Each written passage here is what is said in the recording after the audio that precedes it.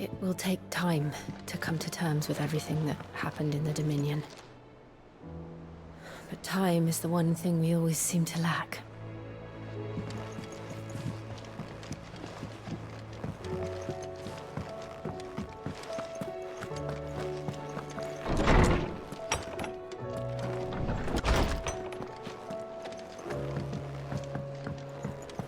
Did you see the pair that got hauled into Tyres? Aye, all their fancy silks stained red.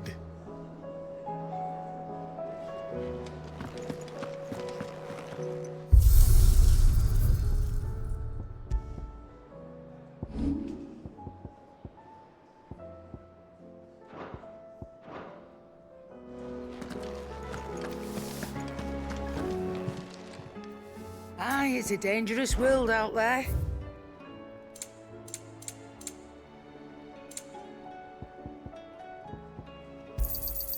It'd better all be here.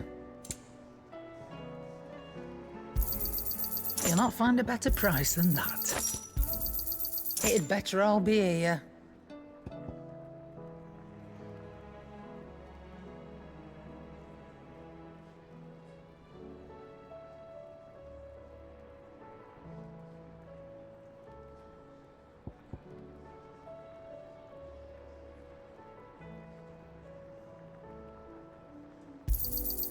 You're rubbing me blind, you know.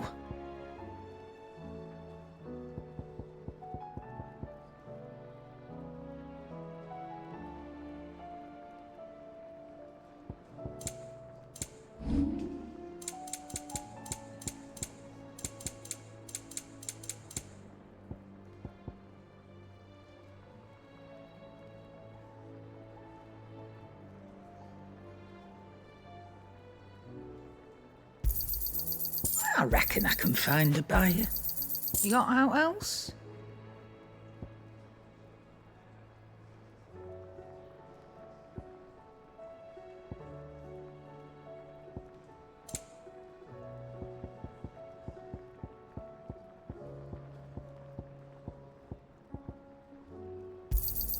I'll be thankful you got that much.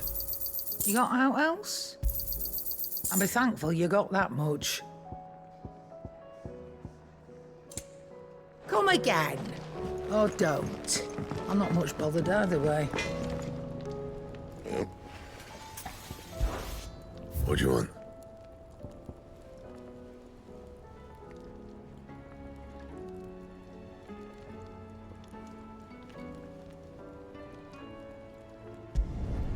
Not bad, if I do say so myself.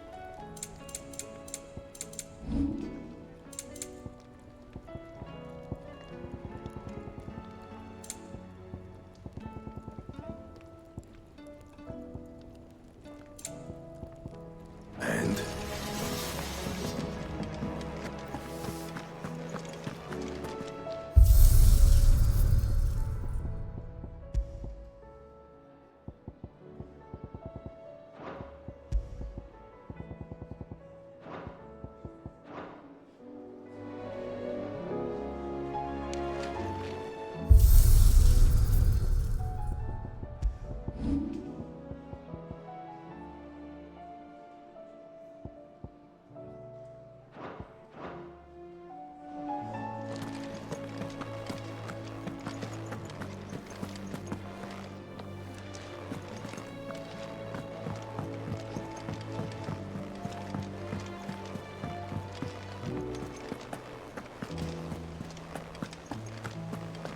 Did you see that? Tell me you saw that.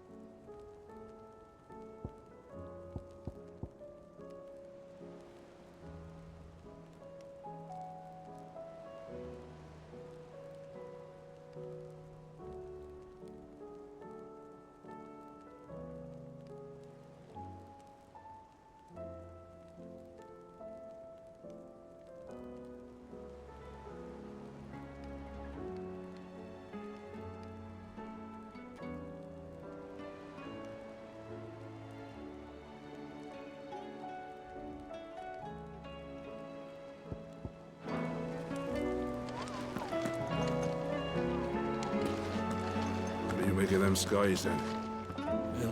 Otto, how fares the realm? The realm? Oh, she's just fine. As long as you look past the fat storms out mother crystals and her skies are a roiling cesspit. And Gav? He's with your uncle in the Free Cities, helping Mid with her project. Sent an owl their way the moment the winds turned foul. Still waiting on a reply, though. Do you have any good news? Well, that depends on your definition of good. All right, fine. What do you suggest we do? Oh, no, I'm just a messenger. I leave the scheming to those more suited to the task. Could be that Lady Vivian and Old Tomes have their own thoughts on the current state of things. Could be that they don't. It certainly can't hurt to ask. I suppose not.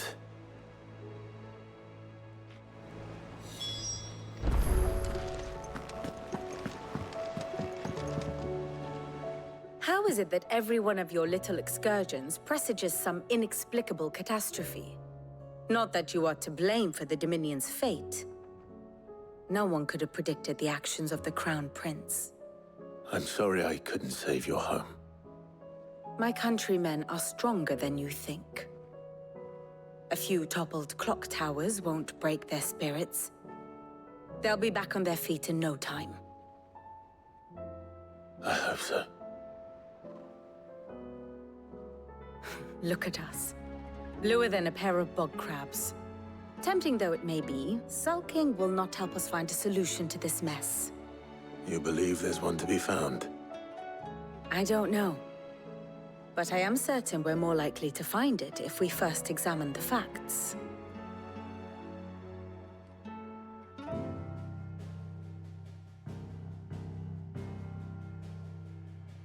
Beneath these darkened skies, fear and confusion reign over Valisthea.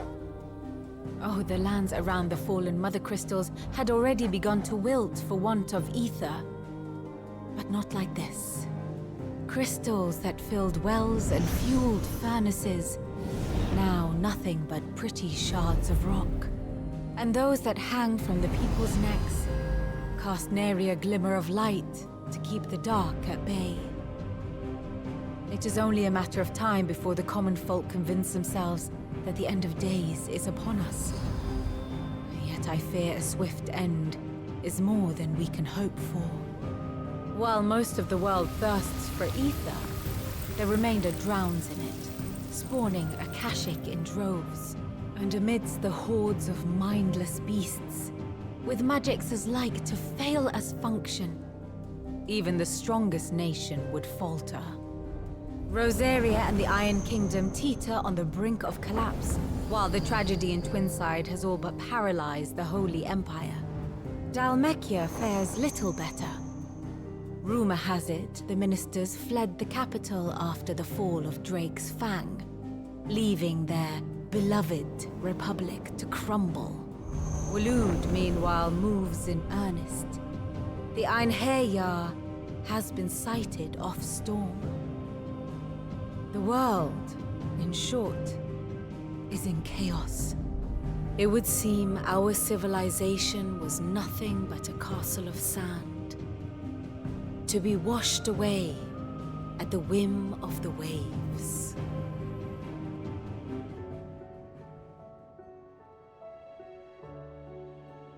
A castle of sand. Not my best flourish, but it seemed fitting. The reports I've received are considerably more blunt in their appraisal. Without the protection of their nations, it will fall to the people to defend themselves against those who would take what is theirs. Which is only ever going to end one way. Defending a farmhouse against a band of chocobo thieves is one thing, but pitchforks and palisades will do little to stall an army's advance. Should the King of Waloed deign to invade, there would be none to stop him. None but us.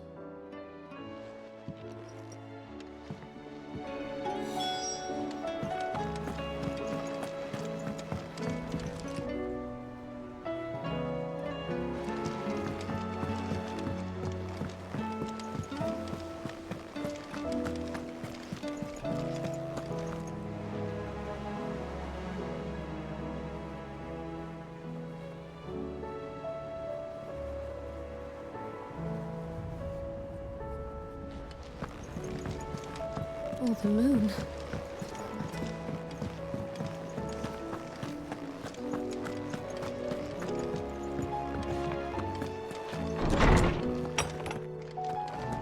Is a storm coming soon? Will there be thunder? Let me guess. You're here about the skies. Is there anything you don't know, Lawsman?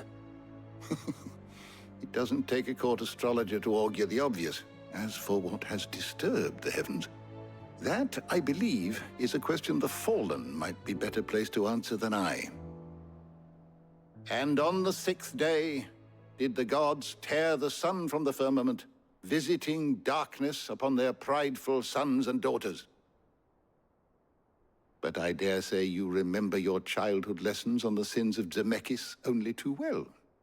You think they're connected? That Ultima was one of the gods responsible? Well, he has certainly exhibited powers that we mortals would associate with the divine. There is nothing divine about him. But he wouldn't be the first god of whom that could be said, now would he? Yet for all the fairy tales that tell of the sins, there is almost nothing in the way of actual historical accounts. Had I the Journal of Moss the Chronicler, I may have been able to tell you more, but alas, I fear all remaining copies have been lost to time. You will forgive me, I hope? Certainly not. Because there is nothing to forgive. Even without this journal, you've provided us ample wisdom. And we will always be grateful for it. Perhaps Otto will be more inclined to share his thoughts when he hears what the others had to say.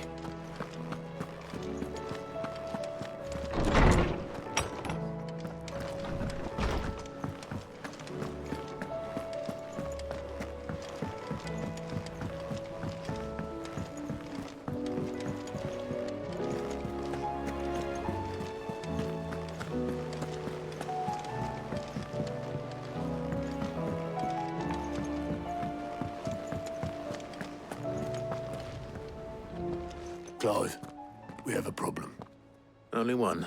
That would be a first. It would. Actually, there are 3. We had as many owls arrive while you were at the shelves. Martha's got a Akashic out her gates, and talk of monsters roaming the hills outside of Northreach has put the wind up Isabel and her lot. And don't forget Dalimil. Lubor says the village was raided by bandits. When it rains... It fucking pours. The curse breakers are spread thin, taking stock of the damage in the Dominion. And even if I could get word to all of them, I doubt they'd get here in time to make any real difference. Which means there's only 2 people who can. Jill and I. Let them know we're on our way.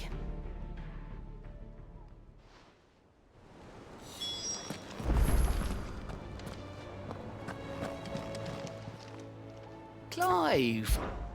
Here you go. Seen enough?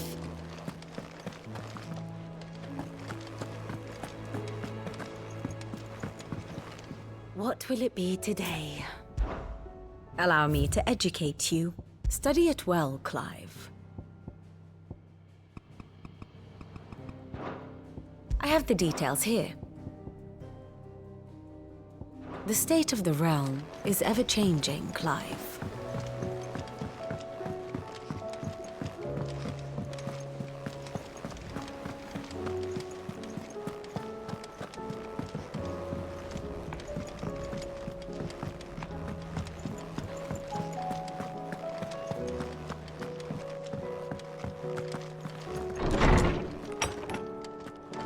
Is a storm coming soon? Will there be thunder? Knowledge hoarded is knowledge lost. I have compiled some new entries, if you would like to see them. You wish to study the tomes?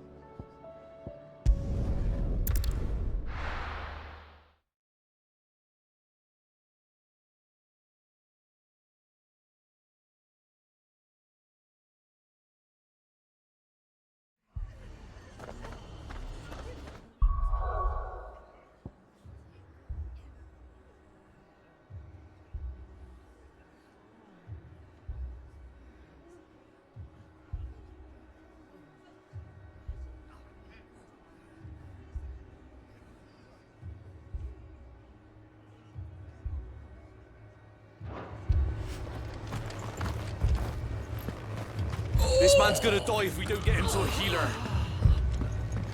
But all our beds are taken.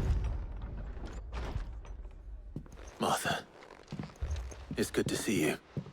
And you, Clive. Jill? Otto said you'd been attacked by a Akashic. What exactly happened here? Those skies are what happened. Not long after they fell dark, we had our first visit. There were hundreds of them. Tried to storm the hill. Only a handful made it up here, but that was more than enough. The rest are still down there now. And while we have a few willing fighters holding them back, they're sorely outnumbered. What do you think, Clive?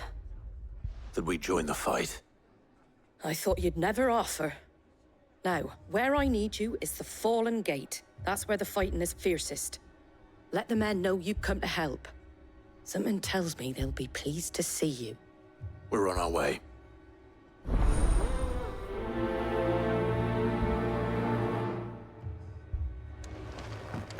Do you think there are as many as Martha says? More.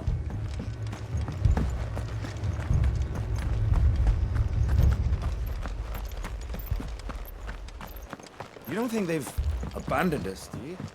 Them not. Not a chance.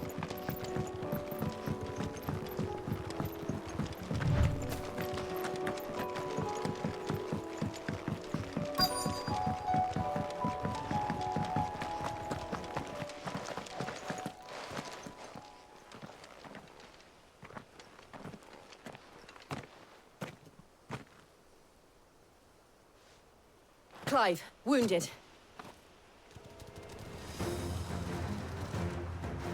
We deal with the Akashic first.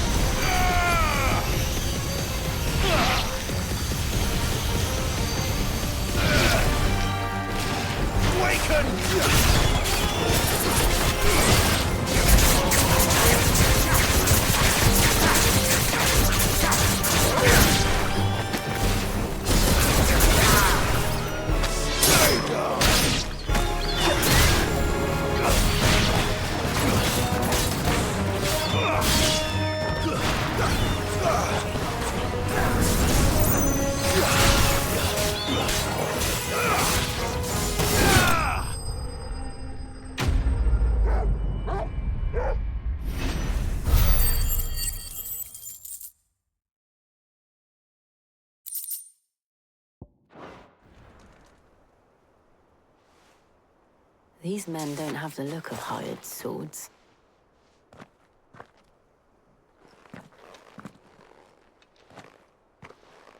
If you've come to rob this place... You are mistaken, my Lord Rosfield. We're here by Madame Martha's leave. How do you know my name? Forgive me, my lord. There wasn't time for introductions. We're with the Guardians of the Flame. Wade's men? But how did you come to be here? Where is your commander? Sir Wade left earlier with a scouting party to find out where the Akashic were coming from. Did he? Take your wounded back to the inn. Martha will see you're looked after. We'll join you anon.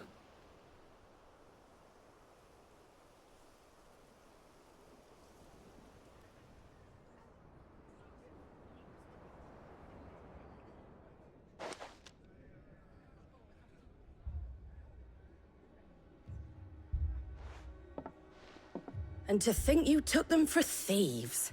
A fine reward for holding off the horde, that is. When did Wade and his men arrive? Not long after Rosalith fell. The Guardians asked me to shelter some of them that had lost their homes. They were making ready to leave just as the skies turned, and we agreed it was best we stuck together. Martha! Trouble! The scouting party's almost at the lift, but they got a pack of Akashics snapping at their heels! And they've got wounded with them! They're not gonna make it! Damn it all. We'll worry about them, Martha. You look after everyone here. If any can still fight, send them to the lift. I will. You two be safe now.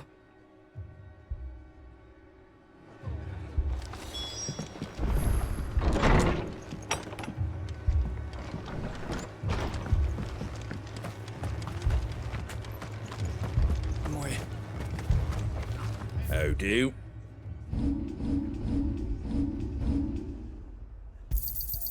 A fair trade.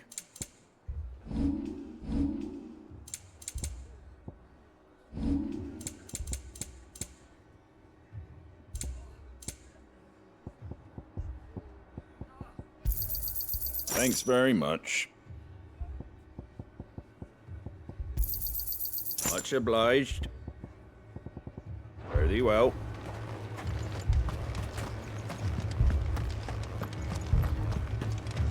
Mad dogs. The lot of them.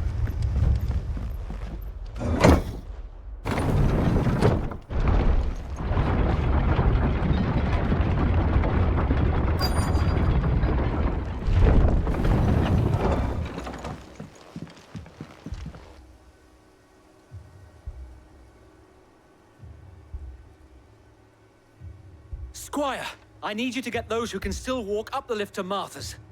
But what about... I didn't ask, Oscar. Sir. Sir Wade. Lord Rossfield. If you aren't a sight for sore eyes. Martha seemed to think you might need some help. And by the looks of it... We thought we could sneak by them. But we didn't know there would be so many. How could we have? Behind you!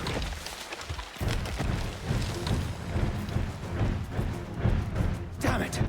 We need to get the injured to safety. Do you think we can hold them off? We can certainly try. Are you with us, Sir Wade? Always. Then let's do our duty.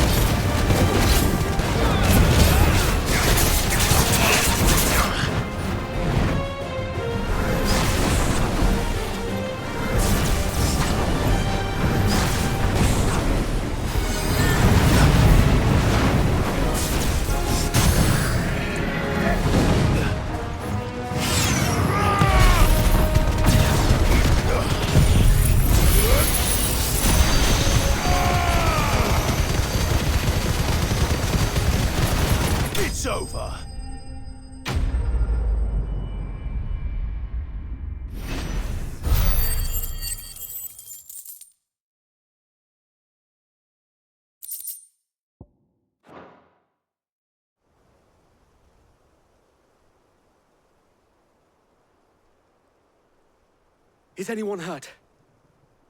I don't think so. And yet again, you've pulled me from the flames. It's just a pity I keep walking into them. You've never been one to shy away from danger, Sir Wade. Like any shield worthy of the name. I see you're all in one piece. Martha! Is something wrong? The lookout saw smoke coming from down Eastpool way. Too thick to be a hearth. A second horde. Feel like finishing the job. Always. Jill and I will make for Eastpool. You'll need to move the injured without us. Don't you worry about them. The moment my men are safe, I'll follow. Good luck.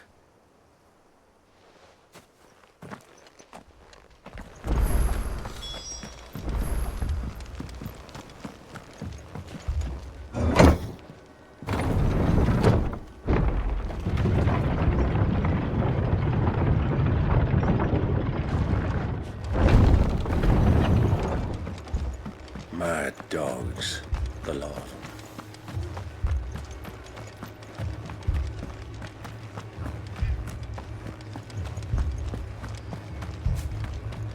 This man's gonna die if we don't get him to a healer.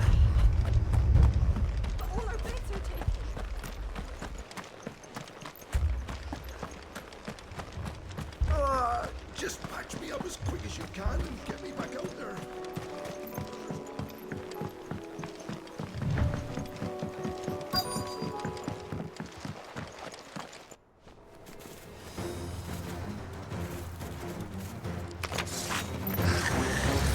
They're headed for the rest. We have to slow them down. Martha and the others won't be ready.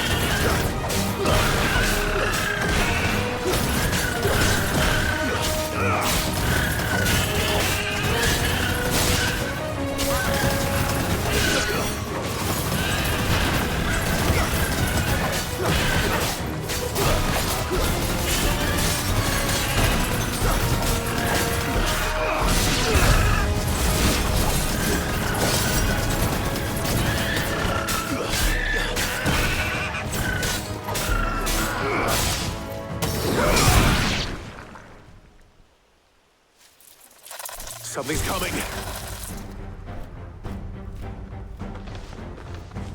Apologies, my lord. Did I miss anything? Only the first round, Sir Wade. Shall we?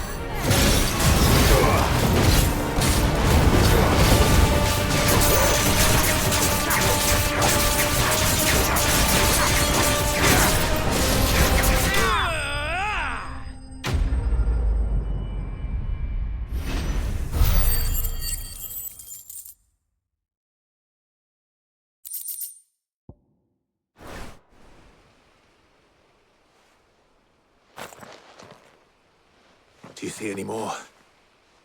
No. I think that was the last of them. But it won't be long before the next lot arrive. Then we make for Martha's while we can.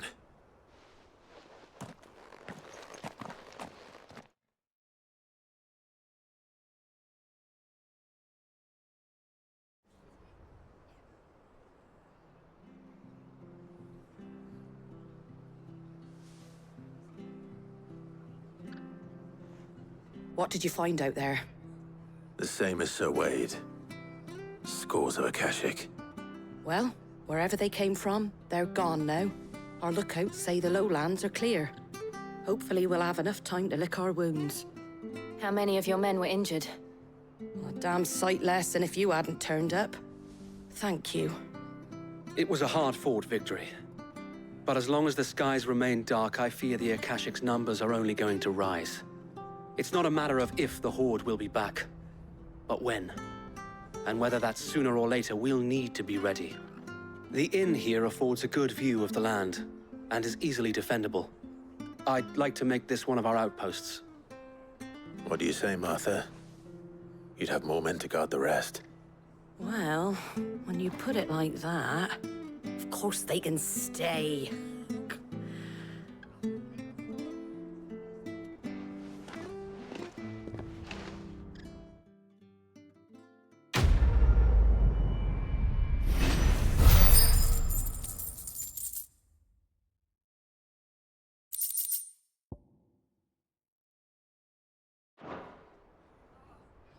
My lord, there's someone I'd like you to meet. Oscar, over here.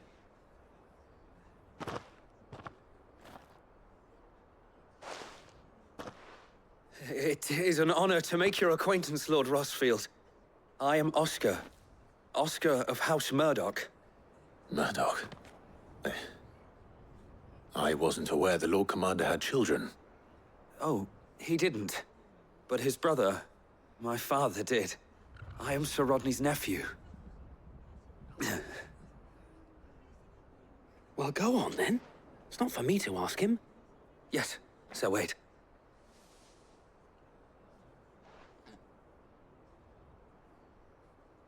If it please you, my Lord Marquis, might you take me as your squire?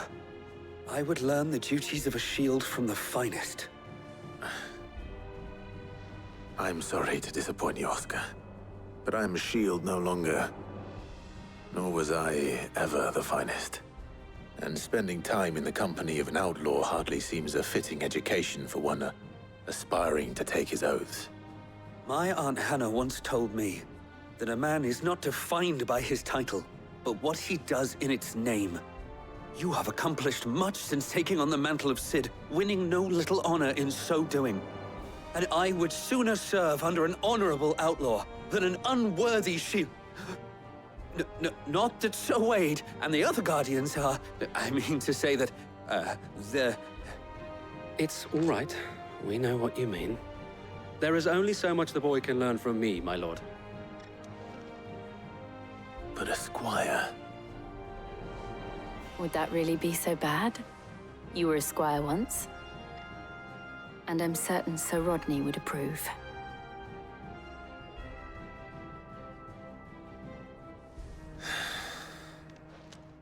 Know that I'll show you as much leniency as your uncle showed me. I would not have it any other way.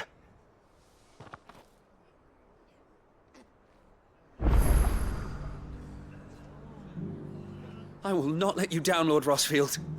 You, or my uncle. We shall be staying here for the time being, and not just for the ale. I'll have one of my men escort Oscar to Benimir once he's said his farewells.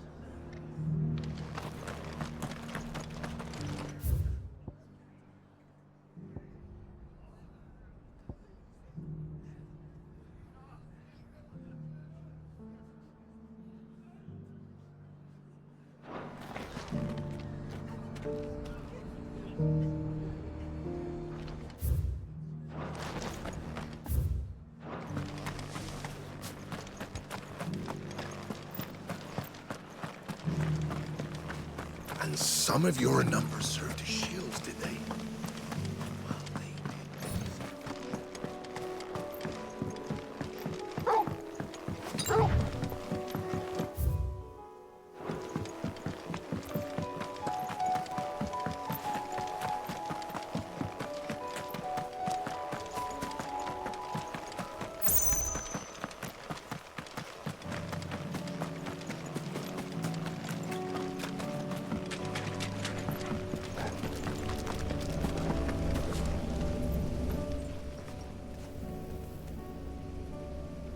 This one's awake.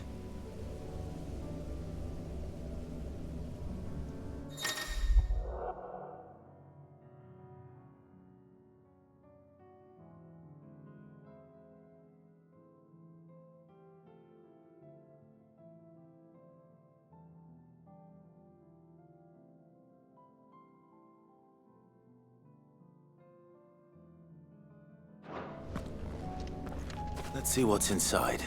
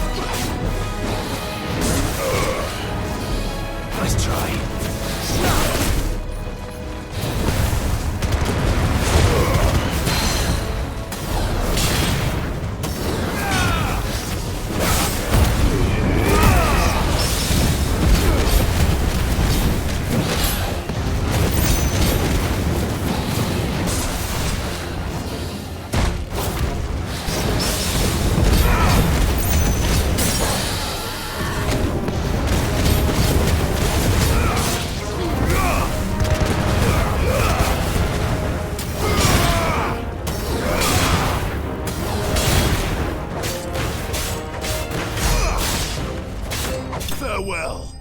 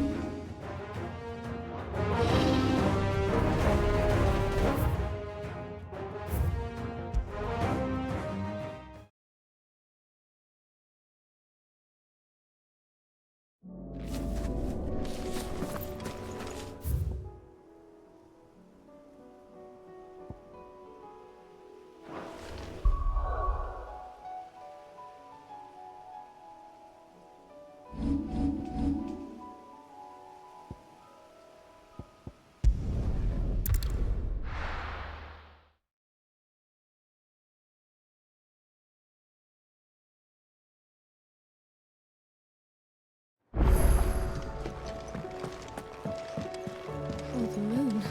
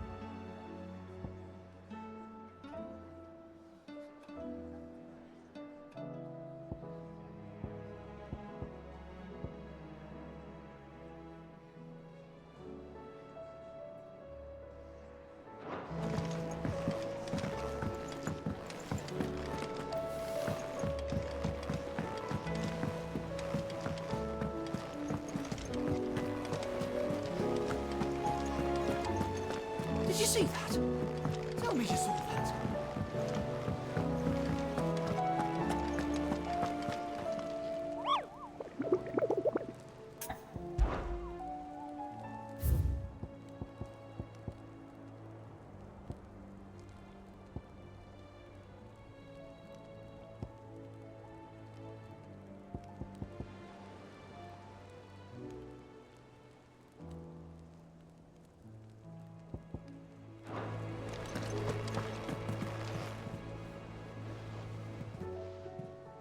Oh, I wasn't expecting you back.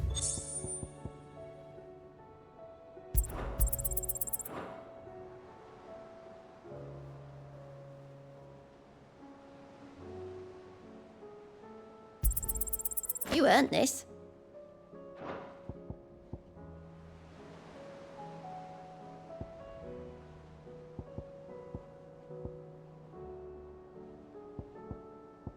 All done?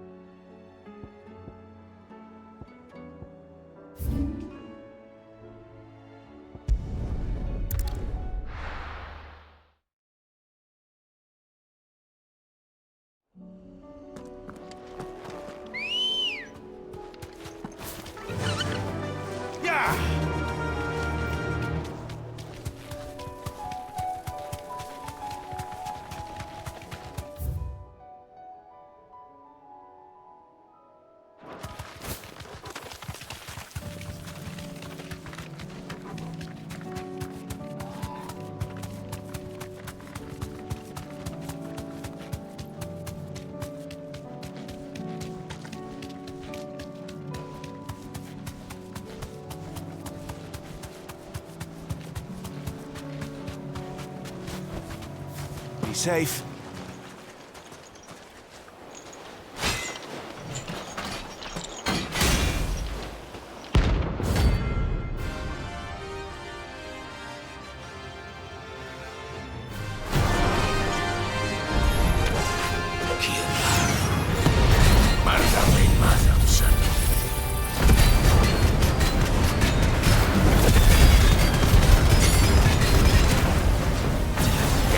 Tun im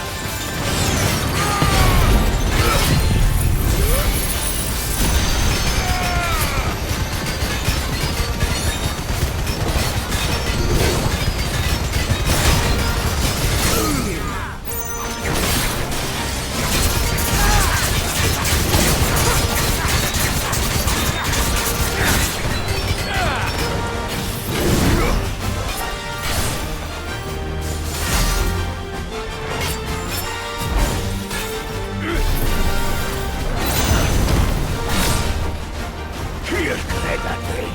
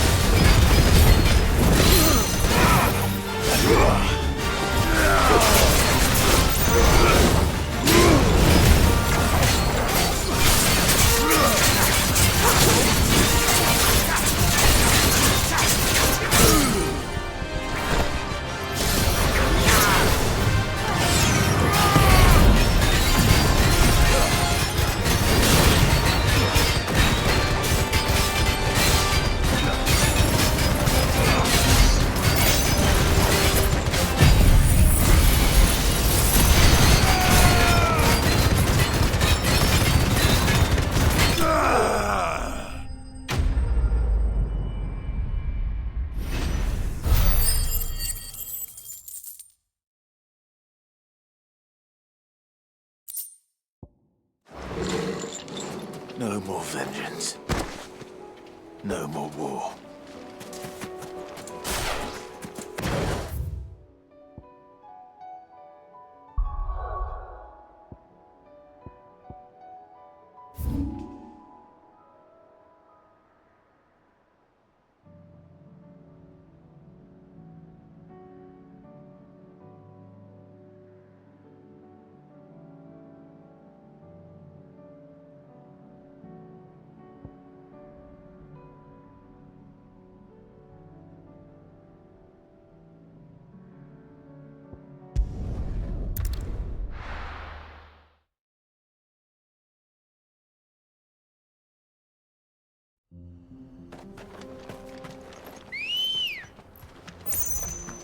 Come on.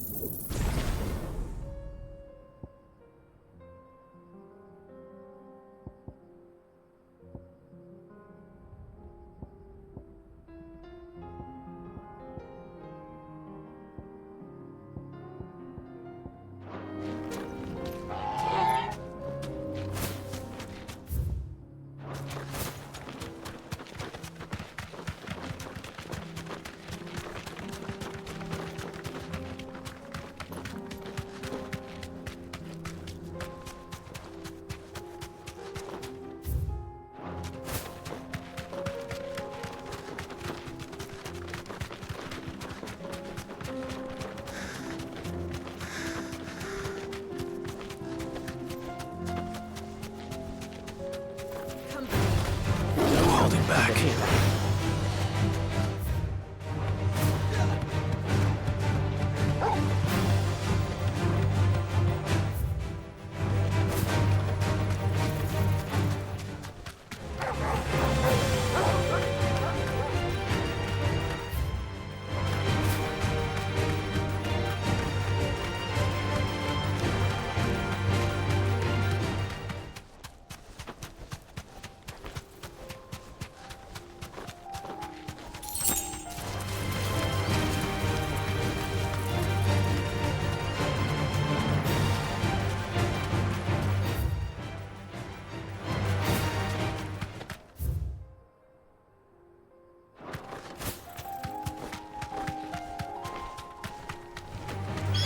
Enough of you, are there?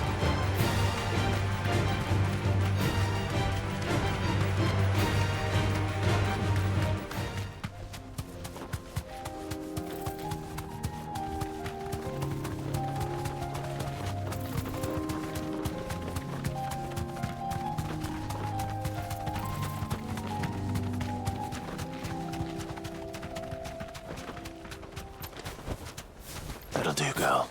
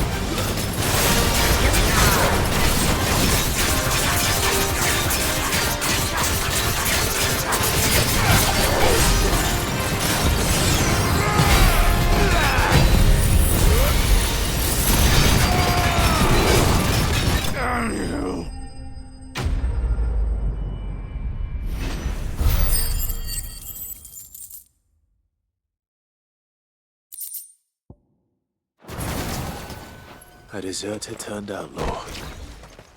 We were more similar than he knew.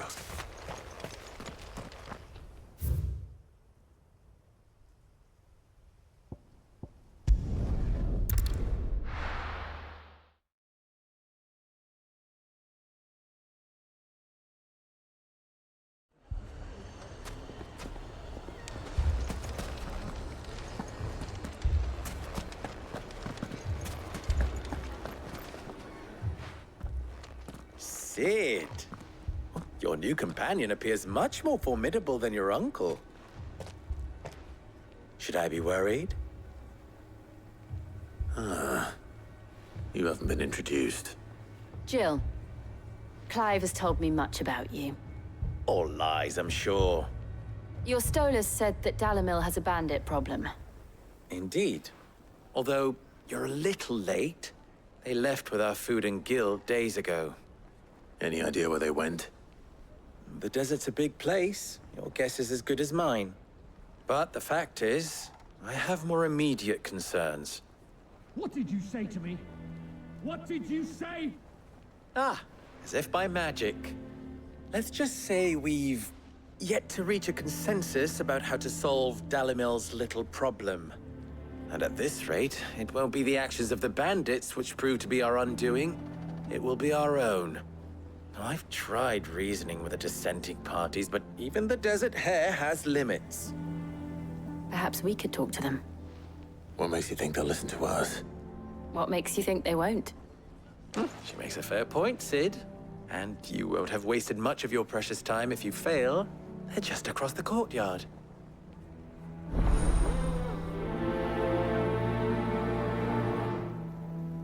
Suppose we just follow the shouting. Lower than beasts they are. Aye.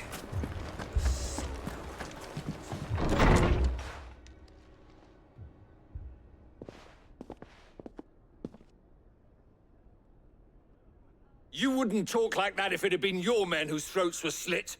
Blood for blood, it's the only way. We hire mercenaries and have them mount the bandits' heads on our walls as a lesson to the rest. And what happens when those mercenaries are slaughtered like your men? Are you going to hire more? We're better off using that coin to buy food and supplies. If we hire mercenaries, the only thing we're buying is the bandits' ire. And you cannot fill empty bellies with that. Do you hear me? But what happens when they come back? Maybe it'll be your throat that's slit. That's enough. Both of you. Any more of this and I'll throw you out myself. Come back when you're ready to talk like adults.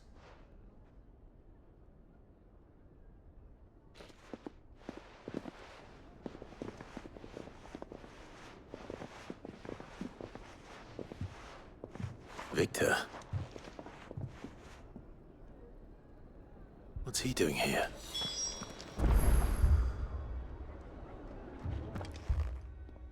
Sid. And Lady Jill. What brings you here? I was about to ask you the same thing. Costness is in chaos, and the markets have all but ceased to operate. The Briar's Kiss here in Dalamil is the only place I can reliably obtain supplies. I was here to do just that when Master Lubor told me of his troubles. He thought I might be able to talk some sense into these fools. But if you're here, I suppose his patience must be waning. Who are those people? Those were the thorns in Lubor's side. And the reason this place might be headed the same way as Costness. It's these accursed skies. The darkness is enough to drive a man to madness. Or an entire city, for that matter. We're still working on the skies. But in the meantime, perhaps we can find a solution to Dalamil's problems. I hope so. For all our sakes.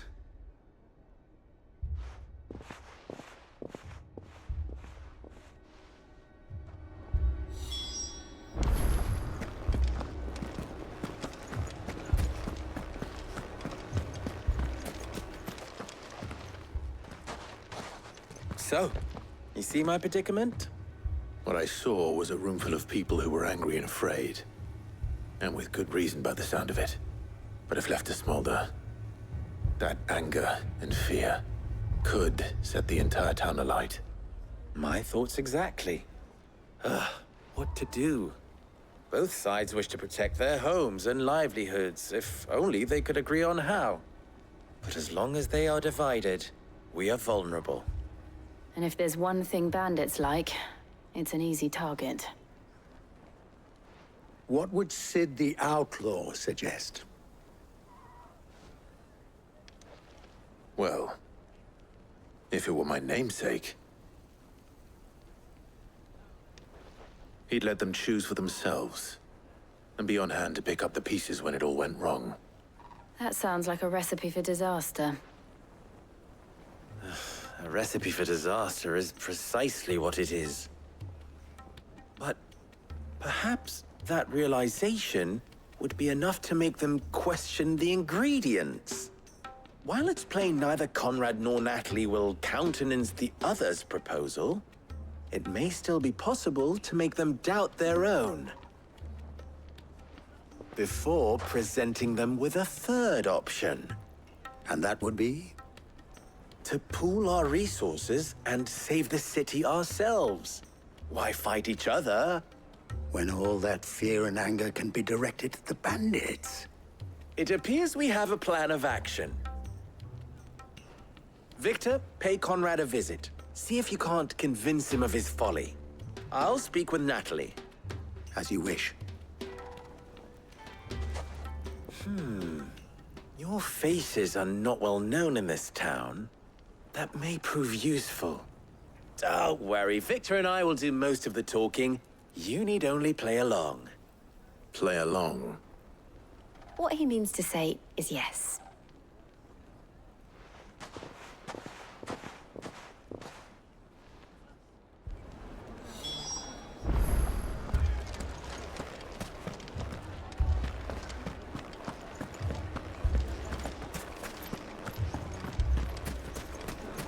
Picture it, Conrad. Your own city guard, with you as captain.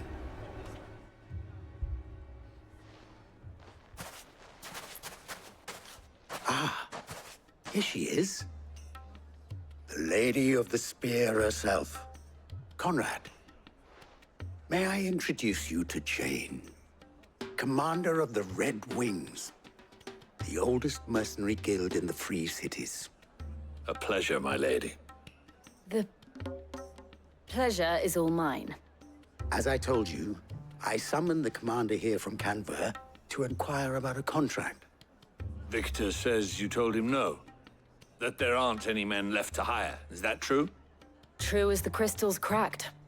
Nobles came and claimed every last one worth his salt. And not just from us Red Wings. You know of the 7 high houses. There must be 200 swords assigned each one. Granted, we have a few boys left. If it's boys you're looking for. Well, Conrad, are you saying that Dalamil's finest cannot defend this town better than a gaggle of unblooded striplings? That a band of beardless youths could better avenge the deaths of your brave men than you yourselves? Absolutely not. We'll show those bastards who they're dealing with.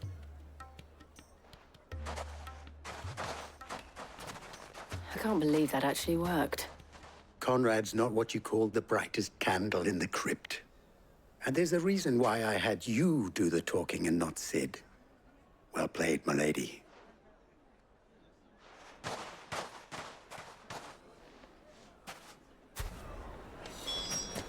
Then let us band together and show these brutes that Dalimil is not to be trifled with. Oh, I'm ruined. My shop. If I had my pickaxe, I would... I mean, it may still be possible to buy something. Ah, here he is now. Natalie, allow me to introduce Lord Underhill of Underhill? I was just telling the good Lubor says that not only... Indeed, sir. The nobles in the capital. It is only a matter of time. It is... And what? Which means, if our humble town All right, if it will help. But you needn't have gone through this charade.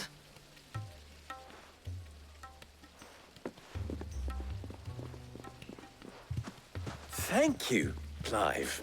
Your performance was nothing if not workmanlike. She saw right through it. I didn't say it was good, merely that it produced the desired effect. Now, my scouts should be returning shortly.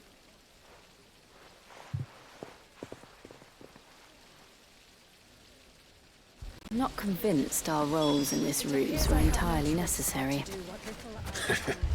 I don't know. Conrad seemed quite taken with you.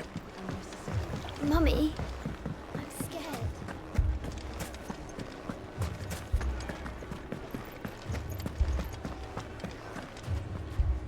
Good news, Sid.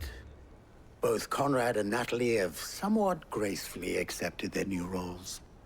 With time, they may even learn to. Time no longer appears to be the luxury it was before lunch.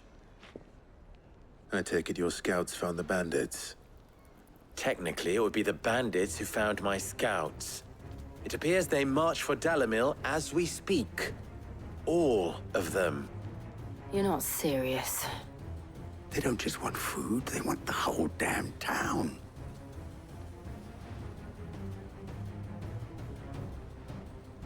I have a favor to ask.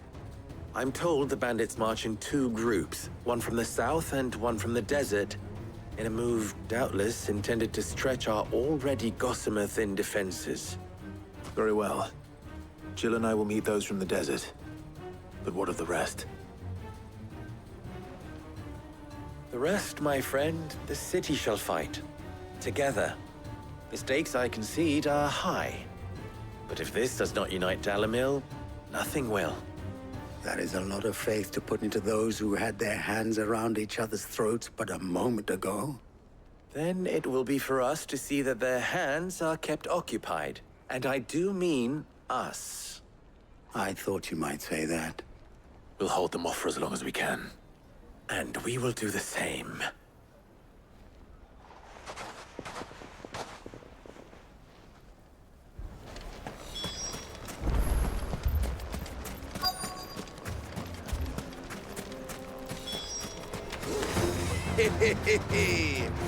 Who would have thought you'd come to welcome us?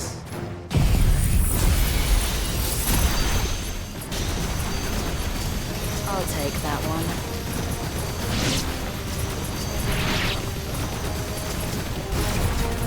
It's all yours.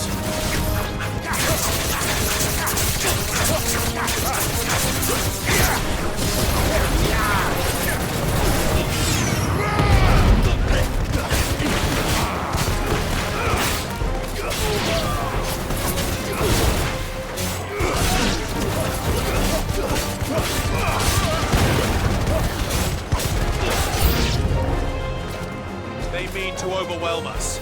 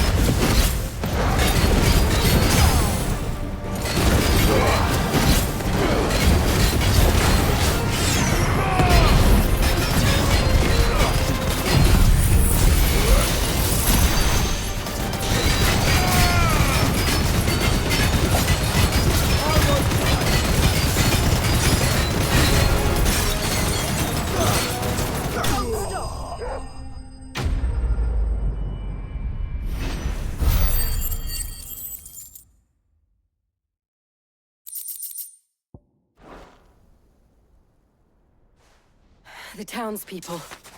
Could they have held out? I don't hear any fighting. What do you think? That we should hurry.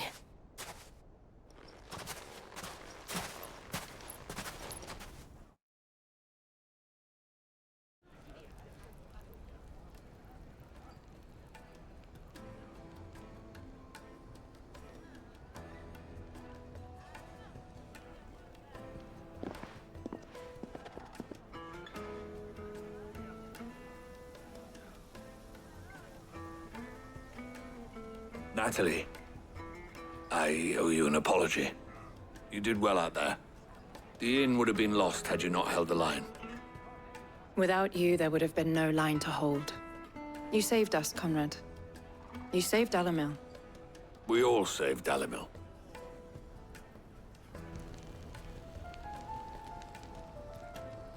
Conrad seems to have had a change of heart. I'd say they both have.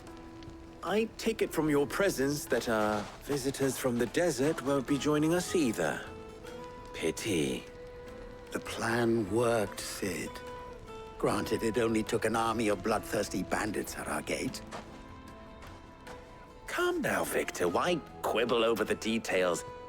We are united, and that is all that matters. As for you, Sid, you fight considerably better than you act. I'll take that as a compliment.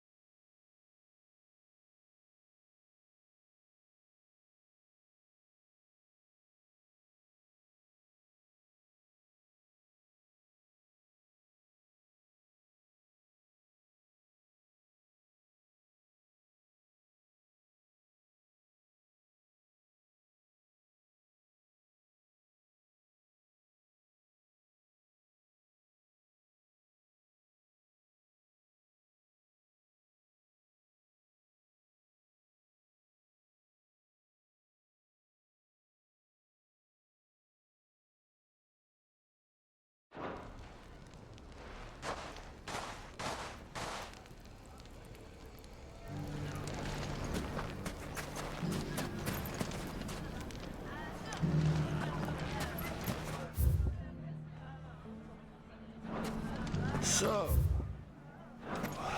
where did you learn to swim? The bandits may be no more. Look what they've left us with. We'll have a hard time. Mummy, are the bad men going to come back? The gentlemen of the town guard are strapping up.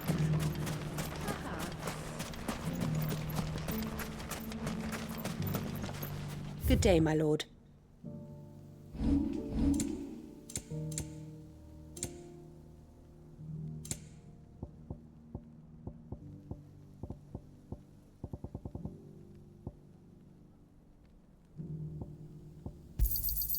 My thanks.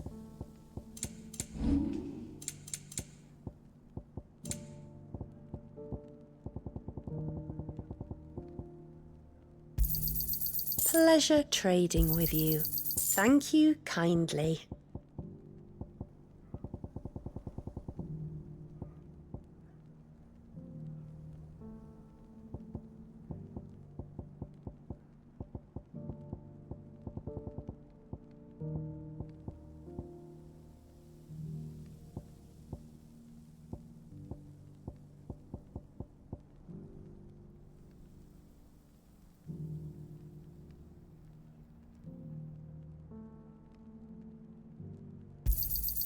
Pleasure trading with you. Go with Gilbert.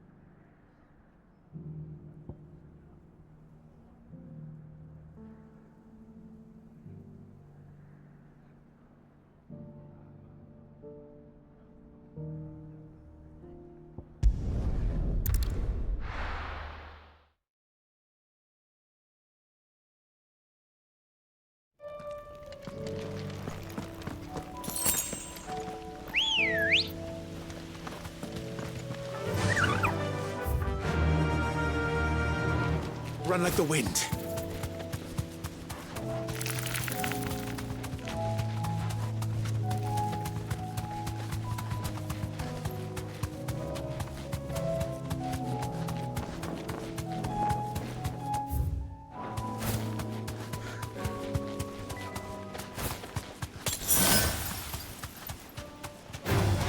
Time to fight.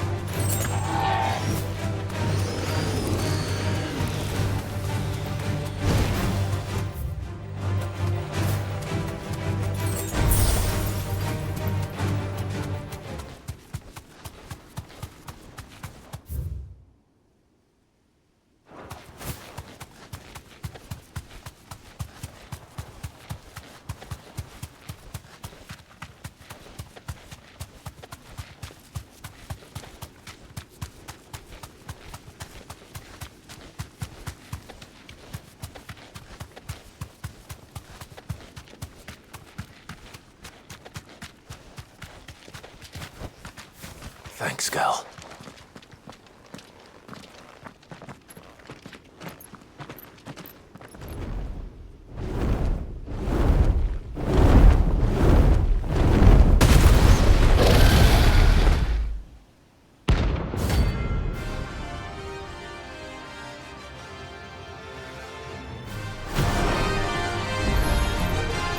Found that.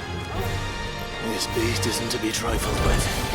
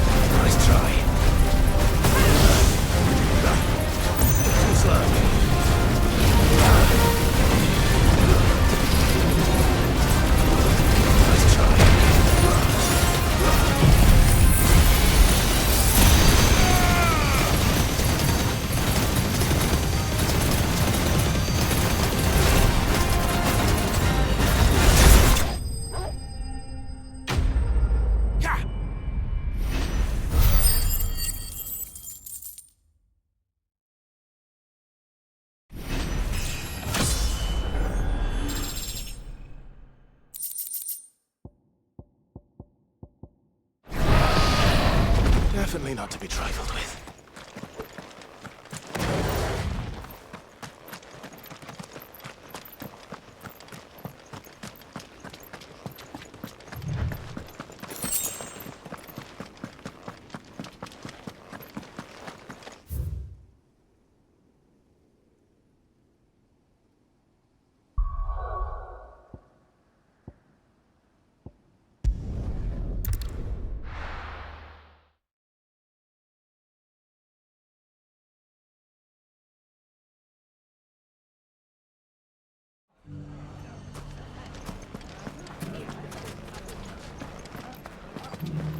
The bandits may be no more, but look what they've left us with.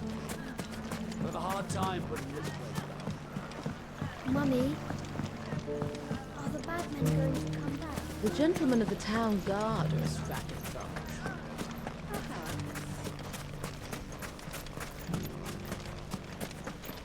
Anything I can interest you in?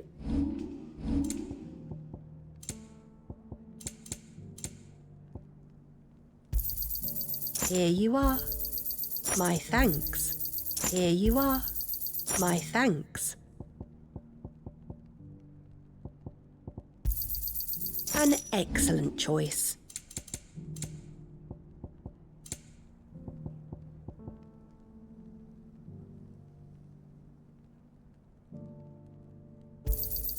Anything else I can take off your hands?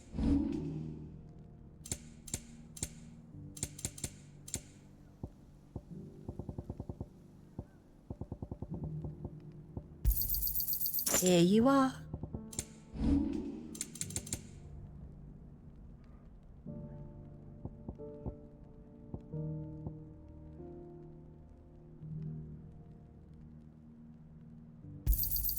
Pleasure trading with you. Thank you kindly.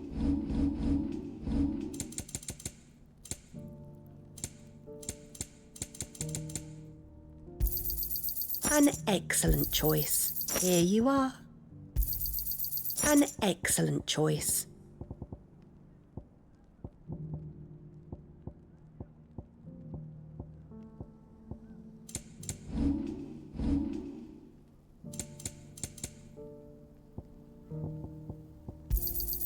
Here you are.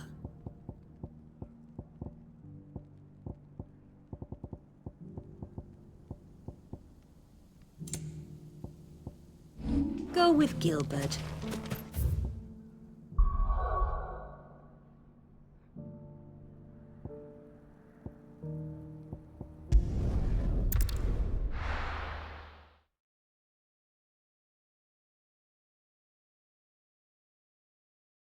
First we find Isabel.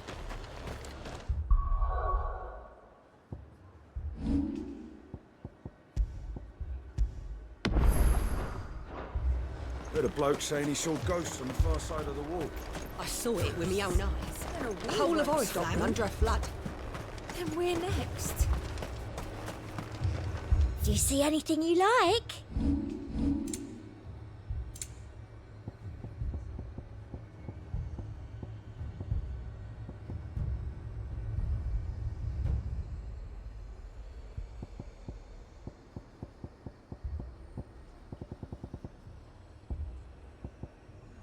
And a fine, fine day to you.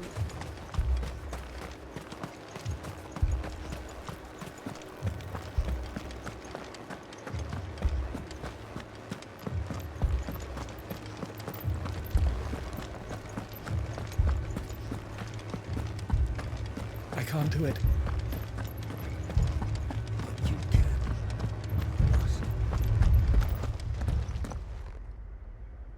My lord. Milady. We received the dame's message. There have been sightings of strange creatures, I understand. With the blue eyes. Yes. Like a Kashik, but different. They've taken so many. I've lost count. Akashic, but different. Ultimus thralls. And what of your mistress? Is she here?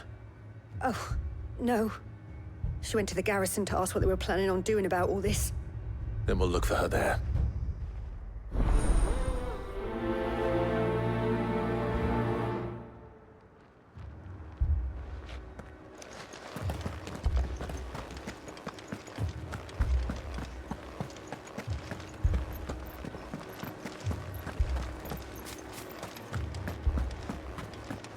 We could leave. The two soldiers were carrying another. He didn't have any legs.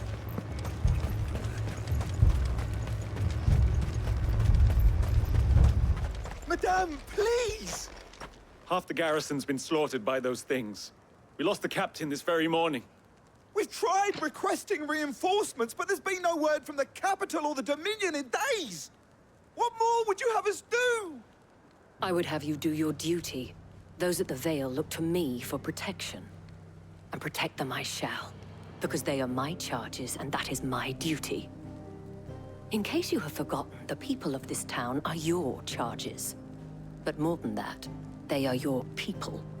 Your sisters, your brothers, your lovers. So you have a choice. Lay down your sword and watch as they are slaughtered, or take it up and do what is right. She speaks the truth, you know.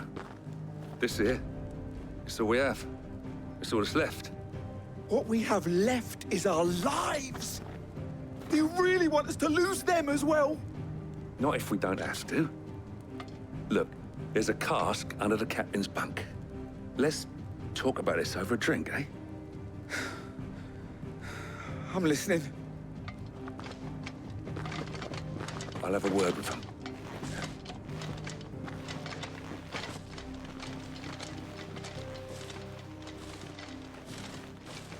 Ah, Clive. I didn't expect help to arrive so quickly. And sought to take matters into my own hands. It was a noble effort, but I thought you might still need some support. How like you to consider my needs. What we need to consider is where the creatures came from. The way the survivors speak of them, one would think they appeared out of thin air. And perhaps they did. It's hard to know what to believe these days. We'll talk to the survivors.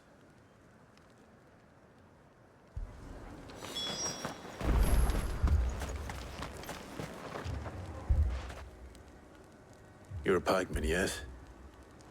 What happened? I've got family in Moor. I heard the flood was spreading, so I went to see if they were all right. And a pack of them glowing things found me in the meadow. I ran for my life. I never did get to the village.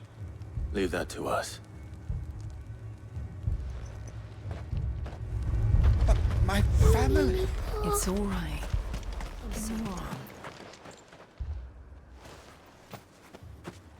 Did you see the creatures that attacked you? Creatures? Yeah, They came out of nowhere. They went for Joseph first, then me, and then they were just gone. Do you remember where you were? On the road from Oriflamme. We just passed Moor when... Where's my Joseph? It's all right. Just rest now. At least we have an idea of where the thralls might be now. We should head for more.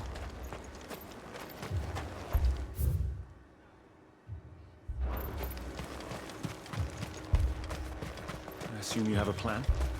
We need to find out what we're facing. The captain lost his head because he never stopped to use it. If we reman the towers and fortify the walls, we might just stand a chance.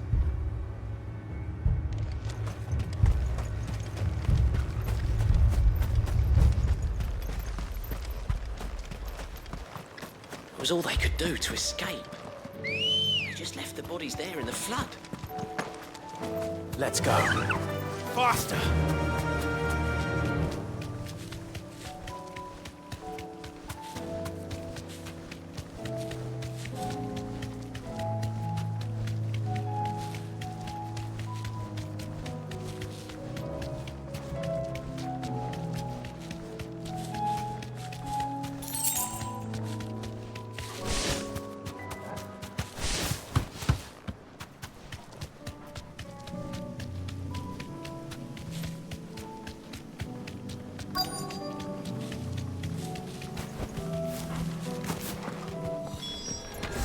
Clive, look!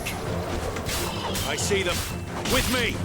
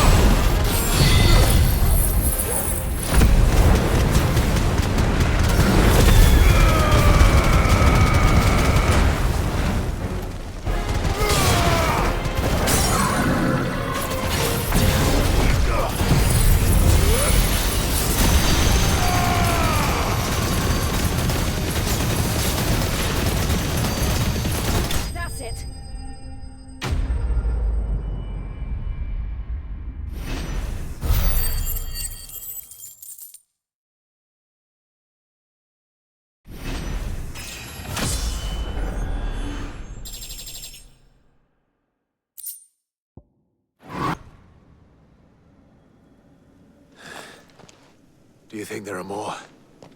There are always more.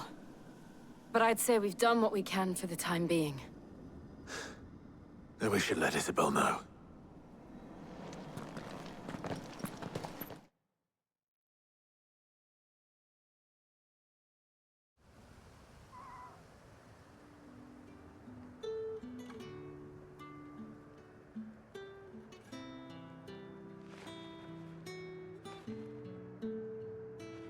You have the town's thanks. Don't thank us yet. There will be more. Many more. And you'll need to be ready for them. Oh, we shall. Isn't that right, Captain? Yes, milady. The garrison will be ready. Philippe here has convinced most of the men to remain at their posts. For now, at least. Hearing that the Dane would look kindly on any man who committed himself to the task certainly didn't hurt. It's not the most selfless of motives, I'll admit. But whatever it takes, eh? But now me, I never needed convincing. I became a soldier to protect the people I love. And the people I love include the ones standing before me. Handsome and chivalrous. Now, if you don't mind, I have sentries to post. Milady.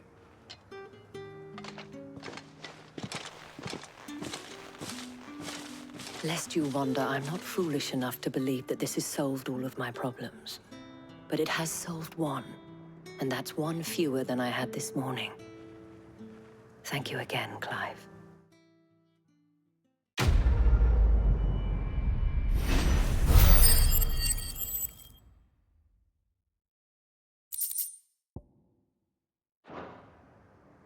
Our friends seem to have things under control.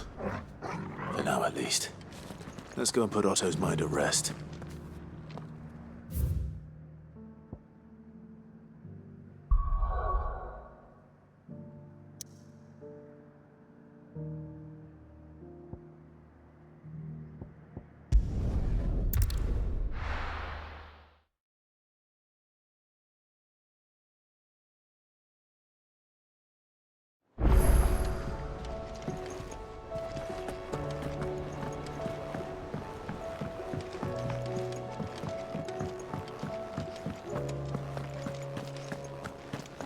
Did you see the pair that got hauled into tires?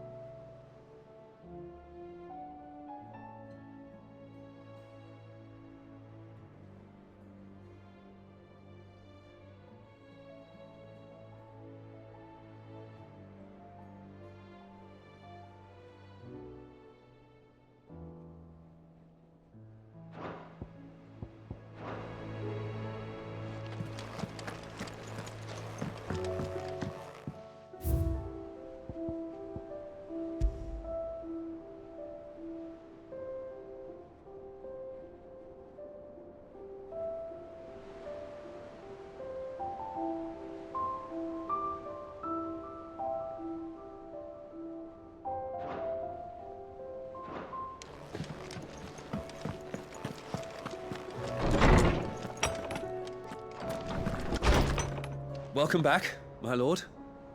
I only just arrived myself. No one seemed to know where I should go, so I thought I'd guard your chambers until instructed otherwise.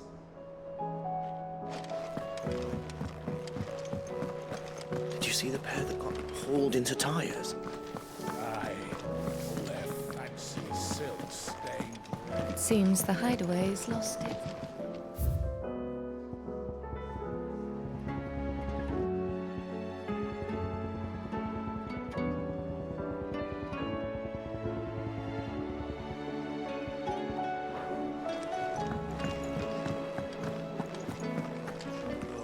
Battle cries of dread one die, in ruin lies less.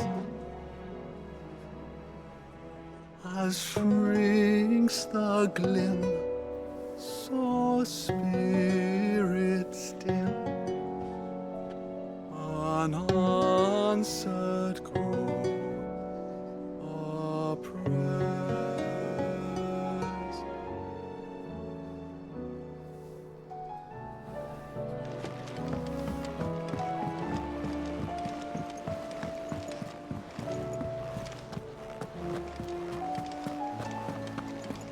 Did you see that? Tell me you saw that.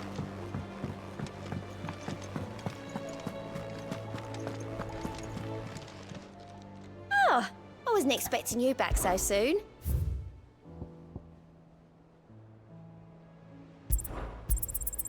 Here you are.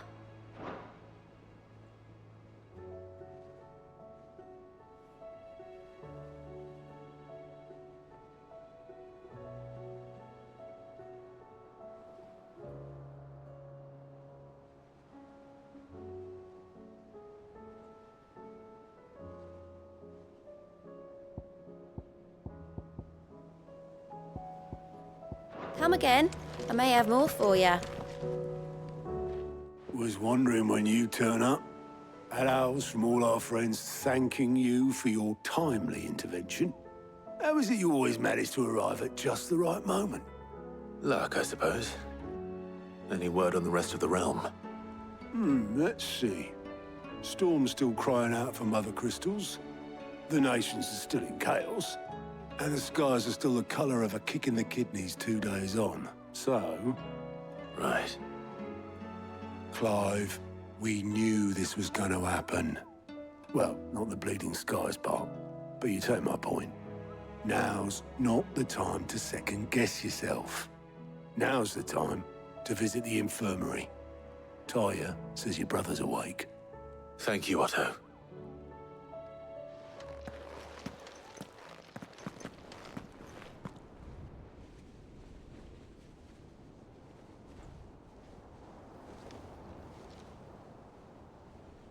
So it was not Sylvester, but Olivier who served as Ultima's puppet.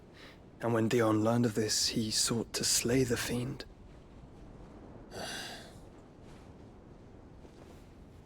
Only for his father to take the spear that would have freed him. Enough to drive a man to madness. Small wonder he hasn't stirred.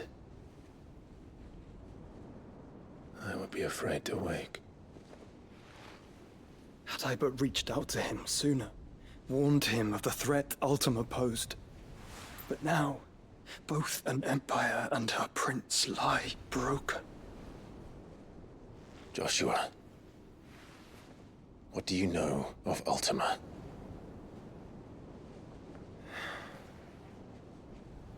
Very little, I'm afraid. Despite my best efforts. 18 years ago, as I lay buried beneath the rubble of Phoenix Gate, it was not death who came for me, but another. And it was while in my rescuer's care, I first heard of Ultima. I've been chasing his shadow ever since. Ultima is driven by some deep, dark purpose, and for whatever reason, it would seem you are crucial to his designs. He will stop at nothing to have you. Even if that means toppling an empire. But why me? What possible use could I be to such a creature? That is one of many answers that have eluded me. Yet, I am certain of this. It is not mere chance. You were chosen for a reason. All dominants carry within them the might of an icon. Nigh limitless power that is at once acutely limited. I wield fire, and only fire. And I only ice. 8 wardens for 8 elements.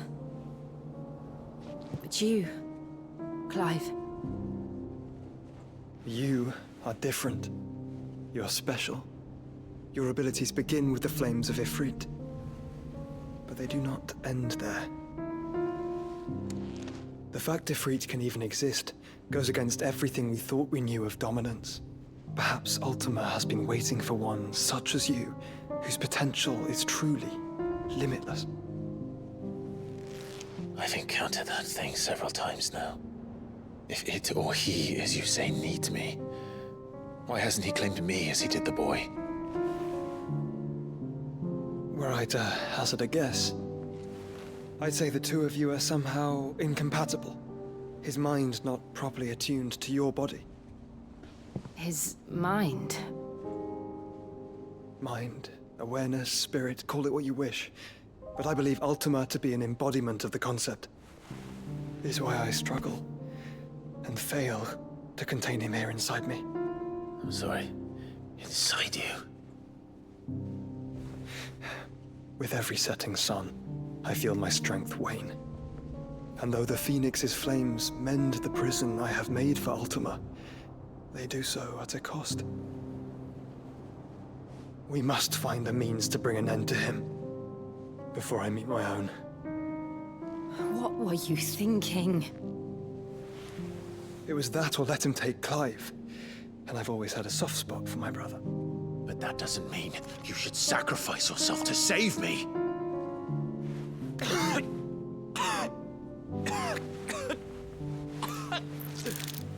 Joshua. Clive, it's Gav. There's an army of Akashic at the gates of Canver.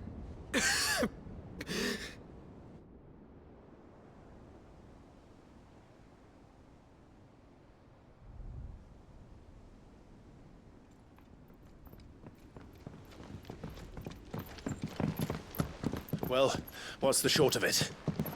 It's all Tyre told you. The capital of the Free Cities is under siege by an army of monstrosities. The City Guard are doing their best to stem the tide, but numbers ain't on their side. What of Lord Byron and Mid? Were they able to escape? No, but they're all right for now. They're hiding with Gav at midship. We have to get them out of there. And we shall. Otto, prepare a Stolas. Tell Gav to stay exactly where he is. Understood. Vivian, what's the swiftest route to the Free Cities? That sounds like a question for the map. Look here. This road, through Tabor, should provide the least trouble. Good. What a coincidence. Tabor is exactly where I'm bound. Joshua, Bed is where you should be bound. You don't think I told him the exact same thing? Were Tyre not such a talented healer, I would surely have been inclined to agree. But, thanks to her ministrations, I feel I may safely rejoin my attendant, who was to wait for me in Tabor if we became separated. All right, we travel together. Clive. If he stays close to me, he'll be fine. Thank you, brother. I'll look after him.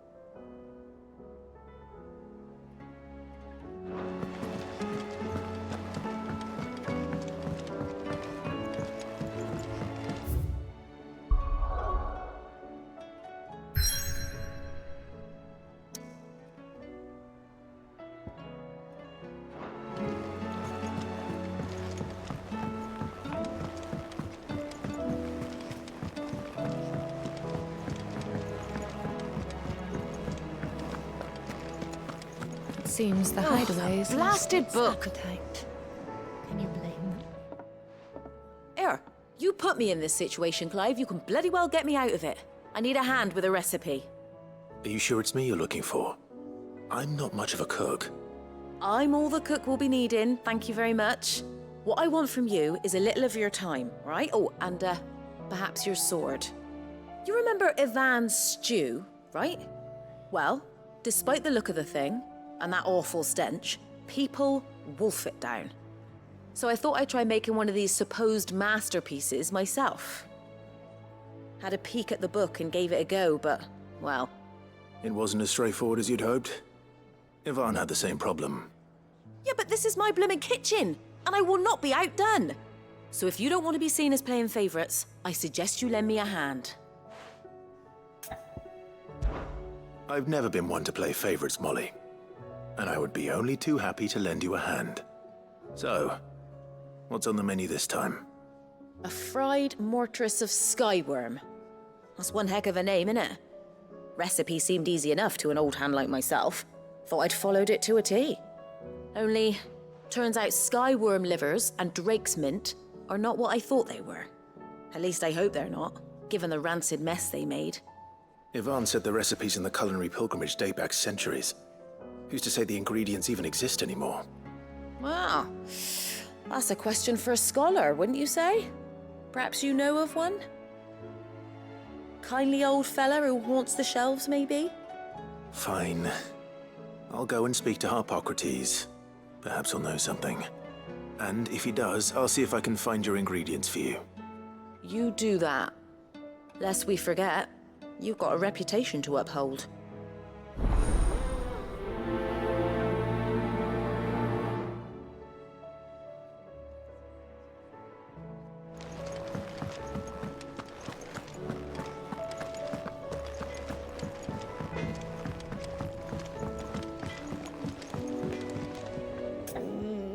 What am I gonna do?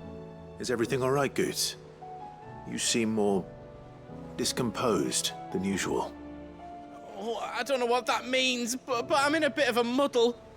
Oh, I think Nan might be in trouble, and she's... It's all right. You can tell me.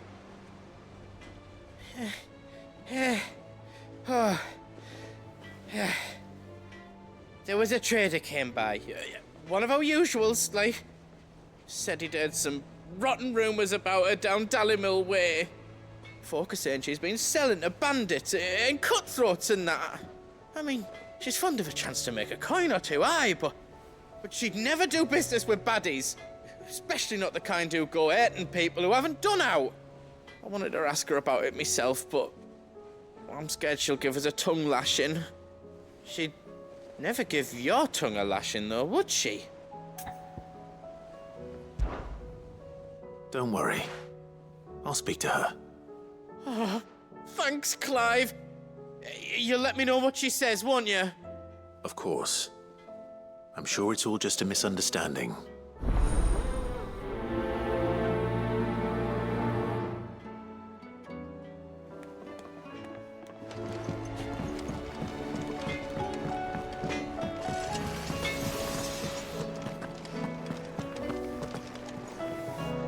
Lady Karen. How's business? Not nearly as foul as the weather. You're doing good trade, then? Both in and out of the hideaway? Can't complain. Wait. What exactly are you getting at? Not once in 5 long years do you pay my affairs half a care. But here you are today, raking me over the coals like a bloody popoto. Just asking. Out of interest. All right. I'm here because I was told that certain rumors have been circulating. About you selling weapons to brigands. Oh, are you? And who was it who knows me so well as to tell tales of my evil exploits? I didn't exactly hear firsthand. All I know is that someone in Dalimil has been spreading word to that effect. And what? You believe it?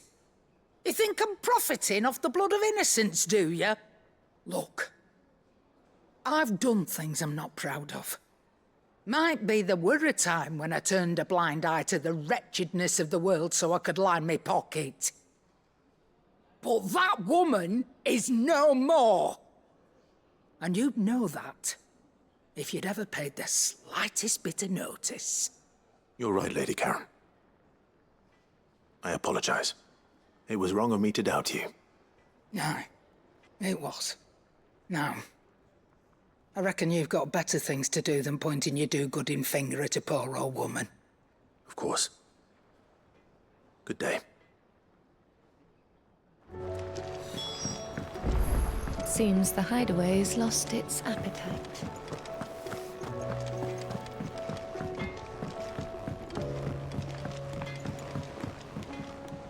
I spoke with Lady Karen.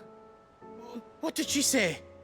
That the rumors were unfounded, and that I was a fool for thinking they might hold any truth, along with some other things that made her feelings clear. And while it sounds like she may have done things she regretted in her past, she says those days are behind her. Oh, well, that's good. I knew Nan wasn't caught up in out bad. But why would people say she was? What did she ever do to them? It's not right. No, it's not. But people do things for all sorts of reasons. Perhaps we'll never know. Well, I'm going to find out. That trader, he said they were all talking about her in Dalimil. So that's where I'm going. I'll find someone who'll tell me, you'll see. Are you sure that's wise? Whoever's spreading these rumors means Karen ill. Oh, right. But that's why you'll be coming with me, isn't it, Clive? I suppose it is.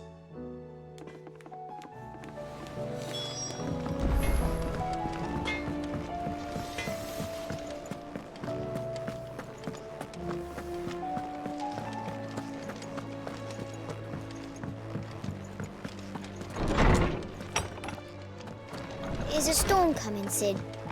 Will there be... Sid, perhaps you can help me solve a mystery. I can certainly try. Who's gone missing this time? It's not who, but what. Mid-scales, the ones she made for her workshop. I borrowed them to teach the little ones about weight, and shortly after the lesson, well, they vanished. My first thought was that they'd taken them off somewhere to play, but when I asked, they swore they had nothing to do with their having disappeared. Which almost certainly means they had everything to do with it. Perhaps a visit from Sid will jog their memories. I think it just might. Thank you. I don't like to imagine that my pupils would lie to me. But if they have, I'll have no choice but to discipline them accordingly. They were in the atrium when I last saw them, as always.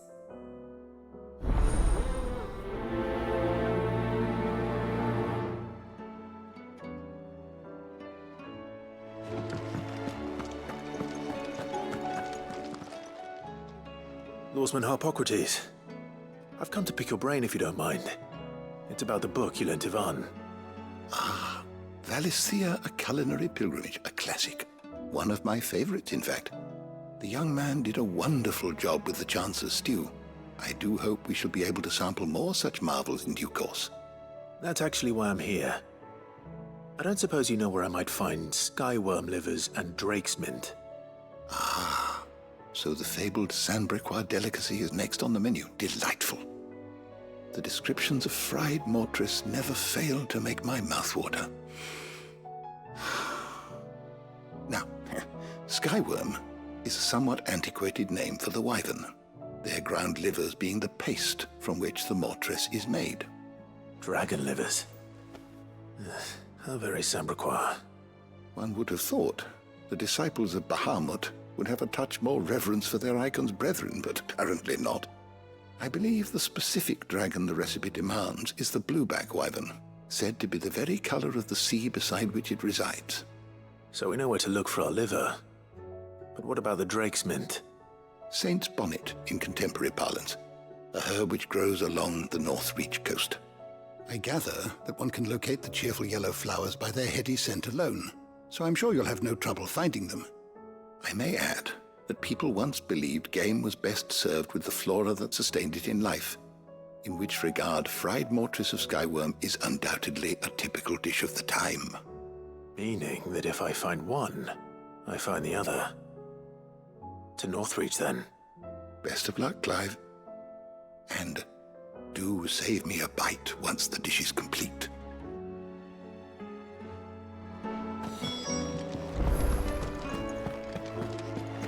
Is a storm coming, Sid?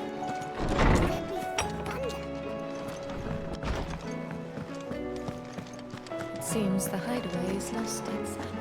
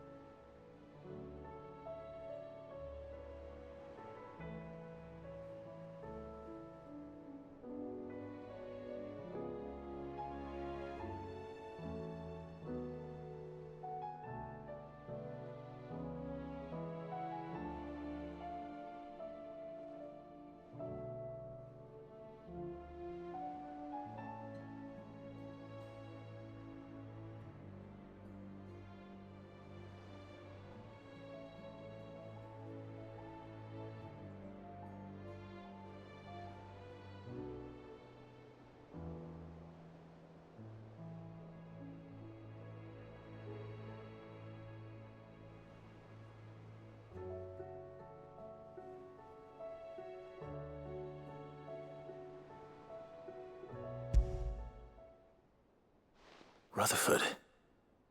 Wasn't that the name of my uncle's manservant? Why would he be at Martha's Rest?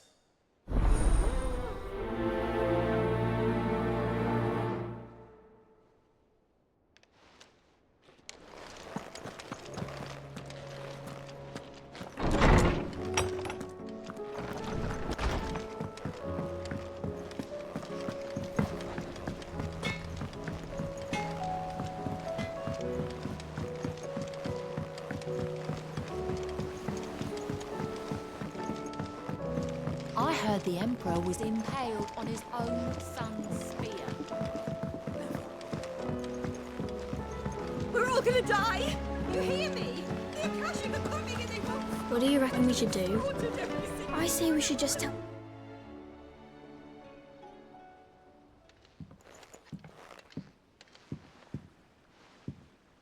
Sid! Hard at your studies, I see. And what is that? It's not a set of scales, is it? No. Of course it isn't. Well, not anymore, it's not. Oh, And just how long hasn't it been one? we're sorry. But we didn't break them. We dismembered them.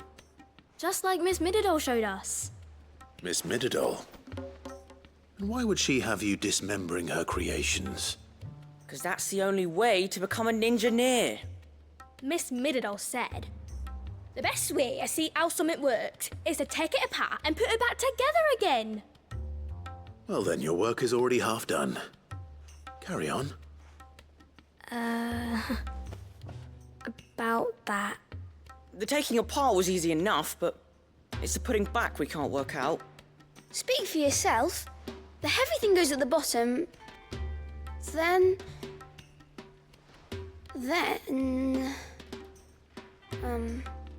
You three need to learn to take responsibility for your actions. So let's have a look at these parts with fresh eyes, shall we?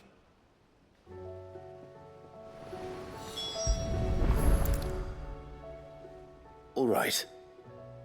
Everything here was once part of Miss Mididol's scales. Every piece has its own role to play, and each is just as important as the others. If even one of them is missing, the scales won't work. So let's think about what those roles might be. You already know one of the pieces. The body. Its role is to support everything else. But what of the others?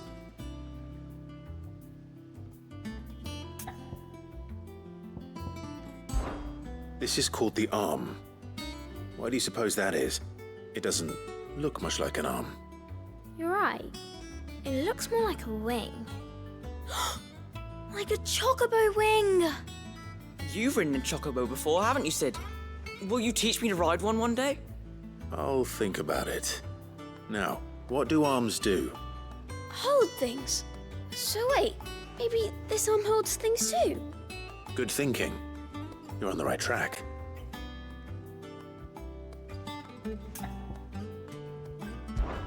These round parts are called the pans. You all know what a pan is, don't you? I do. Molly uses them in the kitchens to fry bangers. But these aren't for frying bangers, you idiot. They're for weighing stuff.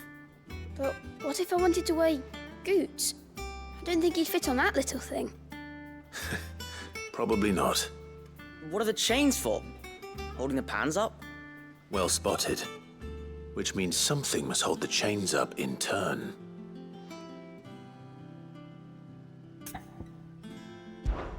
This tiny piece is what's called a cogwheel, or gear. Have you ever seen one before? I have. Miss Middledale's dungeon is full of them. Most are on the floor. She puts them in all her inventions. They spin round and round and round and round and... That's right. They're very useful when you want to make things move. Do you remember if there was anything on the scales that moved? I remember the arm moved when I tried weighing an apple. And then somebody ate it. Not my fault. You shouldn't have tried weighing it before lunch. You know what part's supposed to move and how it's supposed to move. So, let's put the pieces together first, see what doesn't move, and then stick the cogwheel to that. Not a bad idea. You see? It's not so difficult. So, now that we've taken stock of the parts and learned what they do, what do you think? I think we've got it. Then here's what we'll do. You tell me what goes where, and I'll put the scales together. Well, obviously you need to start with the body. All the other pieces fit onto it, don't they? And the arms go on the body, just like real arms. Or wings, if you're a chocobo. And then the arms hold the pans by the chains. Very good. Let's see if that works. Ah, all finished.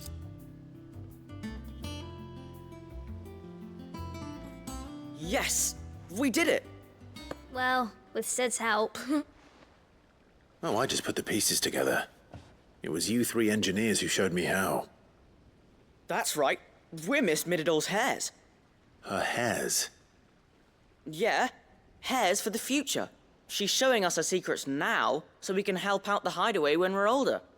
What do you think, Sid? Are we almost ready? With a little more help from Miss Middledale and Miss Shirley, I'd say it won't be long at all.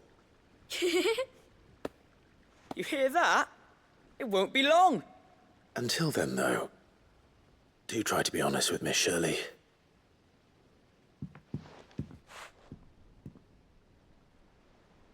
Hey, look! We never used the cogwheel. You don't think Sid forgot about it, do you?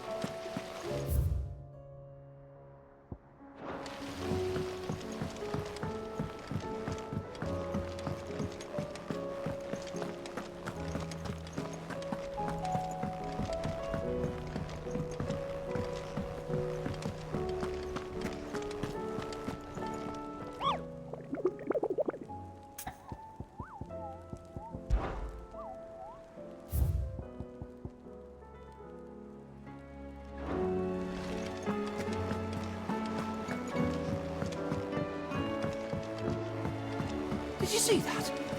Tell me you saw that.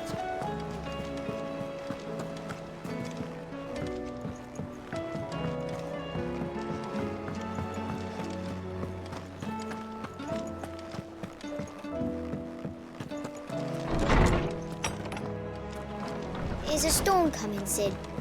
Will there be... Well, did you solve the mystery? It was as you thought. The children had the scales, or the parts of them at least. They dismantled them to see how they worked. Oh, no, Mid will have my head. Thankfully she won't. This might even have been her idea. Although I was the one who ended up teaching the lesson. I'm so sorry, Sid. I know how busy you are. I shall see that the children are properly punished. Please, there's no need. Mid seems to have taken the three of them under her wing. She's even calling them her heirs. She'd have them follow in her footsteps. And her father's. I see.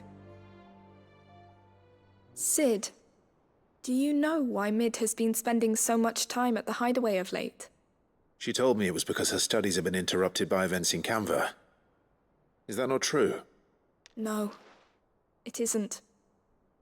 The university offered her a commission. In exchange for full tuition, room and board, they asked her to oversee the design of several new war engines. To anyone else it would be an opportunity, but to Mid, who lost both her parents to war, it was a bitter pill.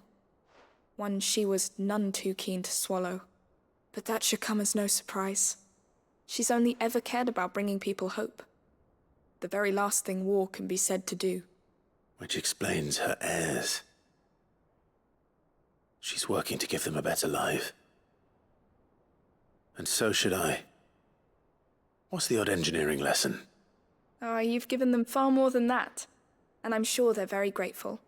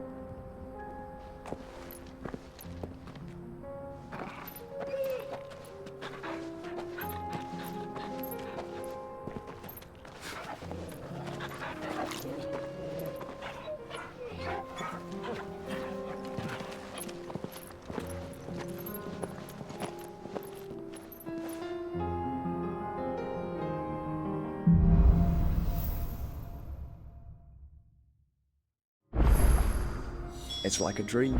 The four of us out walking like we used to. Enjoying this, are you? Gav and the others could be in danger as we speak. You're right. I'm sorry. Yote is a fine scout. If Canva was attacked, she will already have begun gathering information. Tabor isn't far. We should pick up the pace.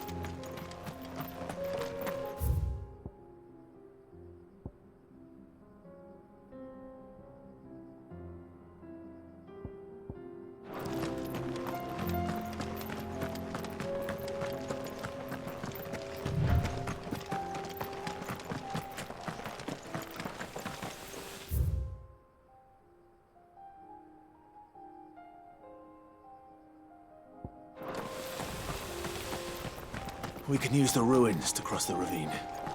Assuming they will allow it. The Echoes have a will of their own.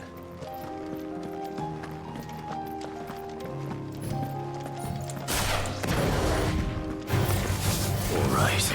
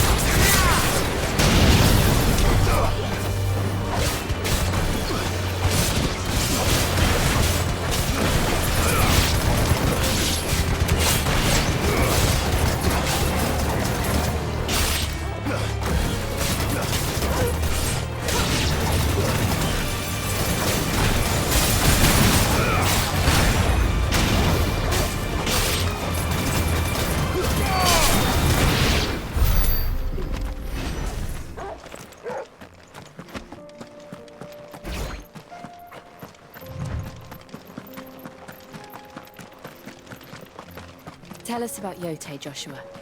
She's strong-willed, loyal, and deadly with a blade. Much like Clive, but with better manners.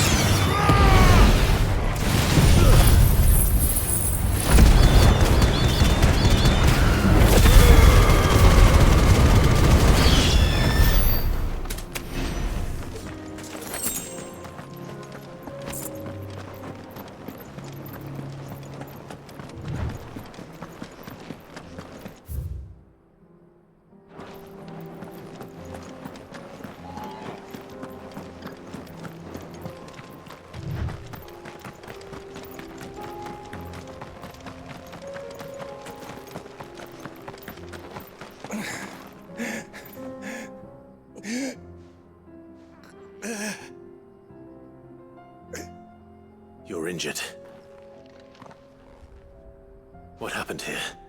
Where are your comrades? The ether flood up ahead.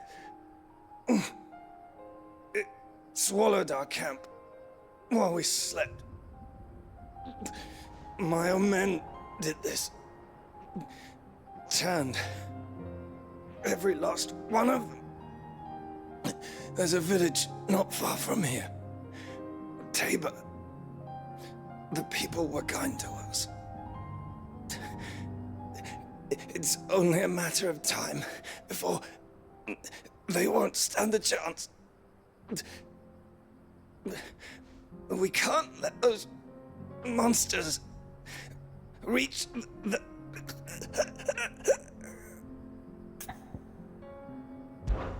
I'll go. You catch your breath. Thank you. Our encampment is up ahead. Just off the track. They must not reach Tabor. Forgive me, Lord Kuka. Rest well, soldier.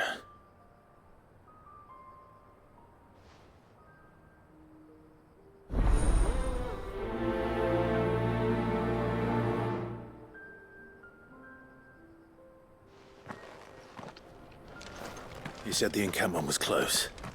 Let's hope the Akashic are still there.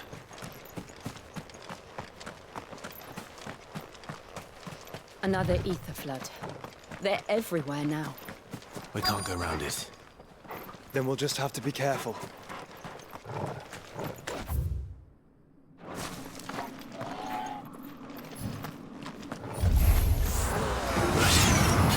Got here in time.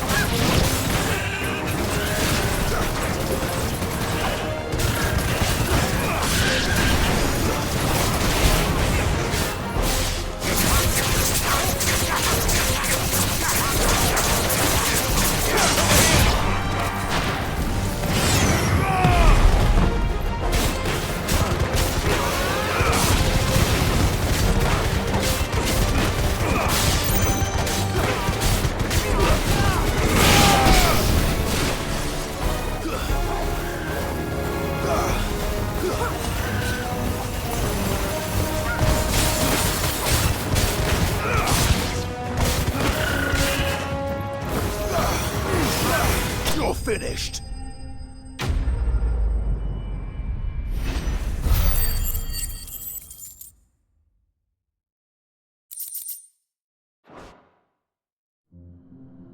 Is someone there?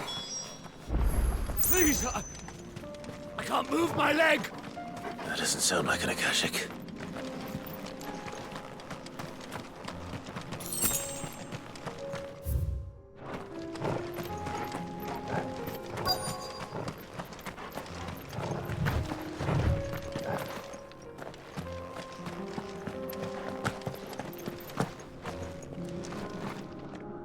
You're with the battalion?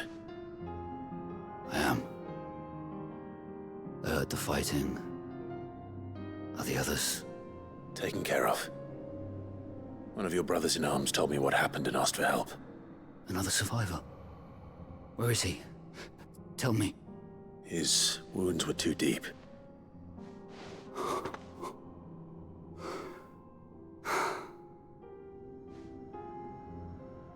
He was right to send you. Those things you slew are no longer my brothers. Tabor is safe thanks to you. Here, you've earned it.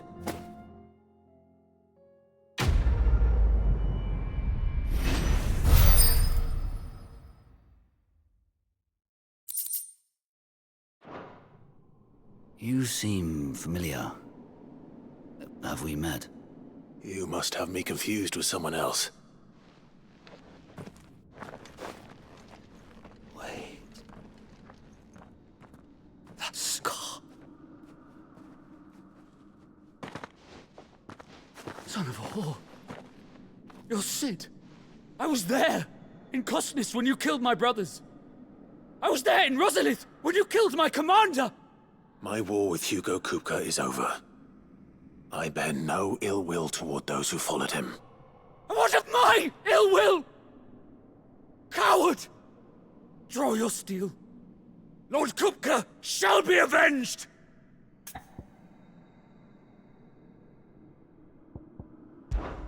When your wounds have healed and your head has cooled, come and find me if you must. Though I hazard your life would be better spent in service of those who need it. Or have you forgotten your oath to the Republic? My oath? What would you know of oaths? I know how hard they are to keep. Which is why I'm giving you the chance to keep yours. No. I won't be deceived. Lord Kupka told us of your crimes. You are an outlaw. A murderer, not some man.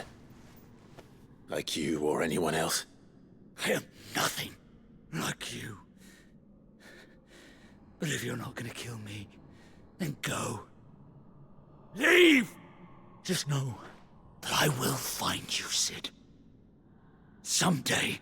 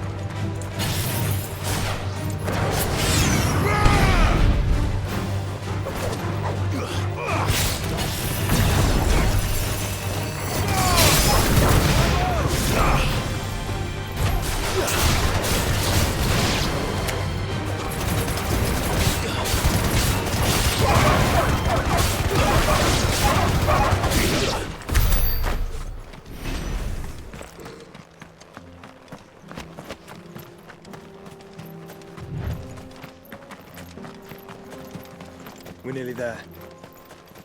Have you been to Tabor before? There are a few places I haven't. Welcome, travelers.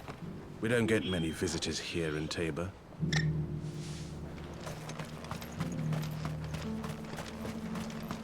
Where now, Joshua? There is a residence just inside the city gates. She awaits us within.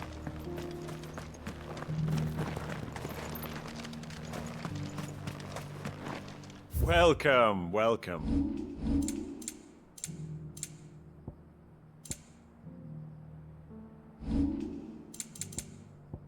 Come again.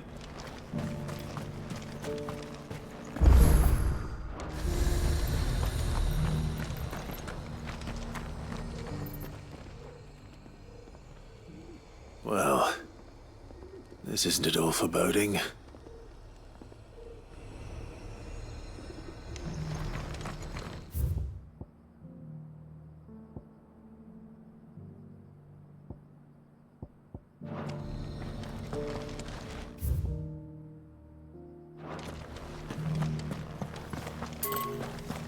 Yes.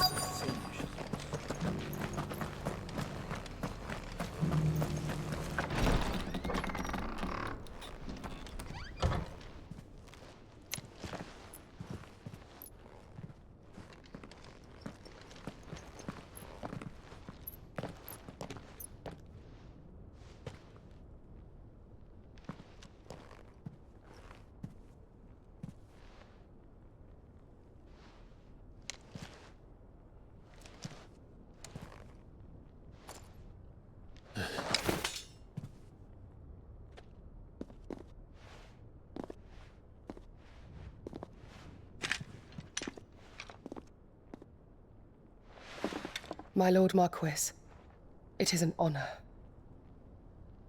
I am Yotei, Knight of the Undying, charged with the protection of His Grace Joshua Rosfield, Keeper of the Flame of the Phoenix. Of course. It all makes sense now. Would you care to elaborate?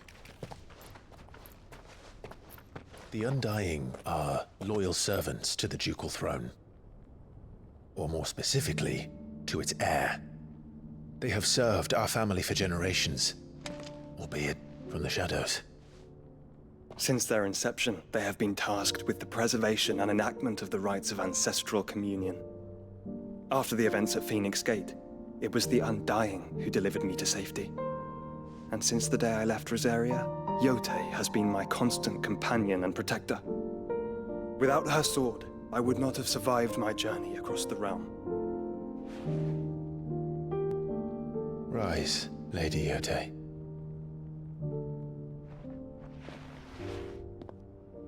You saved my brother. I owe you a debt I can never repay. I but did my duty. Come now. Tell us what you've discovered. Your Grace. It is as you feared. The vessel we spied off the coast of the Crystalline Dominion on the night of her fall. It was the Einherjar. Beyond any doubt. The Black Galleon. Joshua, the Einherjar is the Royalists' flagship. What business would they have in the Dominion? Upon learning of Waloed's involvement in recent events at Drake's Fang, I sensed the malign influence of Ultima, and bid Yotei and the Undying look into the matter. We have reason to believe that the Black Galleon weighed anchor shortly after the fighting began, and set a course due south. For Canva. Then it is Waloed Knights who besiege the cities. What is left of them, yes. And the Black Galleon sails at but one man's behest. Barnabas Tharm.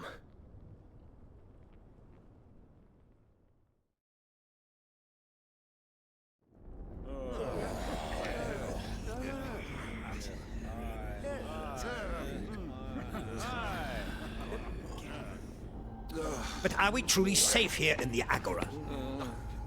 The city guard have been paid, if that's what you're implying. All the more reason for them to run. Well, you are free to leave, Lord Minister. Markets abandoned, warehouses aflame, blackened hulls choking every port in the capital. Canva is ruined. The realm teeters on the brink of chaos, and all you can think about is commerce. Forgive us. We were not aware Dhalmekia now subsisted on charity. Quite. How dare you?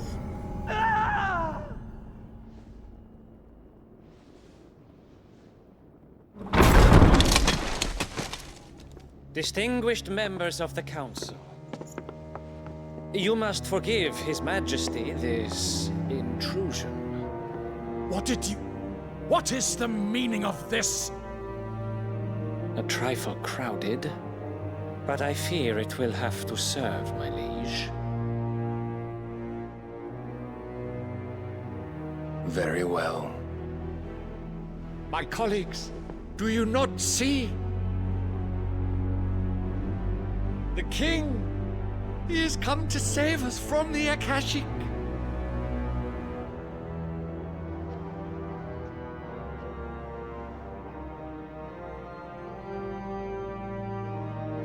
He is a gift from the heavens, divine intervention, our very salvation. And of course, if it is compensation he requires, we would be most willing to negotiate a fair price for services rendered. Fools. Your ignorance unbecomes you. Your Majesty, correct me if I'm wrong, but I would swear that the fiends washing the cobbles of Canva with the blood of her citizens wear the colors of Waloed. Ha! So you do not deny it. Guards, fetter them, and see our guests to the dungeons!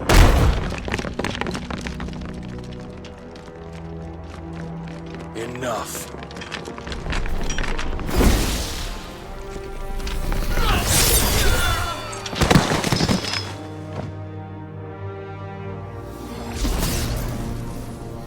Pathetic creatures.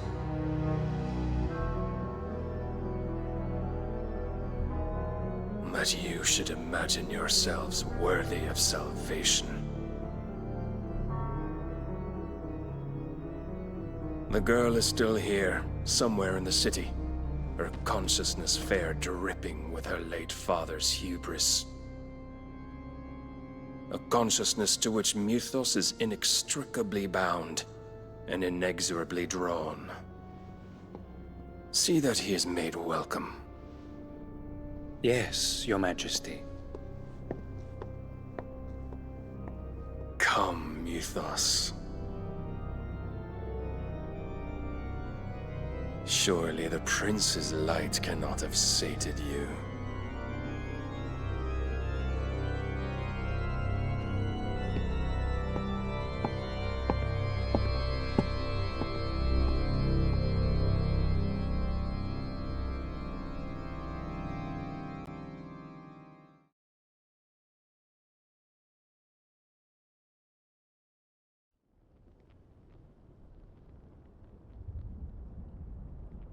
So then, how long has Waloed been under Ultima's control?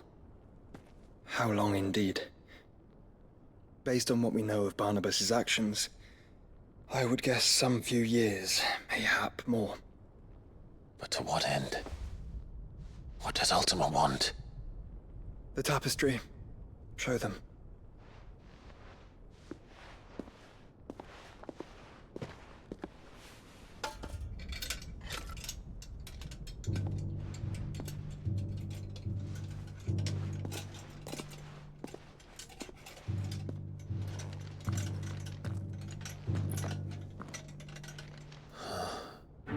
By the flames.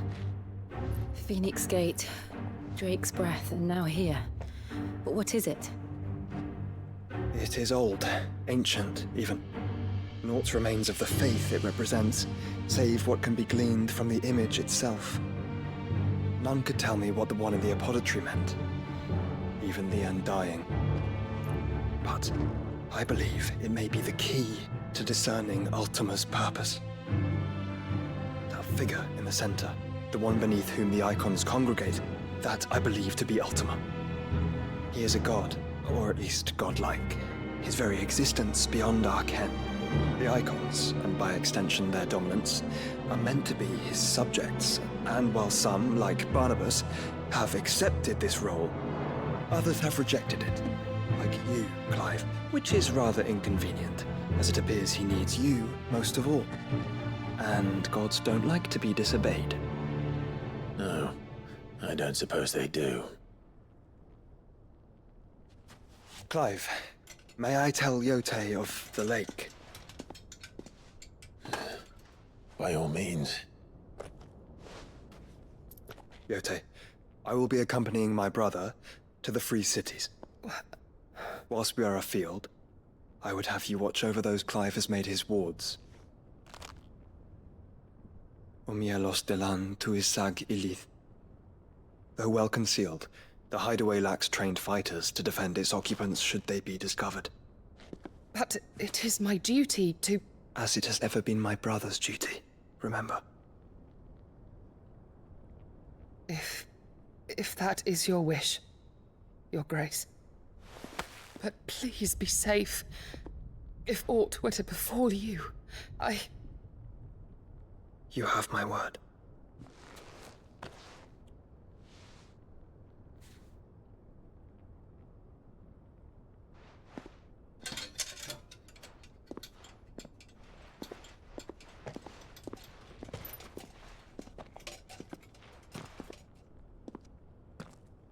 Farewell, my lord, my lady.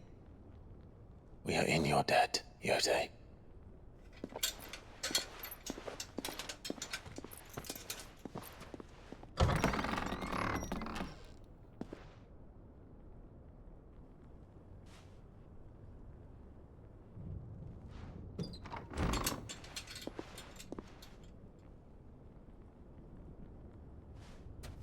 Let's find our friends.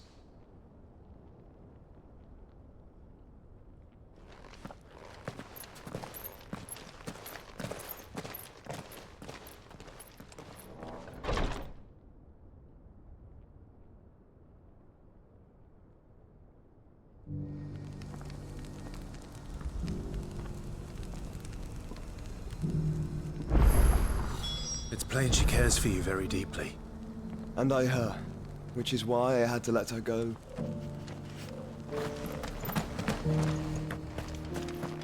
Opportunity beckons. Who among you is Is that blade for hire, perchance? Because I have a mind to make a killing. Figuratively, I hope. Well, yes and no.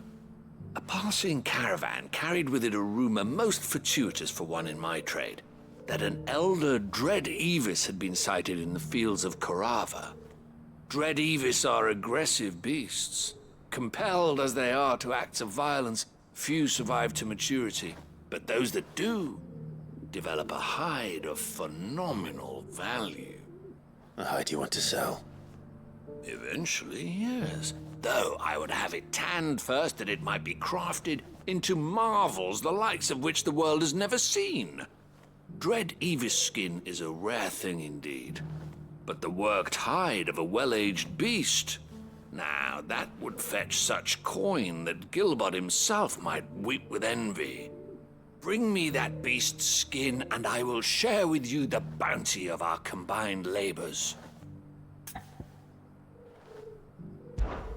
All right. I'll hunt your Evis. Of course you will. When one lives in such troubled times, it is a fool who lets opportunity slip his grasp. Leave Tabor through the east gate, but take the path that branches west. Once you reach the checkpoint at Tovany, you are a mere stone's throw from the fields of Korava. I eagerly await your safe, and above all, triumphant return.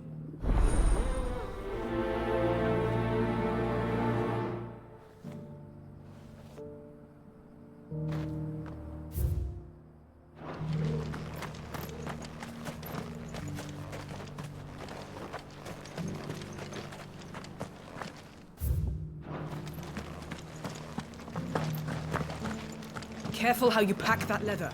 Any crystals...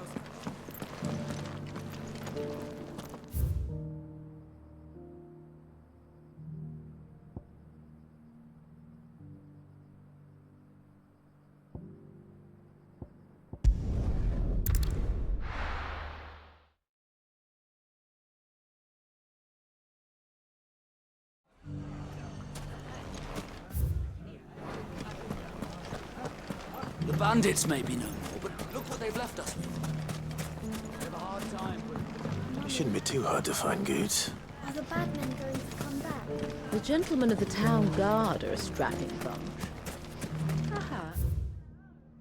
But the gentlemen believe it not. Fuck! The finest cell swords... Could be I know something more.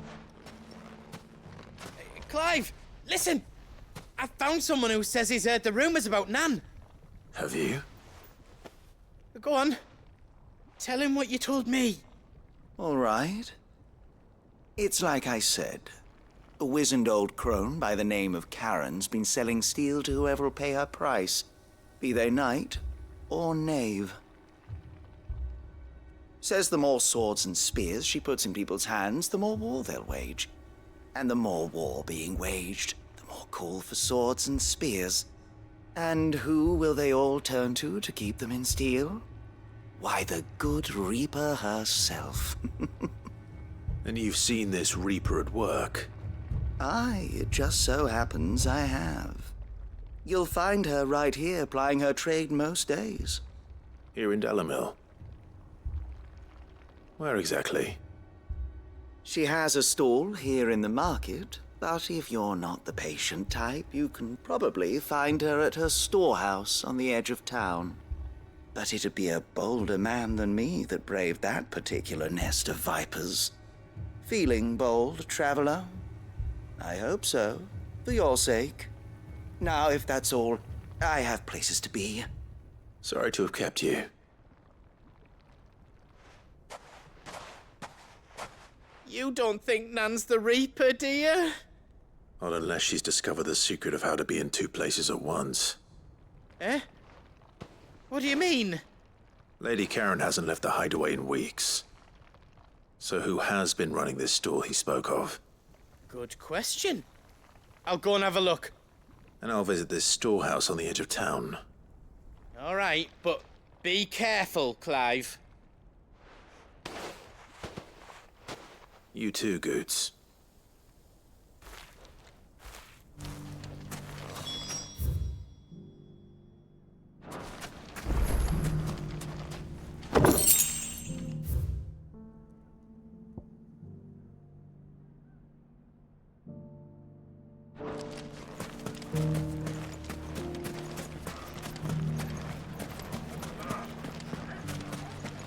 The gentlemen of the town guard are a strapping bunch.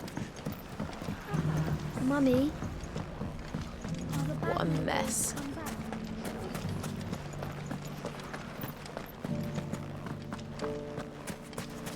You fought very bravely. The safety of the town is in our hands.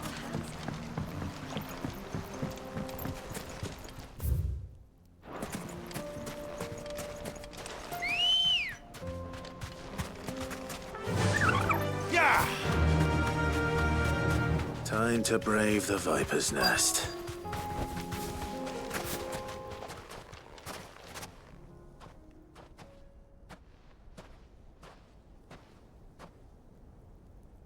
Just you, is it? Thought I might have laid it on a bit thick. It was a fairly unconvincing tale. So, what now? That's up to you. Die a slow death, or a quick one. Boys, he's all yours. But that sword is mine. Leave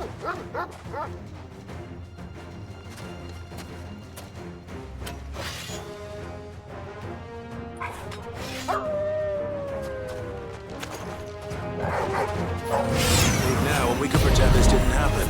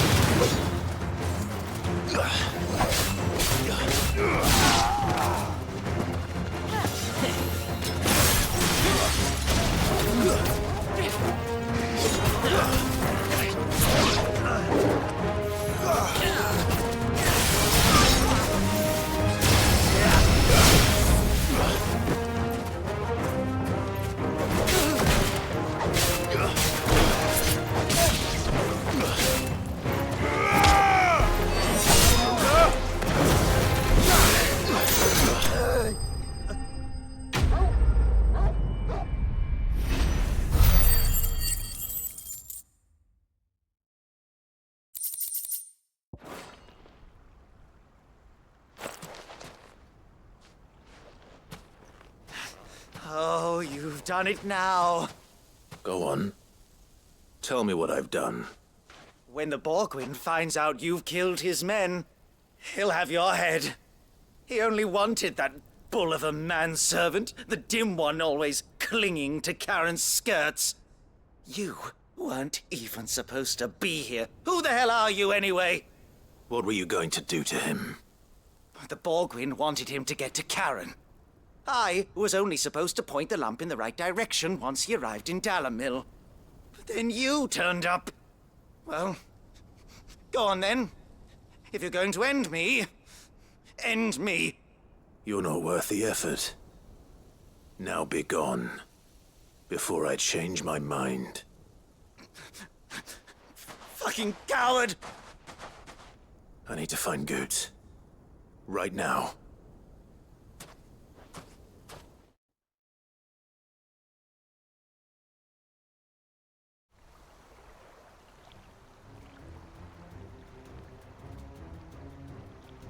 Get your filthy paws off me, you naughty-pated lout!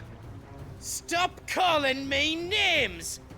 And stop spreading them horrible lies about Nan! Well, that will be easy enough. For they are not lies. Every last word is true. And she must pay for her crimes in blood. Blood? Goot, are you all right? He's gonna kill Nan! He said she had to pay in blood! After what she did, it is only right. She ruined my life and the lives of countless others. That loathsome harpy's very existence is a crime, and I will not allow it to continue. Goots, was it? I have no quarrel with you. Only with your employer. Run along now. You need not pay for her sins. No. No? I don't care what she did. I won't let you hurt Nan.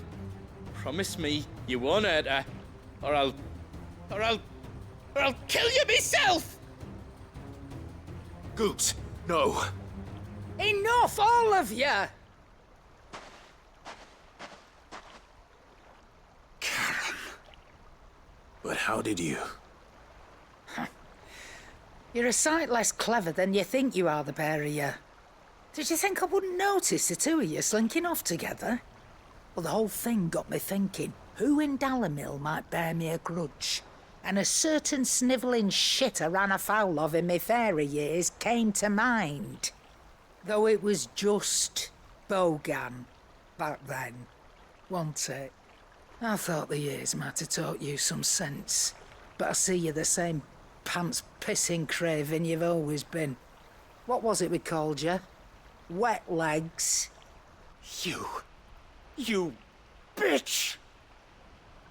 Everything that happened, it was all your fault! And now you'll finally pay for what you did to me!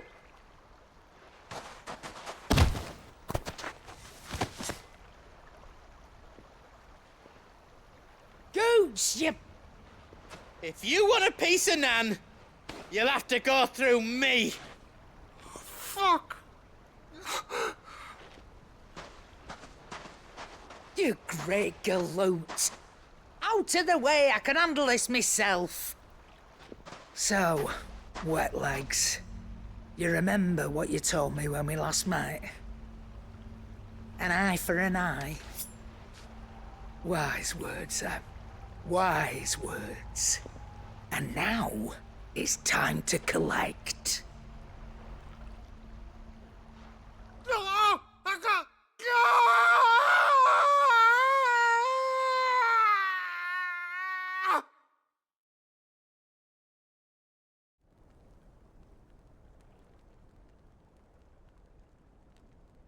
Sorry to keep you waiting. Is he... Dead? No. But I reckon he wishes he was. It isn't easy going through life one eye short of a pair. After all, I should know. You don't mean... Oh, don't tell me you didn't notice. Lost it to old Wet Legs back when we were working the same routes. Said I'd stolen from his strongbox. I'd done nothing of the sort, mind, but that didn't stop him taking his little revenge. So I took some of my own. Sorry, lost everything. His coin, his clients. Always knew he'd be back one day to claim his due. But he crossed a line dragging poor Goots into this. He didn't hurt you, did he? No, Nan. Still got all my arms, see? Legs too. But what if he comes back again? What if he does? First we take the other eye, then we work our way down. He'll learn his lesson soon enough. But something tells me the Wet Legs has learned it already. Right. Let's get you back to the hideaway. You've attracted quite enough attention already. Ta-ra, Clive. Remind me never to cross you, Karen.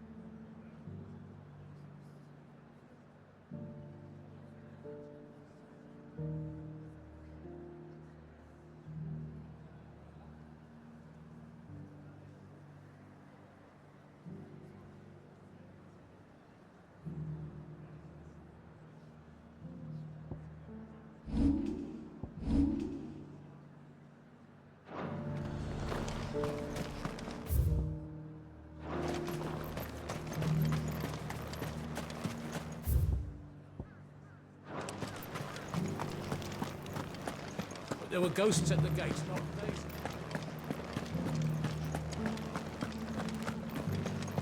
You needn't fret.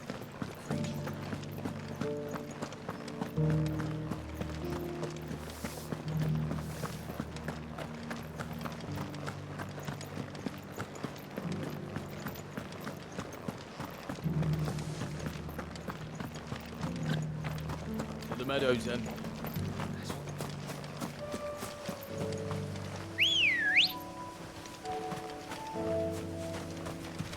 Ready, go? Yeah!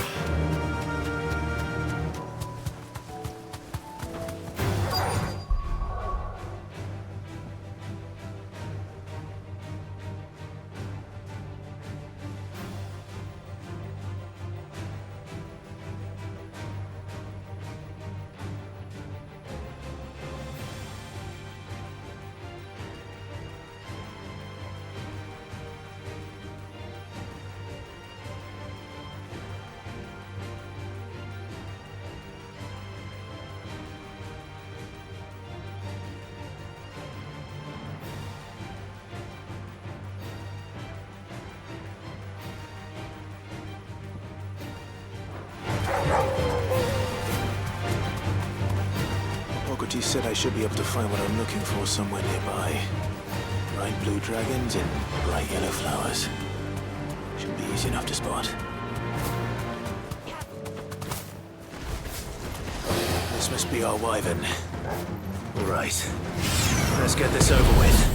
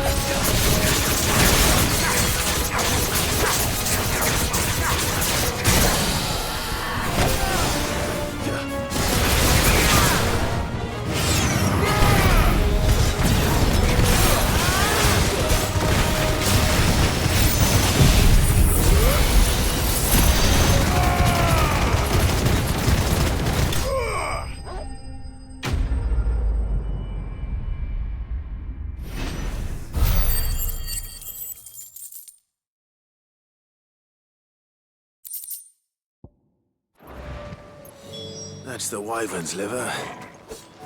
Now I just need to find the herbs. Bright yellow with a heady scent.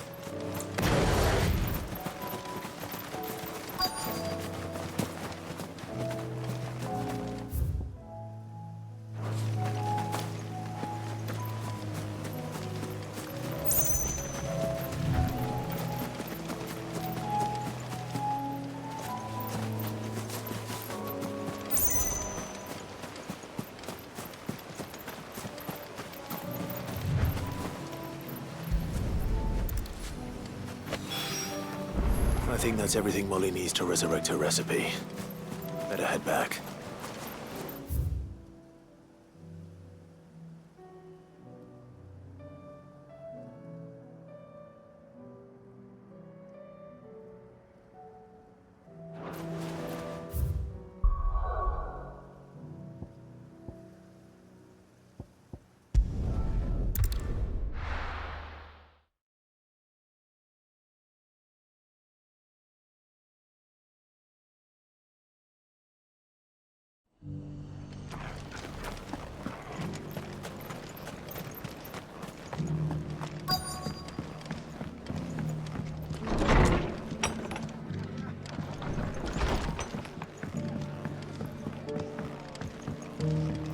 My lord Marquis, is that you?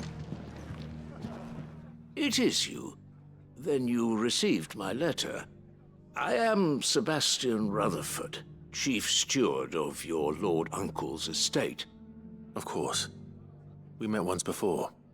Yes, my lord. Thank you for coming. And what was so sensitive that you couldn't put it in writing? 1,000 apologies, my lord. I did not mean to offend. I merely... It's all right. Continue. I am here at Martha's Rest, at the behest of your Lord Uncle, tasked with learning what I am able of the realm's current state of affairs. And what I have learned is grim. The fall of the Mother Crystals has left Storm in a state of utter disarray. The subsequent darkening of the heavens has only made things worse. Akashic attacks, once unthinkable, are now commonplace. The gears of governance have ground to a halt, and without a steady hand on the tiller, the realm threatens to drift into utter chaos. Your Lord Uncle, however, believes there is a way to avoid this fate, and is determined to see it set in motion. That sounds like quite the undertaking. It is. Hence my having enlisted the aid of several colleagues serving the 7 high houses. Alas, I have lost contact with 2 of those colleagues already. They are both able-bodied and trained in the sword, yet in these dark times, even that may not prove sufficient to keep a man safe on the road. So you want me to find them? I'll need to know where they went. One I sent to investigate the Republic, the other the old Imperial capital of Oriflamme. That doesn't exactly narrow it down. I suppose I'll start in Dalamil and work my way east. Thank you, my lord. I shall pray for your success and safety.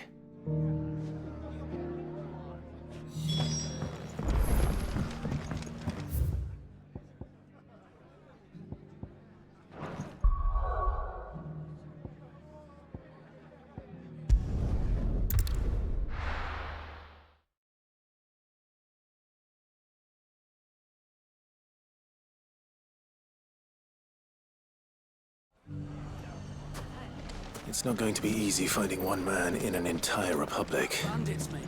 Let's hope someone here's seen something.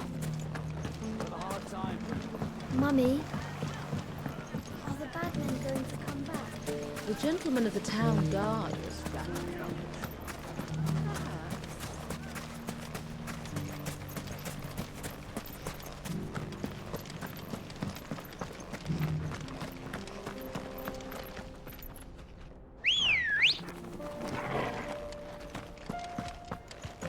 Good girl.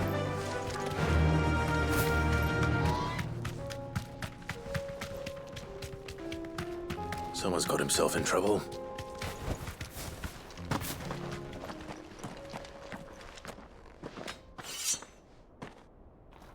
I don't see your master here, so you can start by giving us all the coppers in your purse. I already told you, I have nothing. Then maybe we'll take that pretty outfit and the steel you're wearing. Please! These men are trying to rob me! I'll deal with this. Thank you. You that one's master, then?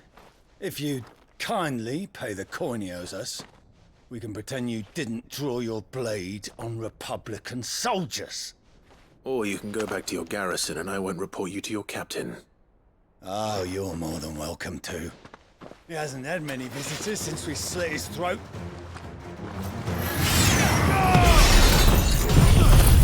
Let there be light!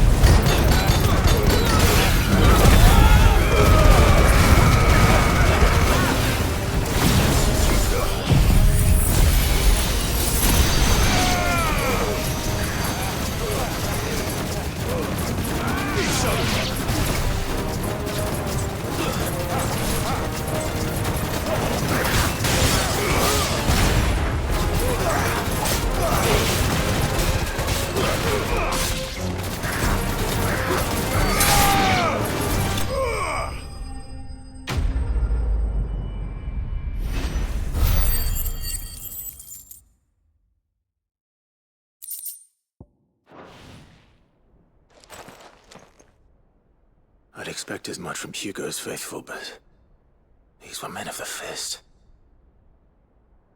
Much has changed in the Republican army since they lost their rock. You've seen this kind of thing before, then? Many times. I was sent here to observe the situation. You're one of Rutherford's men. He sent me to look for you. Well, then you have my thanks. I fancy I could defend myself against one, perhaps two, but a whole regiment. I arrived in Dalimil several days ago, but when I called upon the captain of the local garrison to make inquiries, his men confiscated my effects and locked me in a cell. The captain is no more, and his men make the rules now.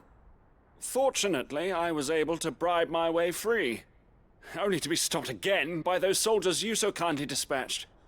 What of the Fist's central command? Surely they wouldn't allow such lawlessness amongst their ranks. I would imagine they are unaware of it. Most of the army has fallen back to the capital and hunkered down behind her walls. Those who weren't recalled now rule the fringes unchecked, answering to no one but themselves. Then it's worse than we imagined. You should return to Rosaria. It's not safe here. I'll find a caravan heading north.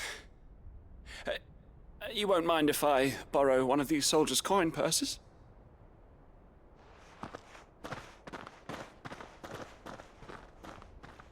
Not at all. Now, to find this second associate of Rutherford's. If he was bound for Oriflamme, I'll start at Northreach and see if I can pick up his trail.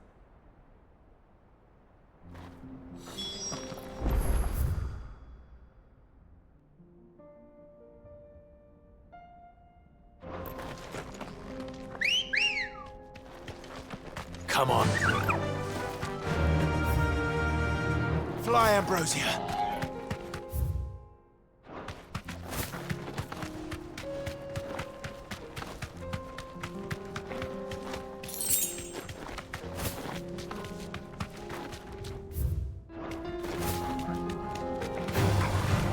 Time to fight.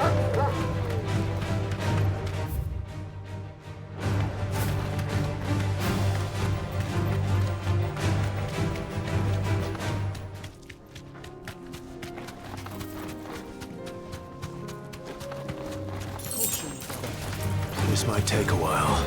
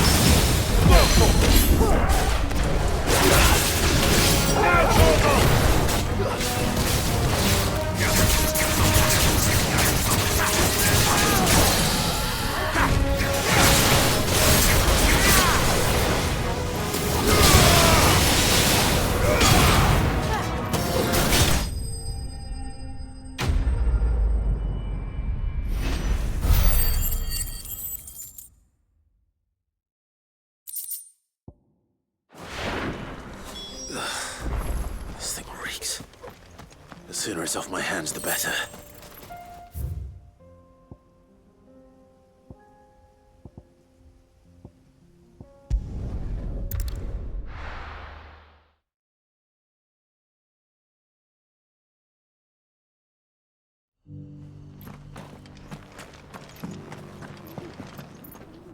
Here's your hide, as requested. I worried you might never return. Quickly, let me see it.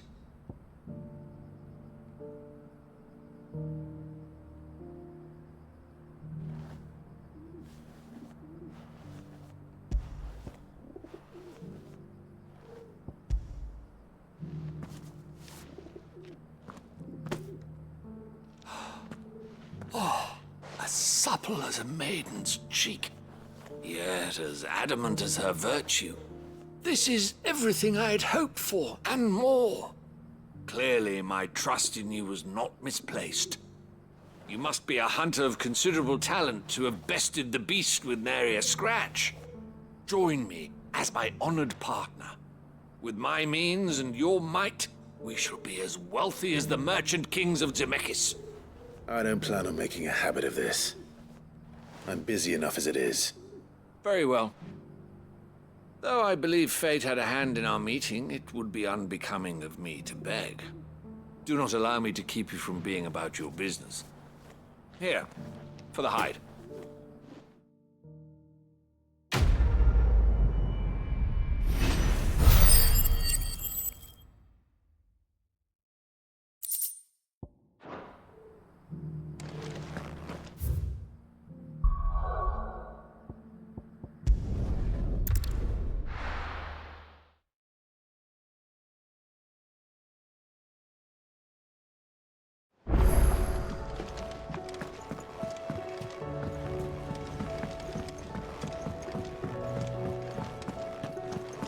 Seems the hideaway's lost its...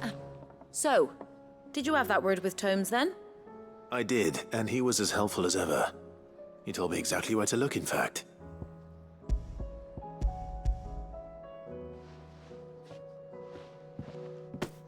And what precisely will I be cooking up? Or is it better not to know? Blueback wyvern liver. And, a herb known as Saint's Bonnet. Ah, wyvern livers, was it?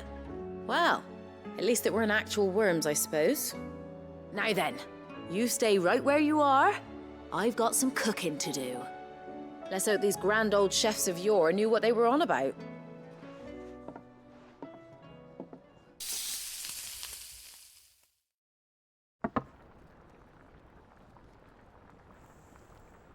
And here we have it. Fried mortress of skyworm. Ivan's offered to make sure it's fit for consumption. Well, I say offered. He as good as begged. And rightly so. Is there any higher honor than partaking in a slice of culinary history?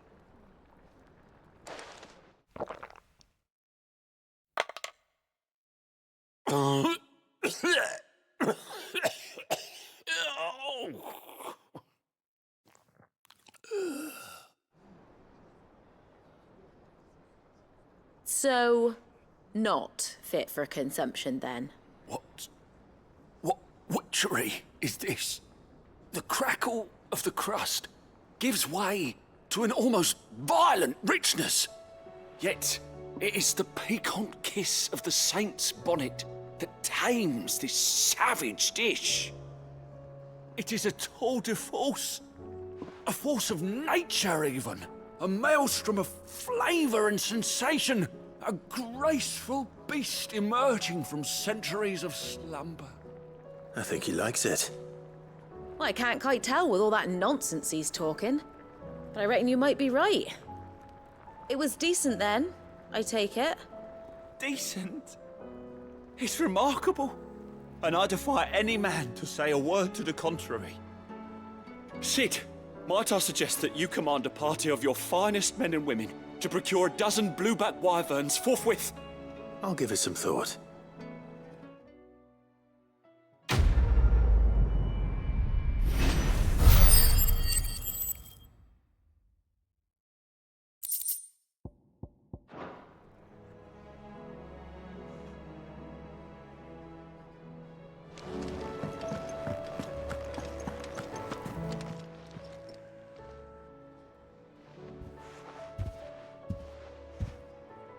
nothing like a dish of cold vengeance to foul the gut.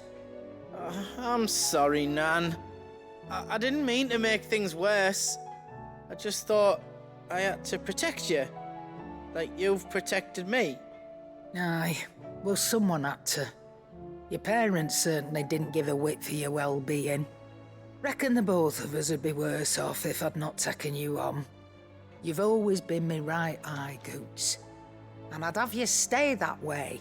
So don't you dare go looking for trouble again. Well, I will. If you ever need help, I'll do it again and again, and you can't stop me. Why, you big lump. Fine. Play the hero if it makes you happy. Thanks, Nan. I won't let you down.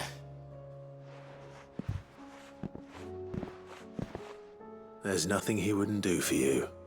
That's as maybe. But if he's ever to make his own way in life, he'll need to start looking out for himself as well. Till then, he'll need people to watch his back, just like you did in Dalamil.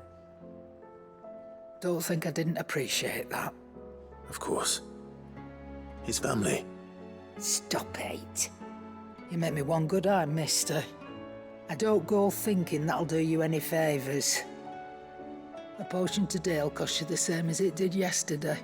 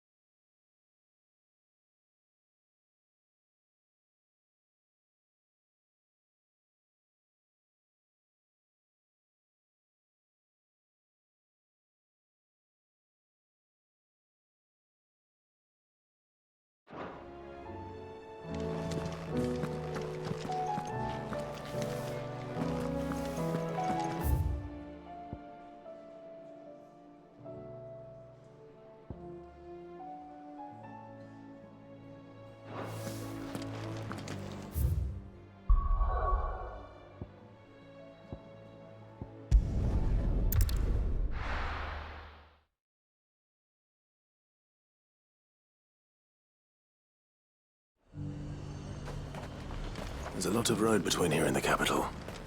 Rutherford's man could be anywhere.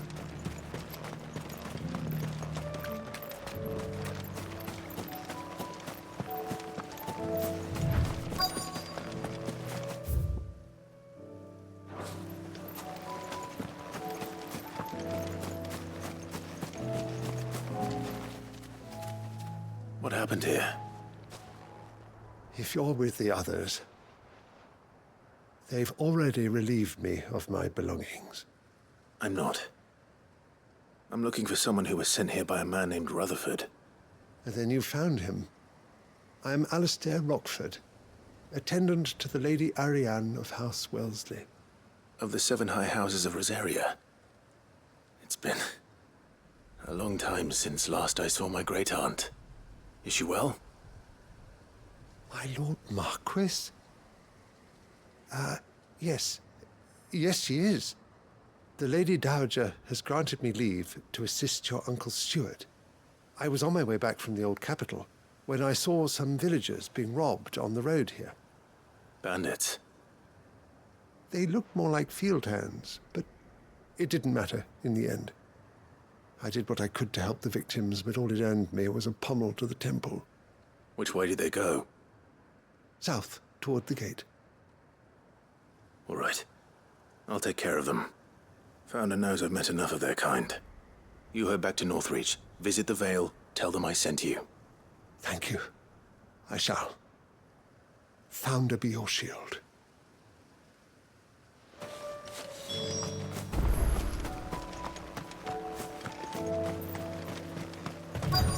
They just couldn't resist, could they?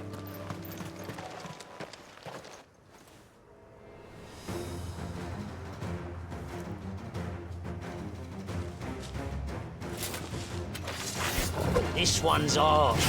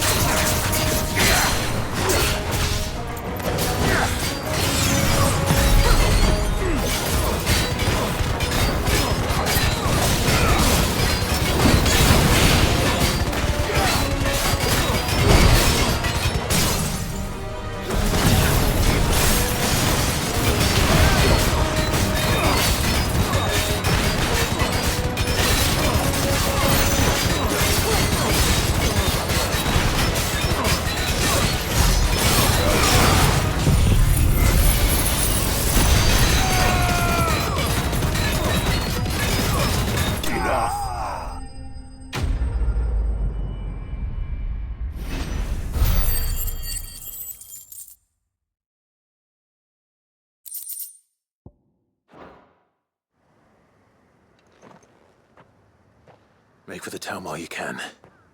There may be more bandits nearby. You don't need to tell me twice. Many thanks, traveler.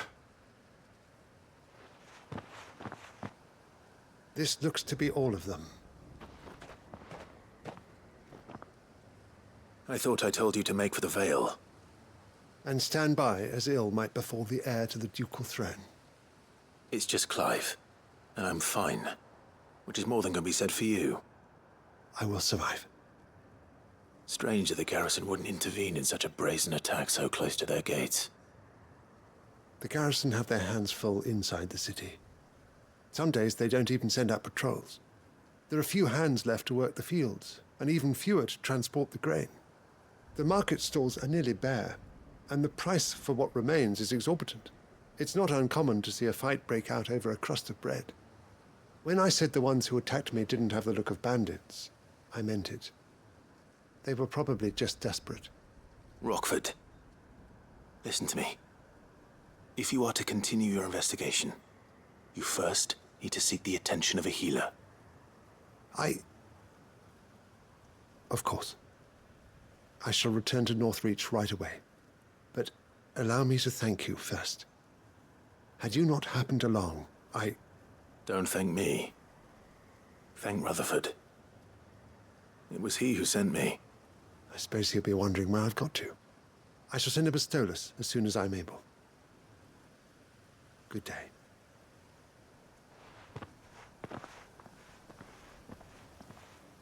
My uncle certainly has his work cut out for him. If it isn't already too late. I should go and tell Rutherford that his colleagues are still in one piece.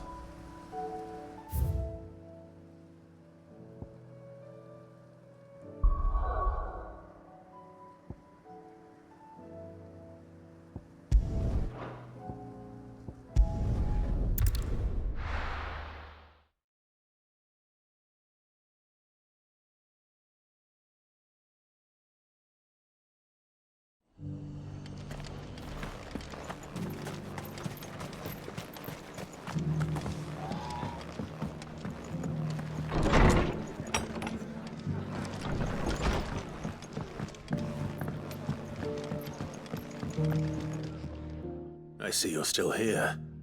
The Rest's location affords a constant flow of traders, and with it, a constant flow of information. Speaking of which, I received word from both my associates. They have resumed their investigations, thanks to you. I only happened to be in the right place at the right time. They both seem to think the realm's prospects rather grim. I am afraid that grim would be putting it lightly. Storm is in crisis, and if we are to free her, we must work quickly. And we must work together. Such is your Lord Uncle's wish. As it is mine.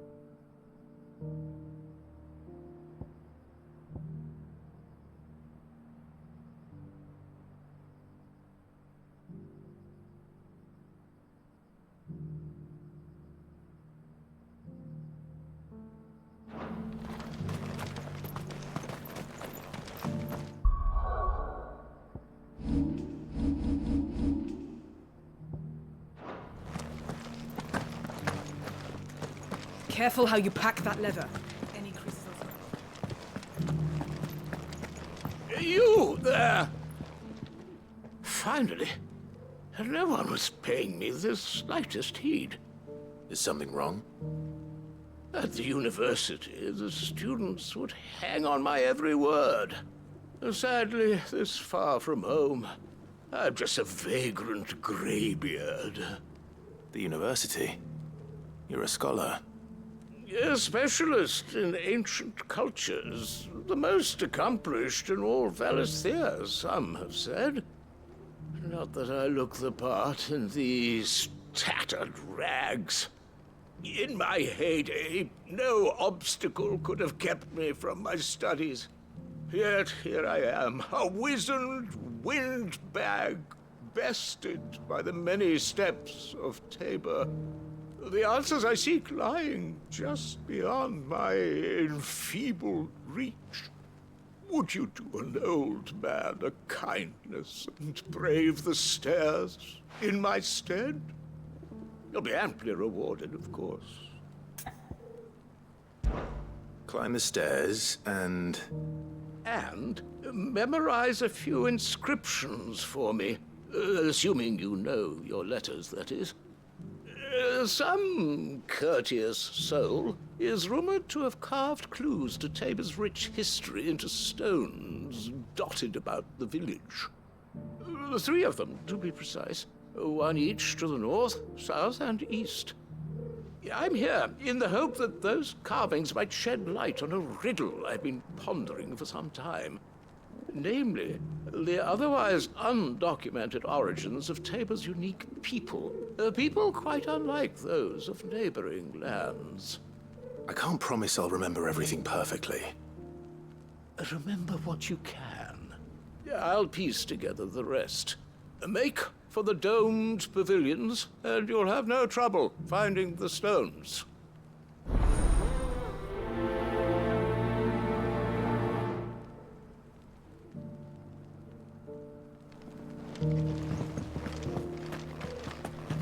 How are those new boots treating you? They're fantastic. Soft as figs now, but tough as wood.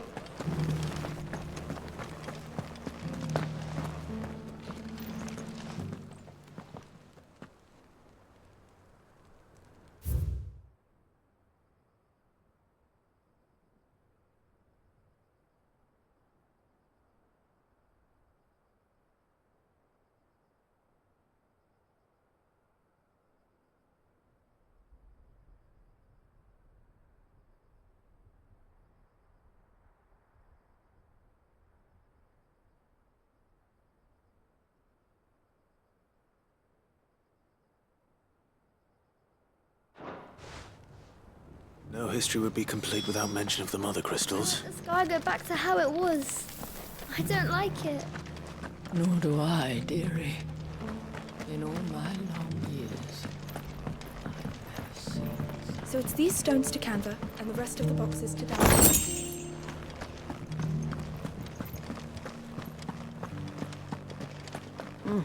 Not a scratch on it. Have you noticed the elder has been coughing less?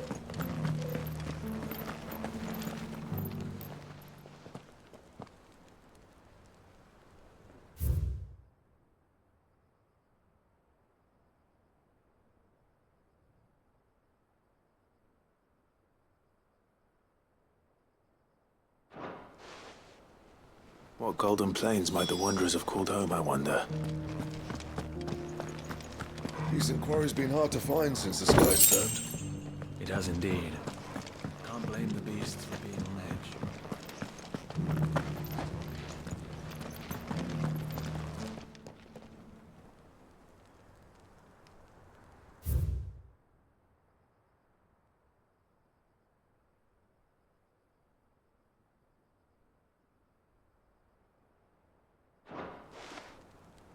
Farmers must have settled here in Tabor.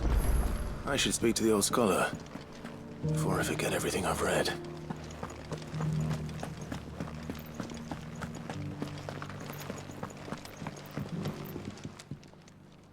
The engravings were in good repair considering their age.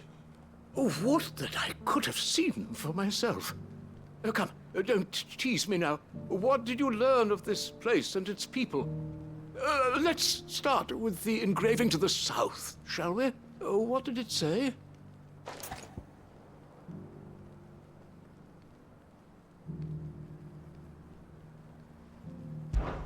Guardians of the Crystal, the first stones of Tabor, sacred hold thy noble blood, till ends the mother's labor. I'm pretty sure that was it. Fascinating. It would seem the founders of this city were descendants of those fallen charged with protecting the mother crystals. But whatever could have driven the Guardians so far from their sacred charges, I wonder? The engraving to the north is next, I think.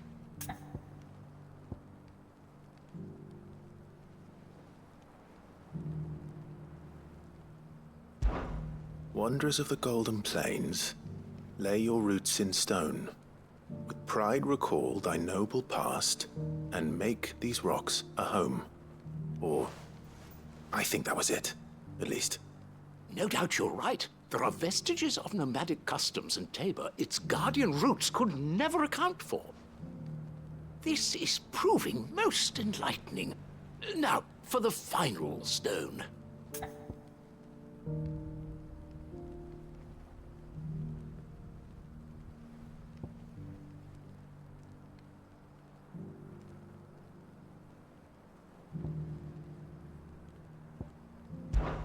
Children of the hunters, now tillers of the land, reap her promised blessing and give praise her gracious hand. That's all three. And so, we add primitive farmers to Tabor's founding peoples, the final piece of the puzzle. 3 engravings, one for each of the 3 peoples to have settled Tabor in ancient times. Guardians of the Mother Crystal, wanderers from across the plains, and last but certainly not least, hunters turned farmers.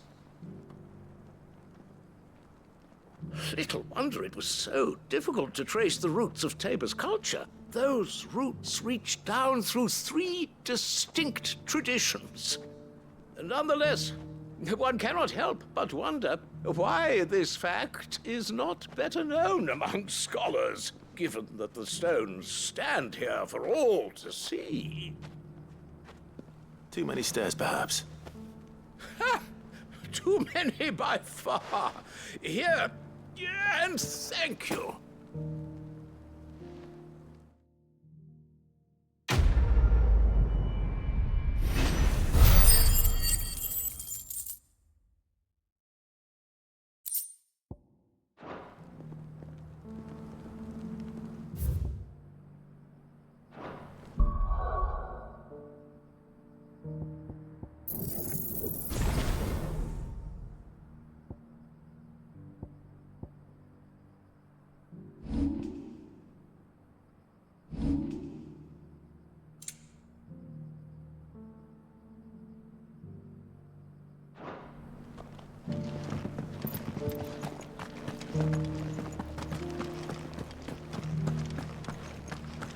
Careful how you pack that leather.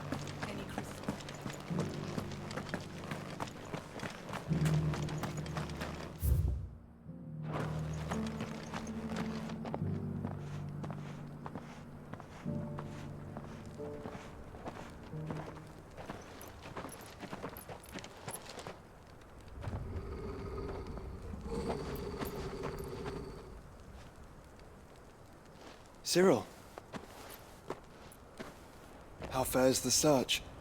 Well, Your Grace, my report shall be with you ere long. Ah, yes. Yotei is otherwise engaged, at my behest. And the duty of wardenship? Fulfilled. For as you see, I've been reunited with my first shield. I am Cyril, Knight of the Undying and bearer of the Burning Quill, charged with chronicling the mortal deeds of His Grace, Joshua Rosfield, Keeper of the Flame of the Phoenix, and rightful Archduke of Rosaria. I entrusted Cyril here with overseeing the investigation into Ultima's origins. Findings from his brothers and sisters afield are delivered here to be collated and catalogued. Just how many Undying are there? Not nearly enough, milady. Yet we are glad to give our all in service to the Phoenix. Such is, and has ever been, our creed. I see. You have your associates, I have mine. But you may now think of them as ours. That won't be a problem, will it? The Phoenix is our sun, and we but the shadows that quicken in his radiance. It is from the darkness that we serve, both him and now you.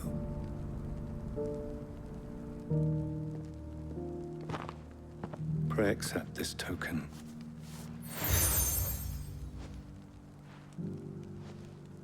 For as long as you bear it, members of our order will reveal themselves unto you. If there is nothing further.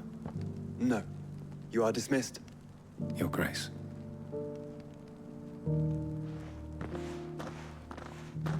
To Canva, then. We'll talk about this later. Cyril seemed very, You certainly keep strange bedfellows, Joshua.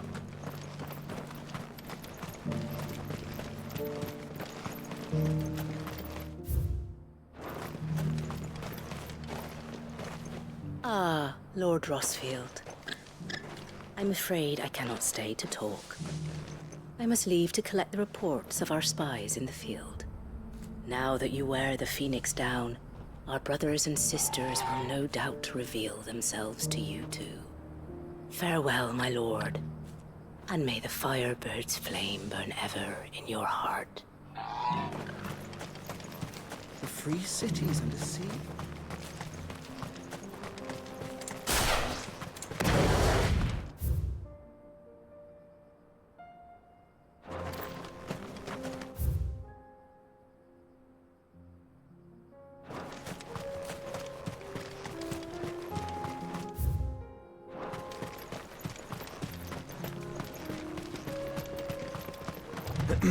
Are you sure this is the right way, brother?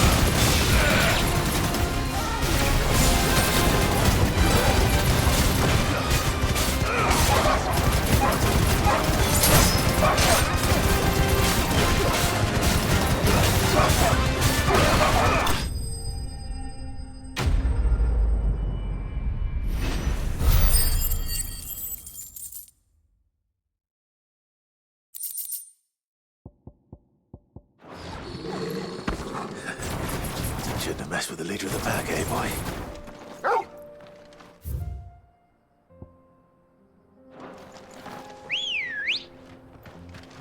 Ready, go? Faster!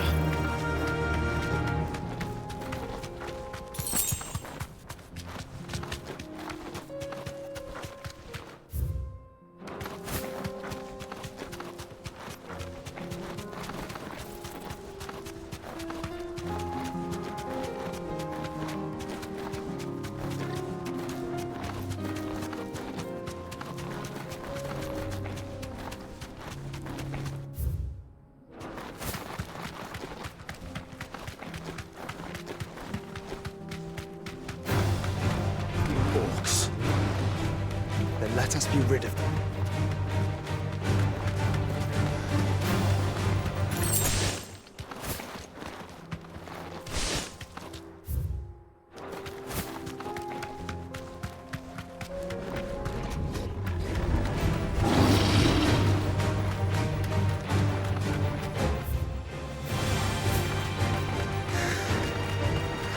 Clive. Smoke. Is the city fallen?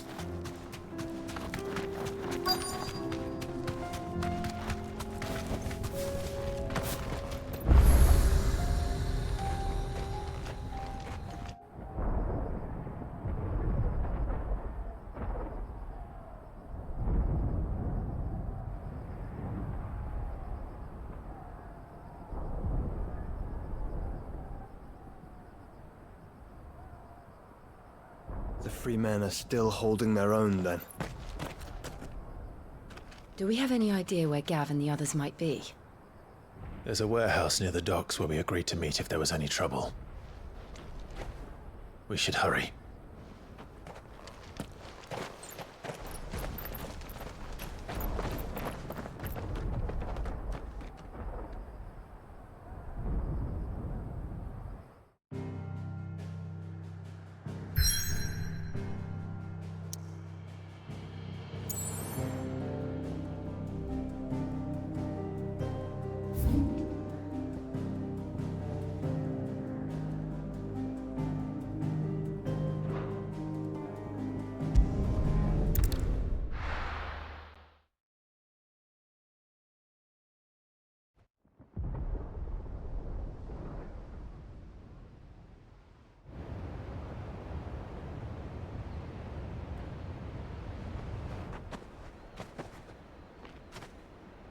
Sounds like thunder.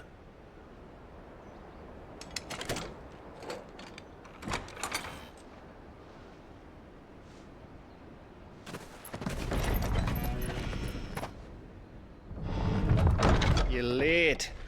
We're starting to think you'd stumbled off a cliff. I seem to recall that was you, Gav.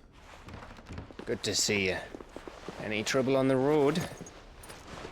Nothing we couldn't handle. I knew you'd come.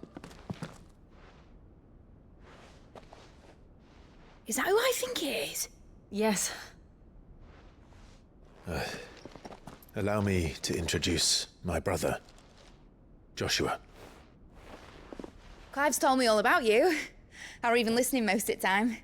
Name's Midadol, but everyone calls me Mid. My lady. Eh?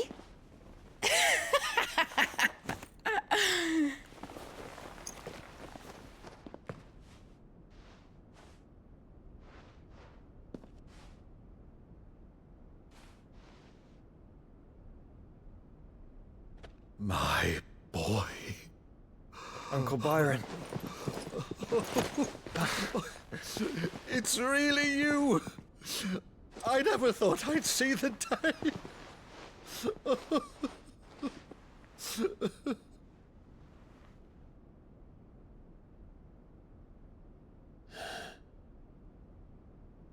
So these Akashic are being controlled? That's what it looked like.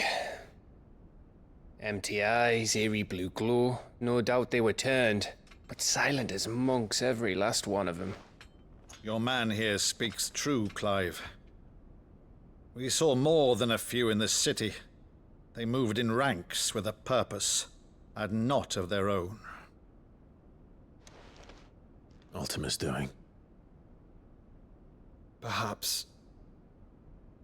What of the city? The people? Dead, mostly. Mostly, but not all. A handful managed to lock themselves in their villas before the Horde arrived. Some in the merchants' district to the west, and a few others on the far bank. If the Akashic stumble across either hiding place, a few bolted doors won't hold them for long.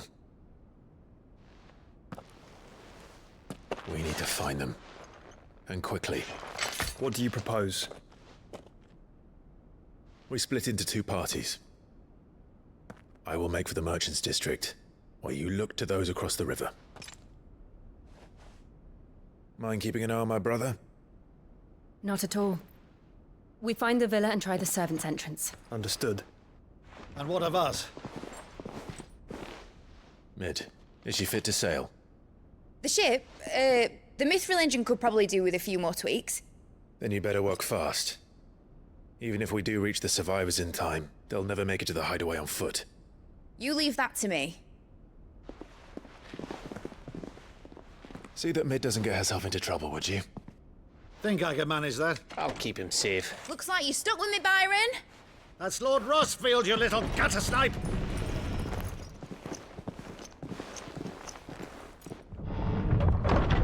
Shall we then? And you keep Clive safe. Be careful. Both of you. You too.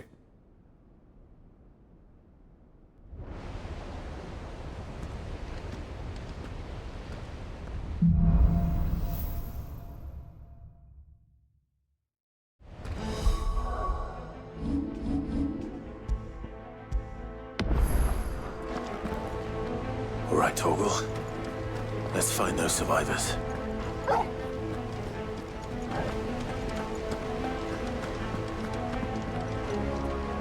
They don't stand a chance against those things.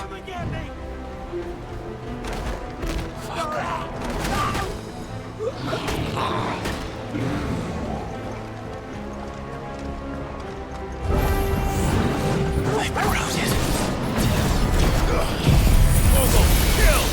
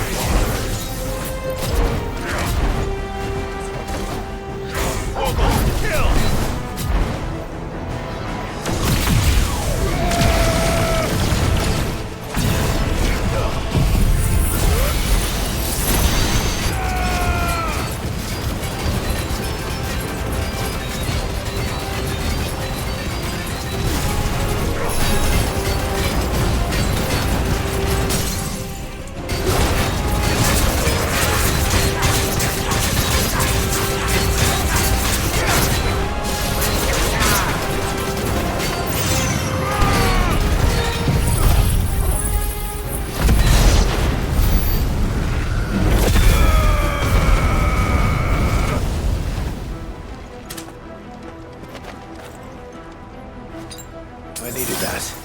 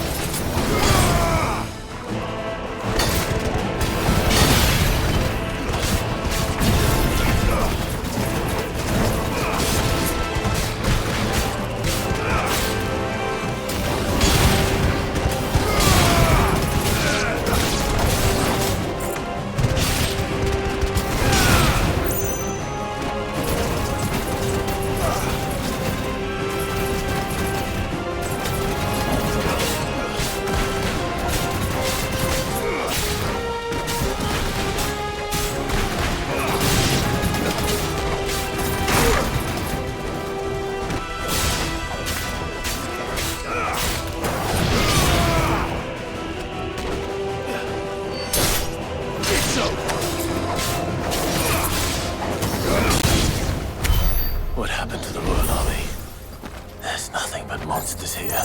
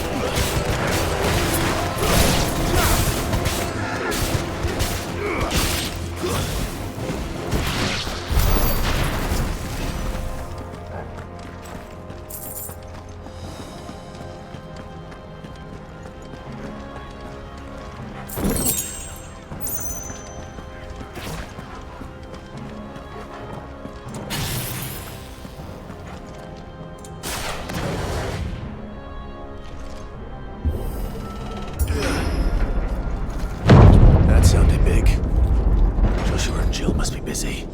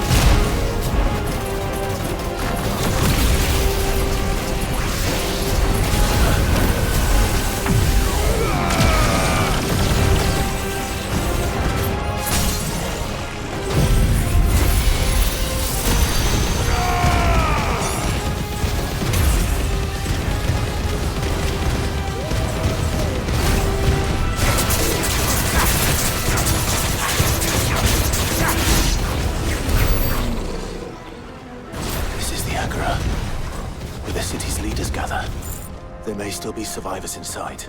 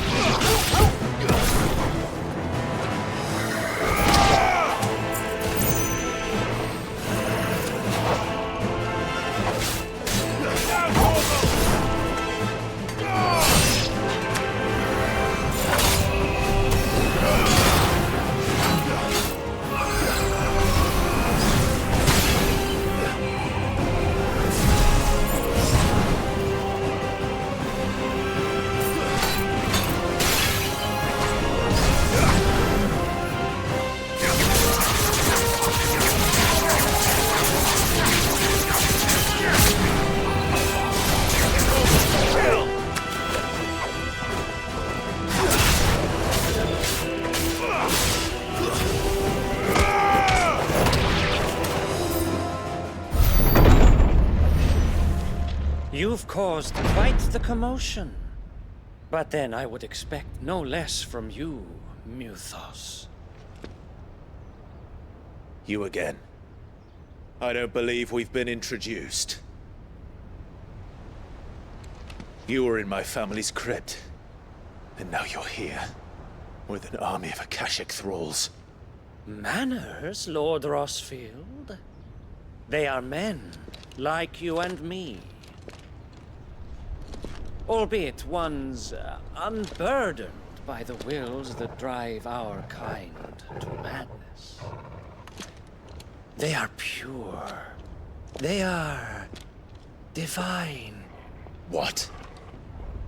And they are all that remains in this once raucous city.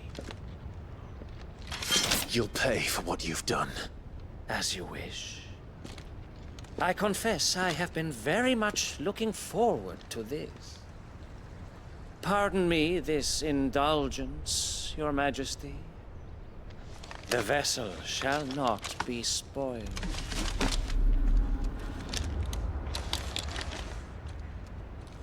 I am Sleipnir of House Harvard, and you will yield. Or not. As long as you don't hold back.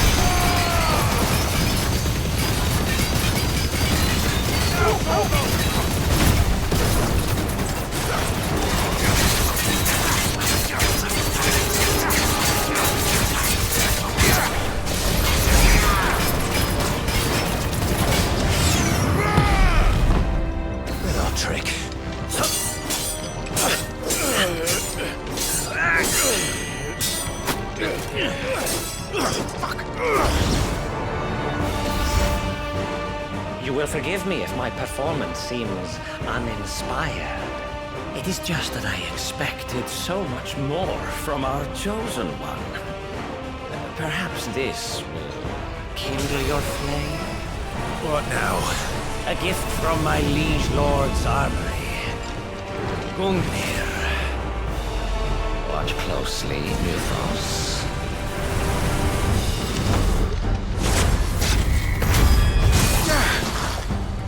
Yes! Yes!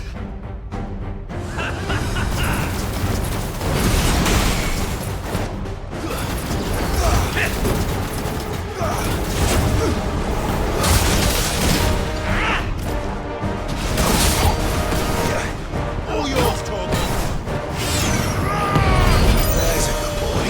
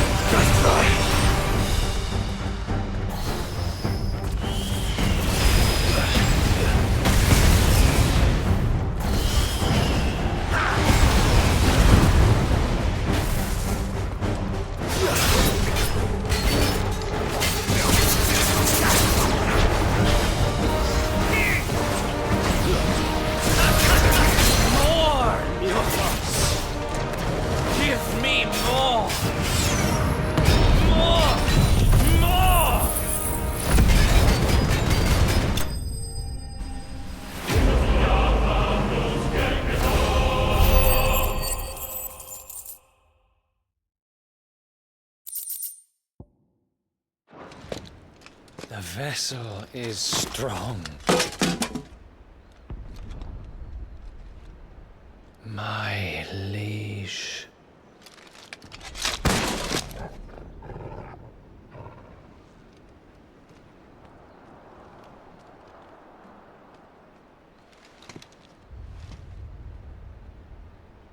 Clive! You're all right. As are you, I see. We are, yes. I'm sorry, but we couldn't save them. It was over before we arrived. Well, you did what you could. I fear we were all too late. What's wrong? Nothing. I hope.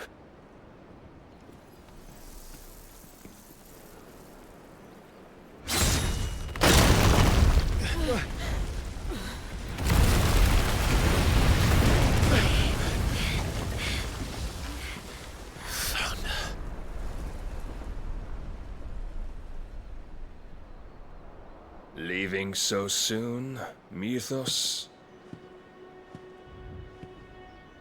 It's the king.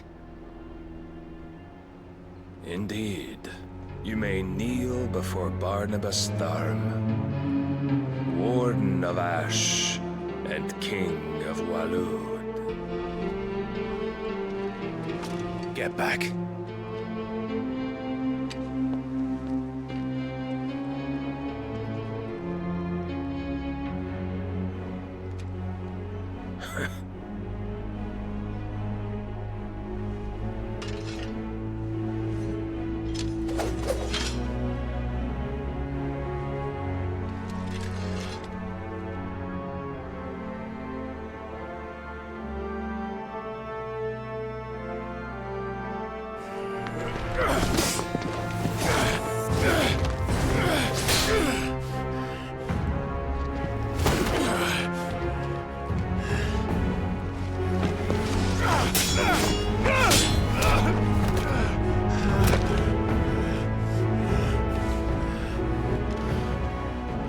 Wild and impetuous. I expected more of the boy who bested my Lord Commander. Yet I see why my master covets you so. The power within you, Mythos. The potential.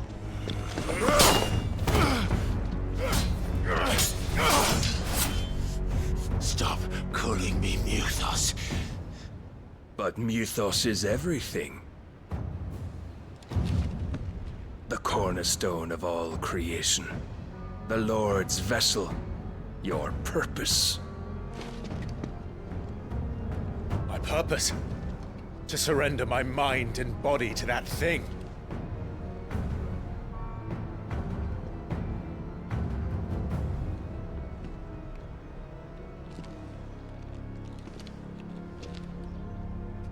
No, Your Majesty. My purpose is my own. I made a promise to my friends, to my people. And nothing is going to stand in my way. You would allow this delusion of free will to bar your path to greatness? Truly, your volition is a cancer. One that must be excised.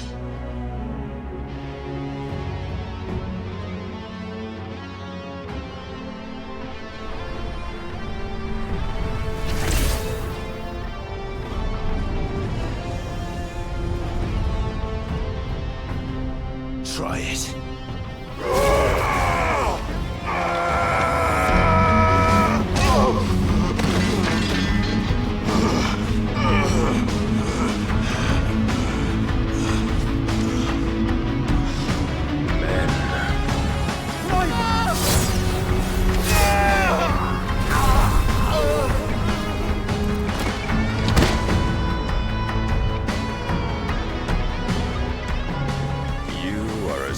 As all the rest. Joshua!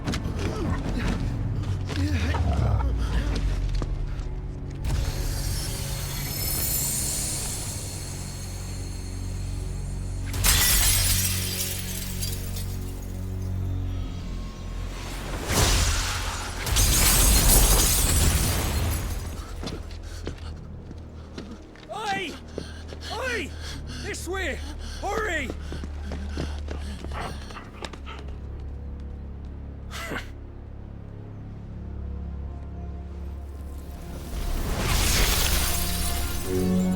Power beyond reckoning, and they use it as a crutch. Such a waste.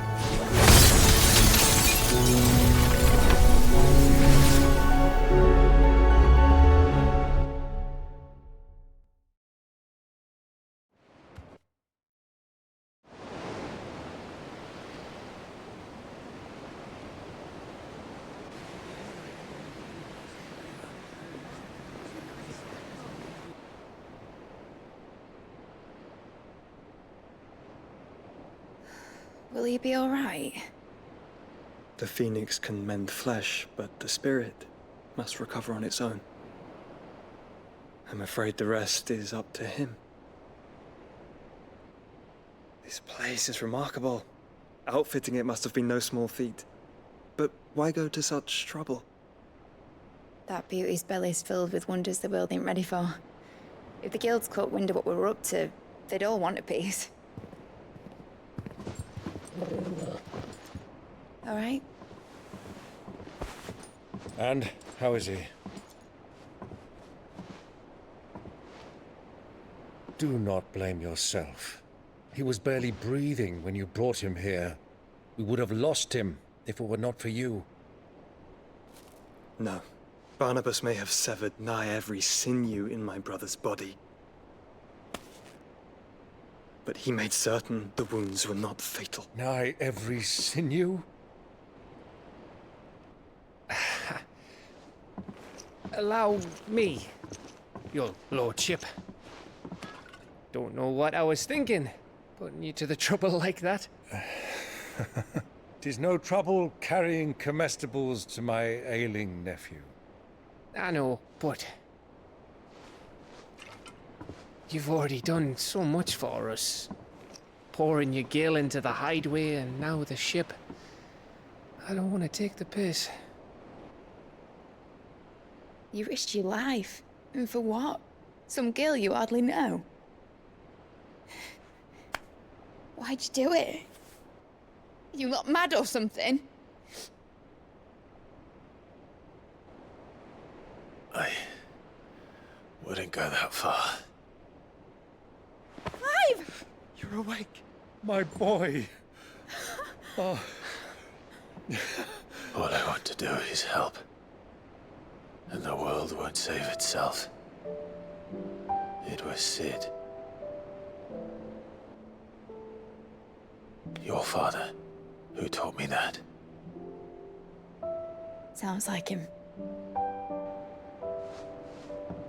Don't you dare do that again. What of the Royalists? Fucked off, the lot of them, along with the galleon. With the king on board, no doubt. Behind here, I wouldn't sail without him. Clive. Jill didn't come back. What do you mean? She kept the king busy while the others dragged you out. It's all right, Mid. Jill is fine. The ether of her icon endures. And as long as it does, we can be certain she is alive.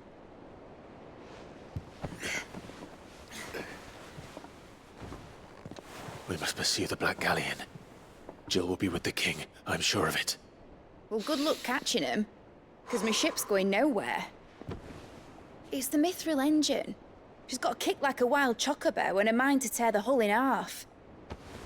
But you have an idea. Well, of course I do. My dad'll have seen this coming a league off. If I had his old writings... If you had his old writings, you'd be sitting under a fuckload of rubble. The ones Otto didn't save anyway. I suppose he might still have a few pages in his stores. We'll have to hope it's enough. Do what you can to ready the ship. I'll speak with Otto. In your condition, you really are mad. Perhaps.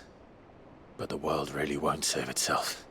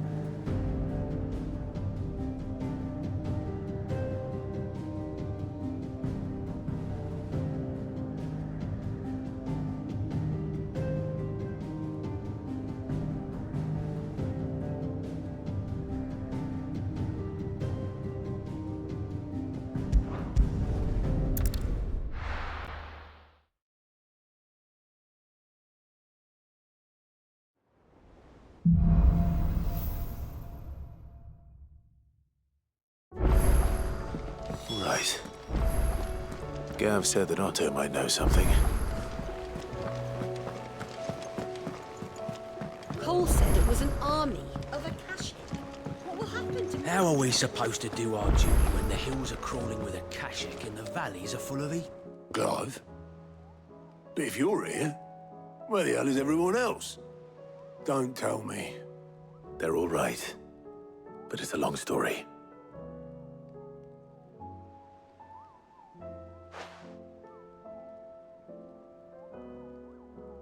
You lot don't do things by halves, do you?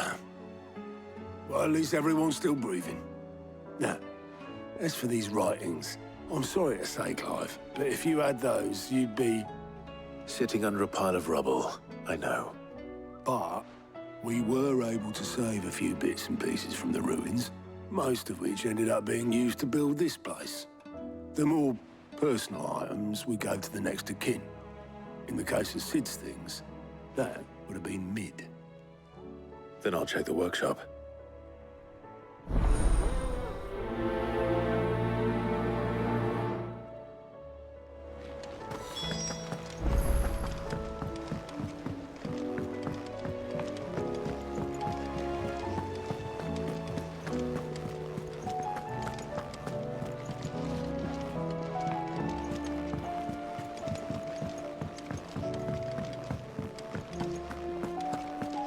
If it's knowledge you seek, we've tomes of plenty to guide you. So what do I owe the honor? What do you want?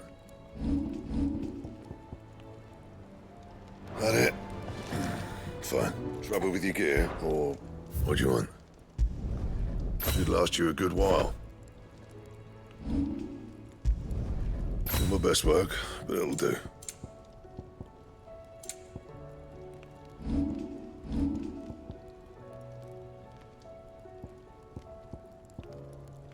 That it? Fine. He's a surly soaker.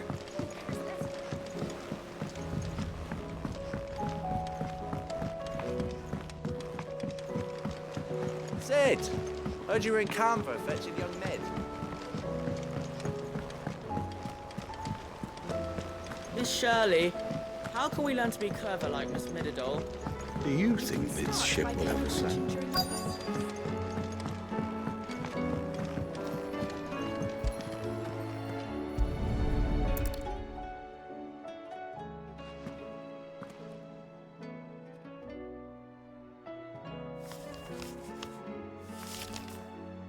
This looks like it's from Sid's old diary. But you'll already have read it. I'd better keep looking.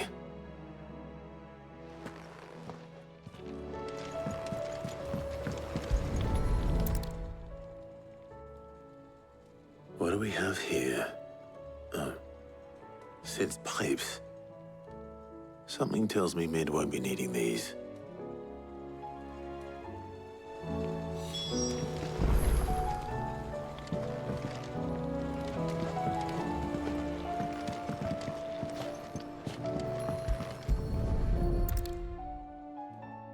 I remember seeing this doll in Sid's cellar.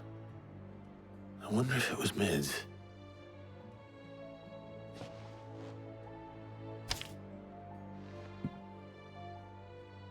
Huh. What's this tucked inside it?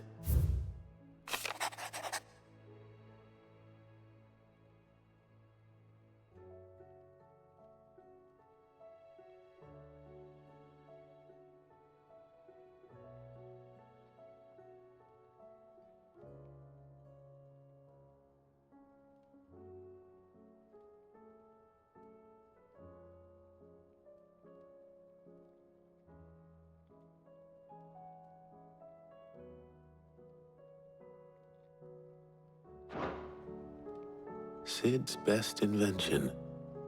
Huh. That sounds promising. So Sid hid something in Mid's first opus. What would that be? Perhaps Otto might know.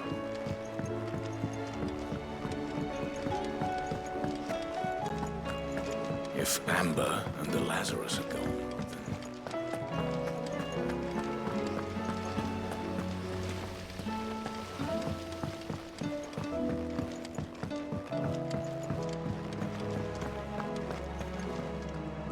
Well, did you find anything? Possibly. You wouldn't happen to know what Mid's first opus was? Opus? That girl's as tone deaf as a banshee. Unless you mean the orchestrion. She couldn't have been more than, what, 11, 12 when she cobbled that thing together? It surprised us all. Not least her dad. You should have seen how proud he was of the little scamp. What's that battered old box have to do with anything? I think Sid may have hidden something inside it. Wouldn't surprise me. Those two and their bloody treasure hunts. Half the things in the hideaway were hidden one time or another. How are we supposed to do our duty when the hills are crawling with a kashik and the valleys are full of ether?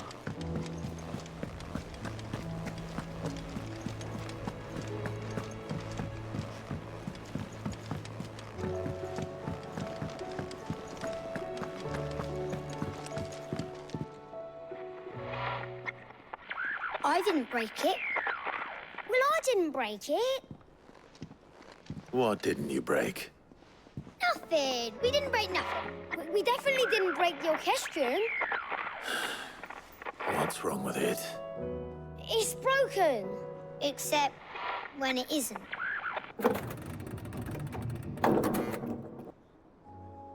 See? And you had nothing to do with this? Nope, nothing. We just wanted to listen to all the songs at once. So we pressed all the buttons. Like this.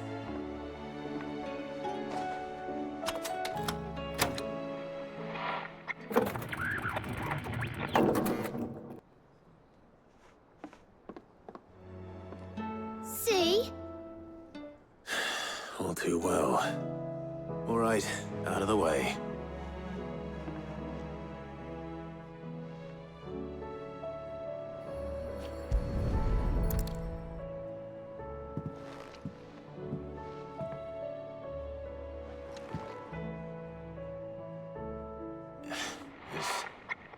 Something caught on one of the gears. Did you break it? Can you fix it? No, I mean, yes. There. How about now? You fixed it! Sid fixed it! He more than fixed it! Yeah, new music! Huh. Never heard this one before. They started playing when I removed this. Whatever it is.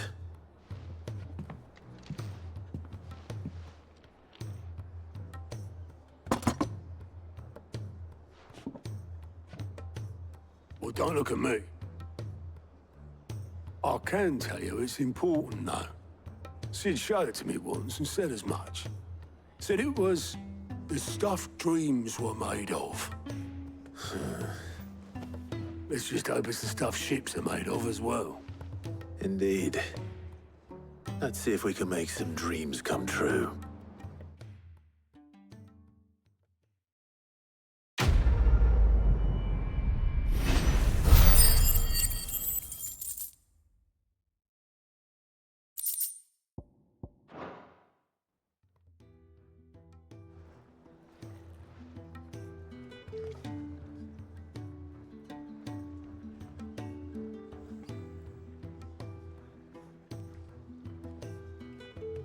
Just the two I was looking for. Aye. Who's a patient? Actually, yes. The Crown Prince just left. Dion left? Unless you've another word for stood up and walked off. Yes, left. He did have the decency to leave a message with Obelisk before commandeering one of his dinghies. Should we go after him? No. We're not the Prince's keepers. He's free to do as he sees fit. I'd rather he did so in bed. His wounds are nowhere near healed. Much like yours, I suspect. Otto told me what happened in Canver. What is it with this realm's princes and their aversion to rest? Ask me when I get back. Though I may be sometime. Then at least try to stay safe. And if that fails, try to stay alive, eh?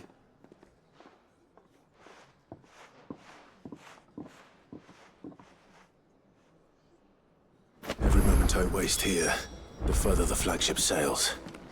I have to get back.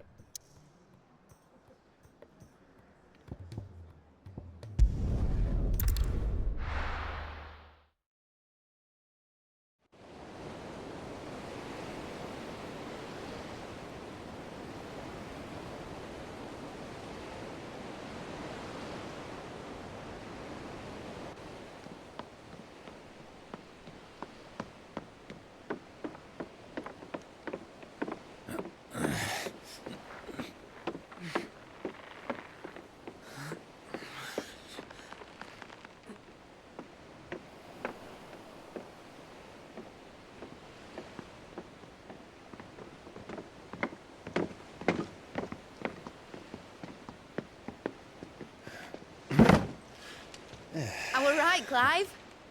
My dad had it all worked out. He'd be proud of you, Mid. His writings may have helped, but this achievement is all yours. Can we catch them? The Ainayar's one of the largest, fastest vessels ever built. And it won't help she has the wind at her back. Any other ship would be hard-pressed to keep pace with her, let alone reel her in. But this isn't any other ship. This is the Enterprise! And the world's never seen anything like my dad's engine. It certainly hasn't.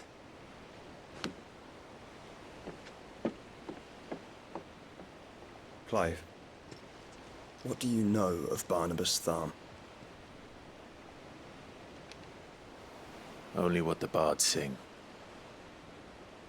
That he sailed to Ash from southern lands. That it was his mastery of the blade which won him the throne. And that his sword, Odin's sword, can sever the very threads of creation. But don't lose any sleep over our last tilt. We'll do what we must to survive. What we must. The light! I thought this cove was meant to be hidden.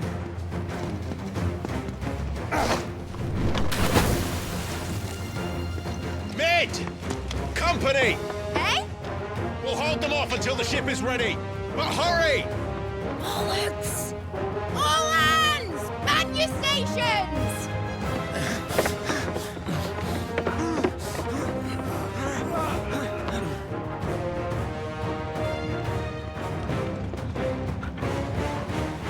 Everyone with me?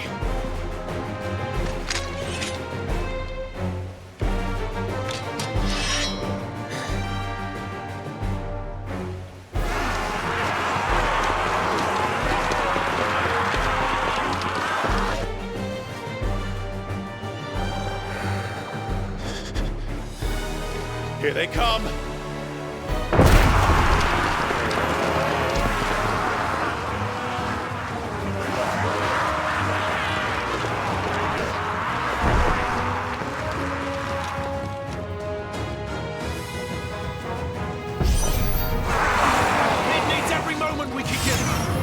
Behind me, Lord Rosfield. I'll take care of these fuckers.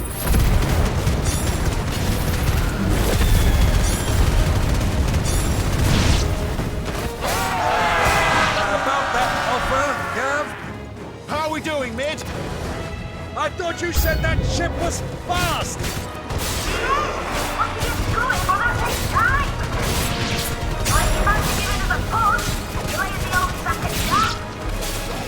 Old? I haven't felt this alive in 20 summers! Come on, then!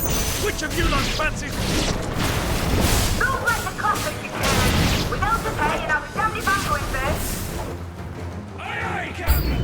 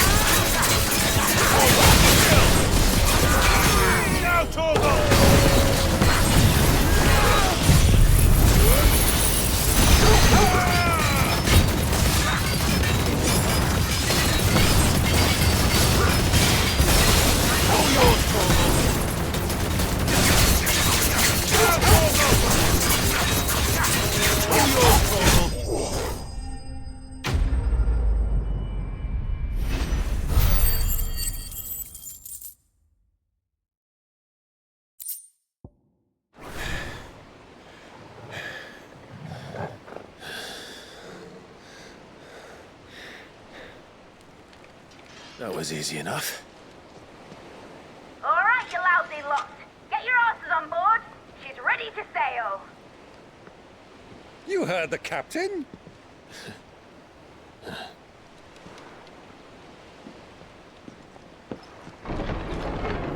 Clive?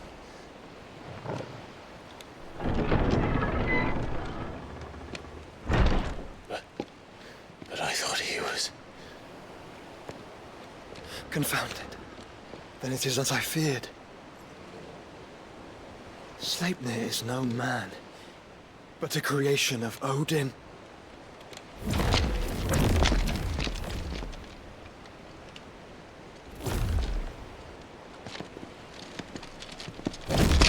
Phoenix's fiery fundament! Have you no normal enemies?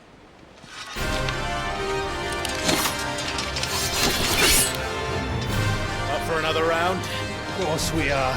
Right, Lord Rosfield? My boy, there was a time people called me the Executioner. Those are my eyes. No matter, heads will roll, all the same. Mate! New plan! You leave! We follow! Follow? Swimming, are you? Oh, bugger me! Weigh anchor! Engine's dead slow ahead!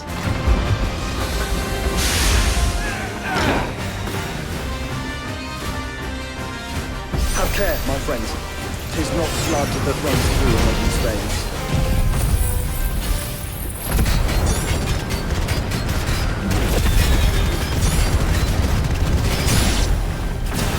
These foes will not fall easily. But they will fall. Like oaks before a woodman's axe. Good thing I brought one!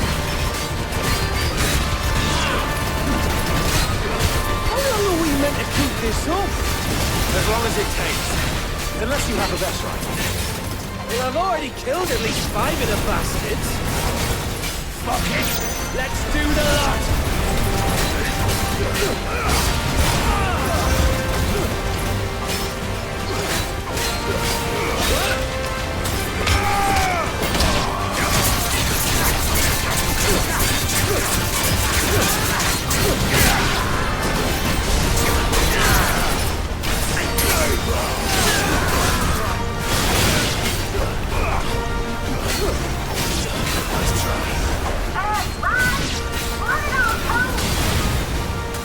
Should we make for the ship? Not yet. Wait for my signal.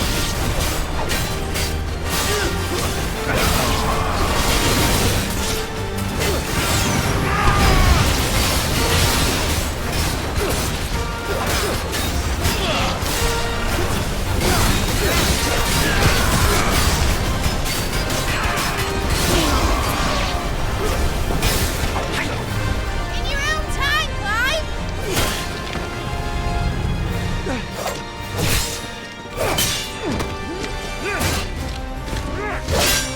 Right, run for it!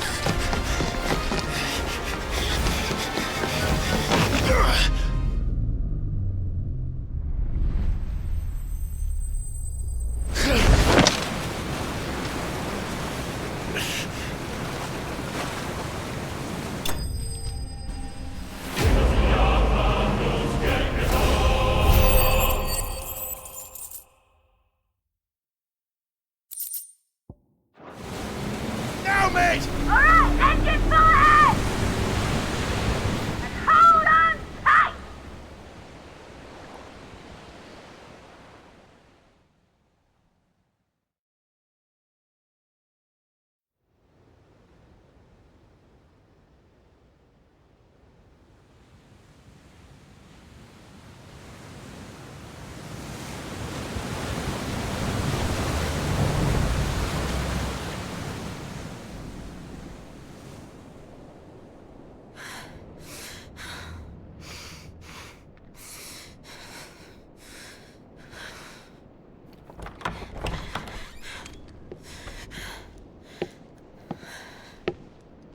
What do you want?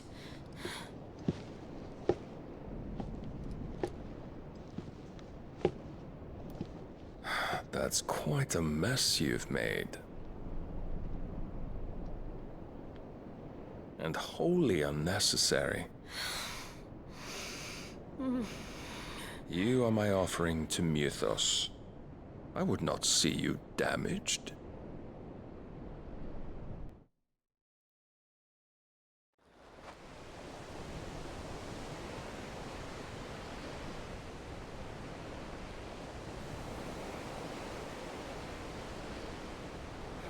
Now back to your stations!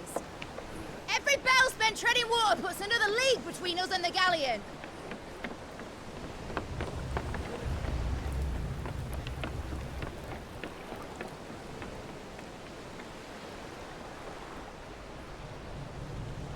I don't suppose Mid has a spare engine? Since you rose from the grave, my fortunes have plummeted. Are you absolutely certain of this quest of yours, Clive? The foes you face are as terrible as they are numerous. Aye. And they'd have us live and die on their terms, which should answer your question. Ah! You have that same stubborn look as your father did when he set his mind to something. On the battlefield, I am but a single axe. A deadly one, mind, but a single one nonetheless. Yet what you require is 1,000, and I believe my old friend in Randalar can provide them. Take care, Clive.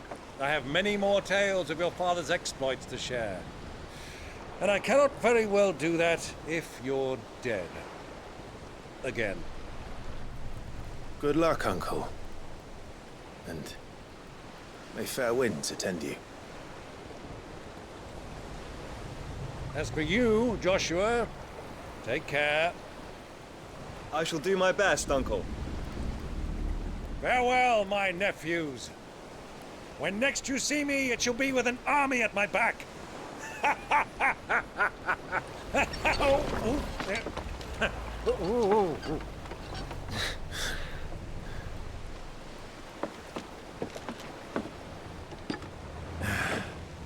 Cheerio!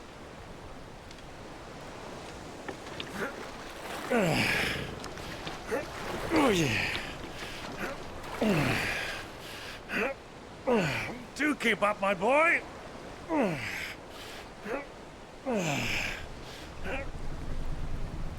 Well, we can't have him showing us up now, can we? We would never hear the end of it.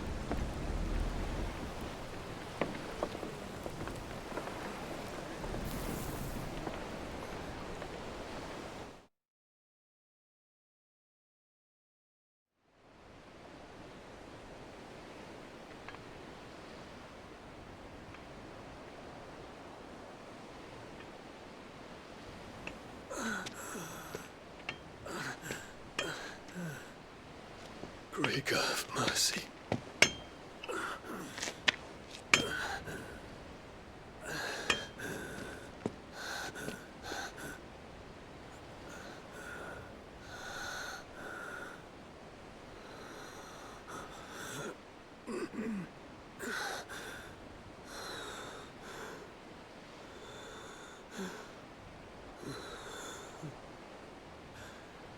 All this.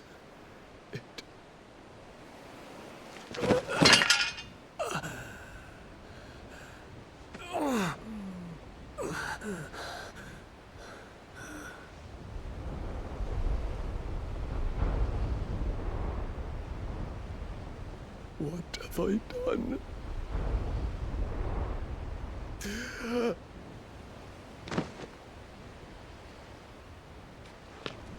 My lord.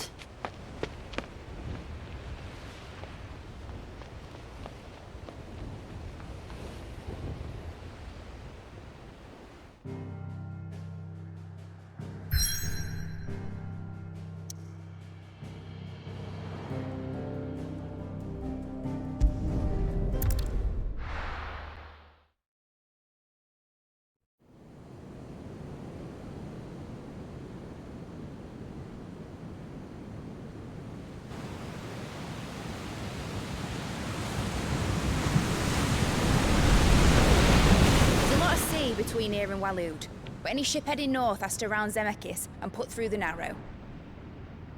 Maintain our current bearing north-northeast, and we'll catch the Black Galleon before she vanishes again. What's to prevent her from circling around Ash from the south? With these winds in those waters, it'd take 'em forever and a fortnight to reach Stone here. Mid knows what she's talking about, Clive. Better than any of us lot, anyway. I say we do as she tells. Sails on the horizon. She's ours.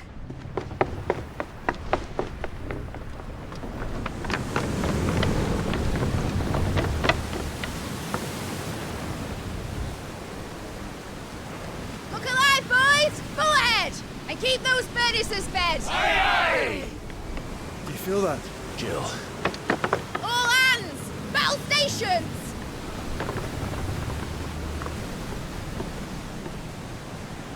Let's see what this girl can do.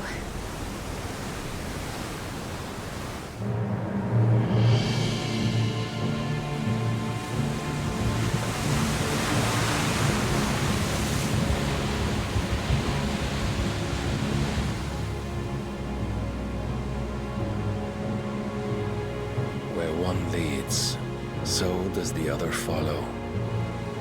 The bond of consciousness which joins them condemning both to the same fate. Yet my every attempt to strike it from their hearts serves only to tighten its hold.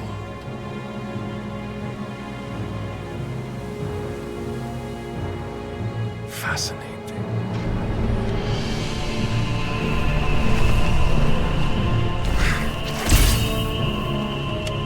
But then, there is naught my blade cannot sever.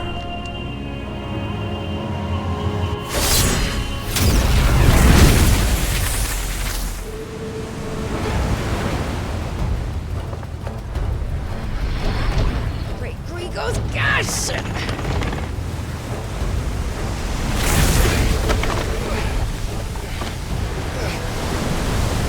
Barnabas. Hard a port! Heads down, you brutes! And brace for impact!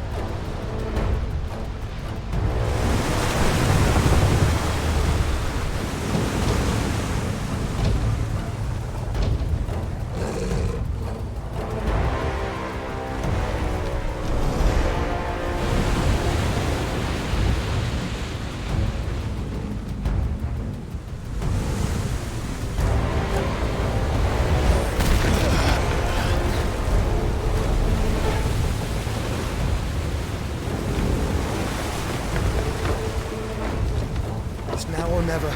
I'll find her.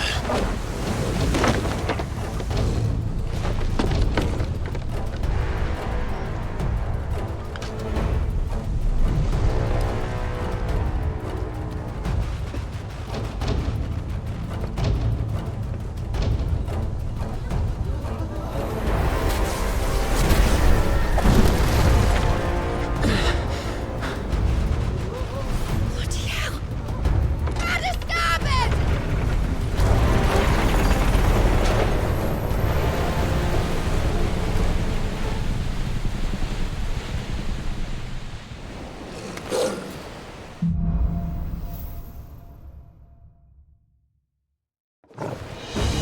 Where did you hide her, Barnabas? Cut it down!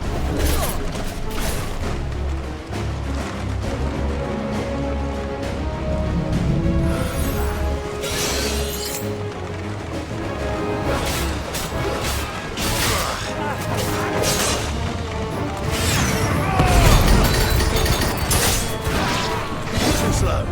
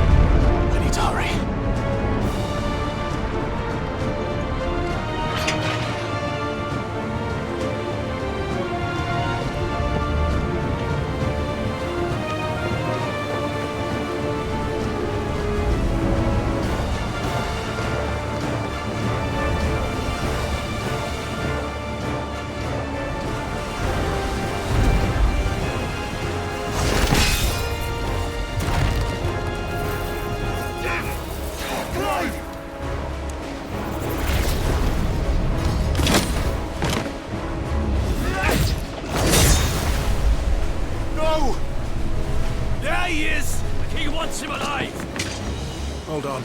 I'm coming. For both of you.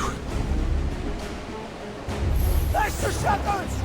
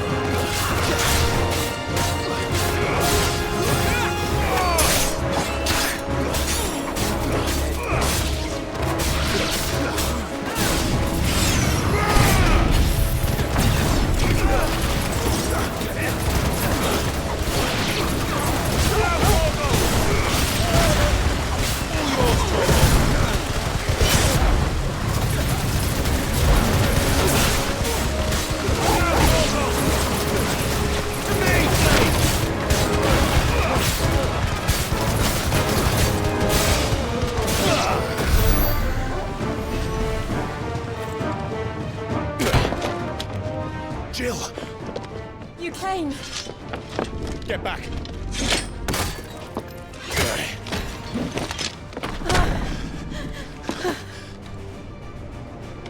Clive, how did you... I'll explain later. Hands!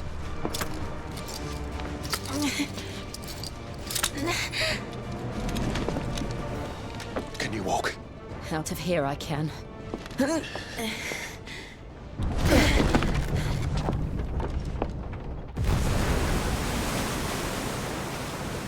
stand still!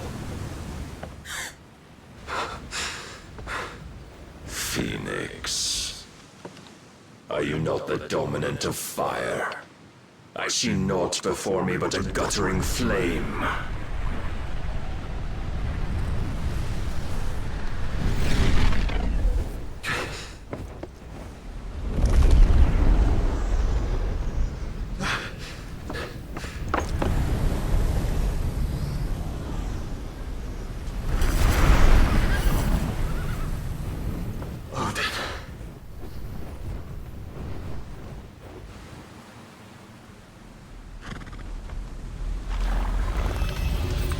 In earnest, then.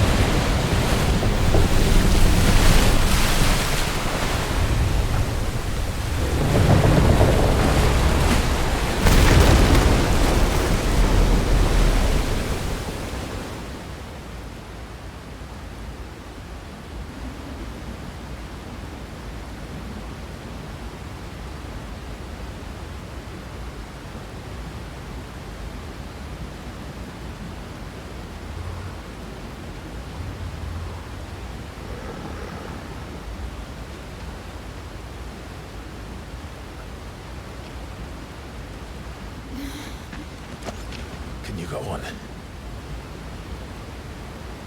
I think so.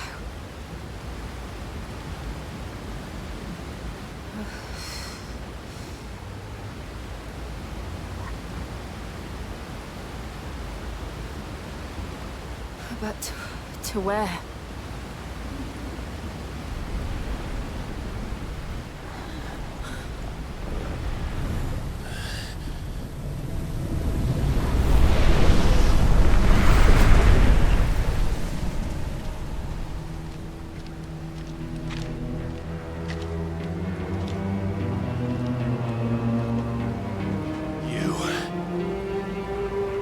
What did you do to Joshua?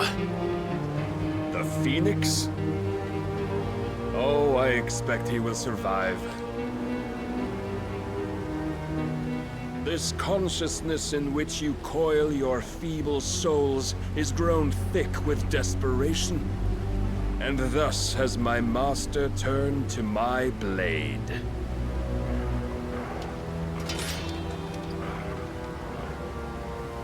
The world will soon be painted in black. And all that live shall gather in death's autumn wake. Not if we remove the cause of this misery. Not if we destroy the last of the Mother Crystals and restore balance to the world. Come. Do you truly think it's so simple?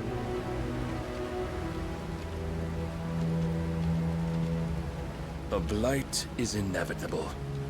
Not even the Almighty might stop its endless march. Your efforts will avail us naught. Naught, that is, but suffering. You must embrace the truth, Mythos. Accept your place with the Lord. Keep it. As long as there's a chance, there's a choice.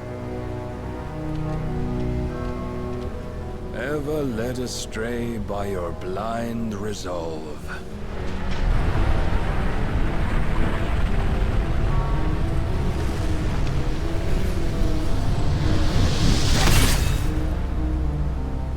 Now, it It is time you learn the inevitability of your divine fate, however much it may hurt.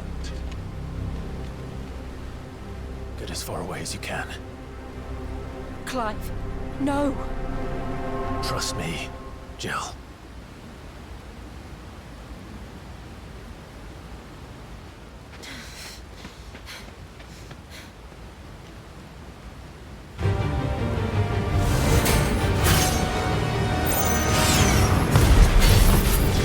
Have to do this.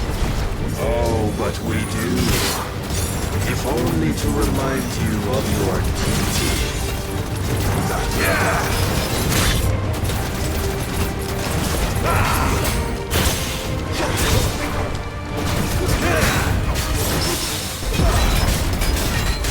In the short time since our last meeting, you have grown much.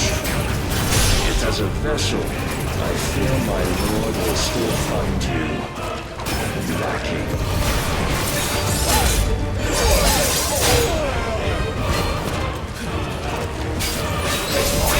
Rise, Mythos! All this fire and fury, and for what? Stopping the blight.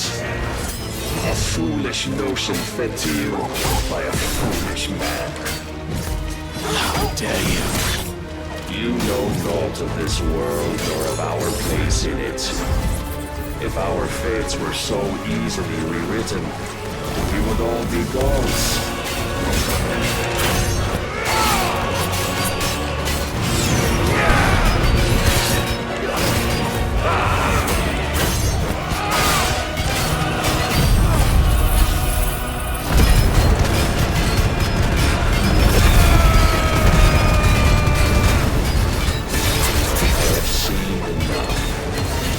If reason cannot sway you, there are other means of persuasion that might.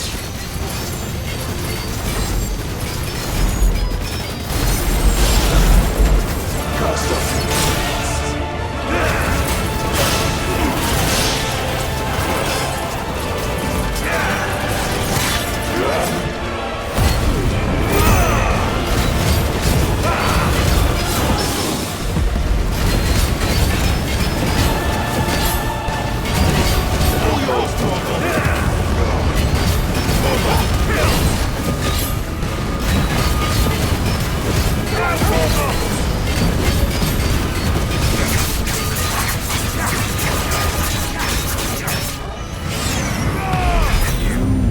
Assume the mantle you've been given.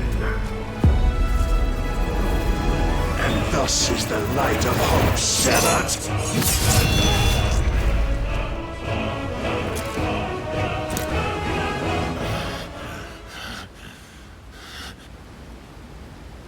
You would yield so soon. Never. Clive!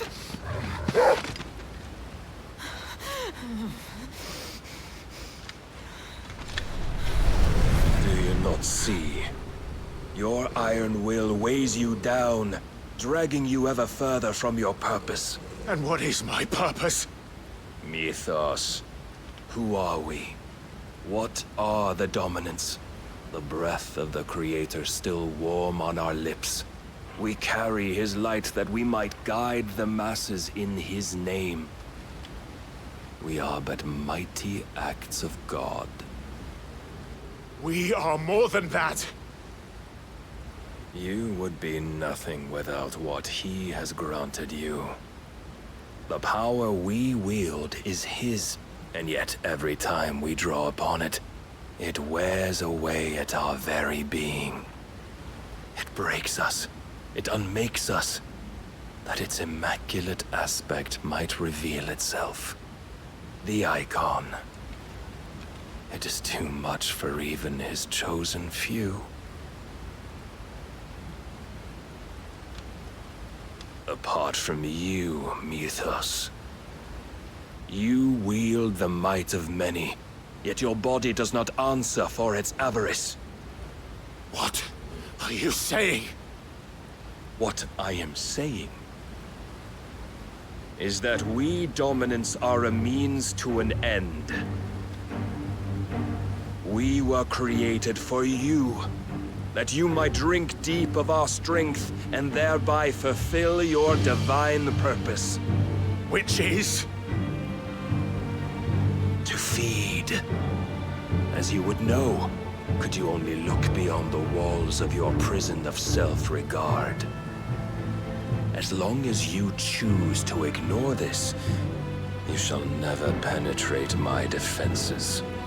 Still, you may take solace in the fact that you are not alone in your plight. The chains of volition shackle all of mankind, but there is yet cause to rejoice. For the Lord, in his mercy, has taken pity on his flawed creations, and shall see them restored to their proper forms. And what exactly would that be? Why, loyal servants to God. No. Manners, Lord Rossfield? They are men, like you and me. Albeit ones unburdened by the wills that drive our kind to madness. They are pure. They are divine. You mean to turn everyone Akashic? Not turn, Mythos. Turn back. For too long has mankind been led astray by their clamorous wills. It is time they return to a world of quiet equality, where they might once more know salvation. Salvation! And abandon everything we hold dear! We don't need your salvation. We'll save ourselves, and we'll do it on our own terms. Not yours. And not your gods! With every defiant expression of your will, the tighter the chains of consciousness become. But perhaps that fact may be put to use.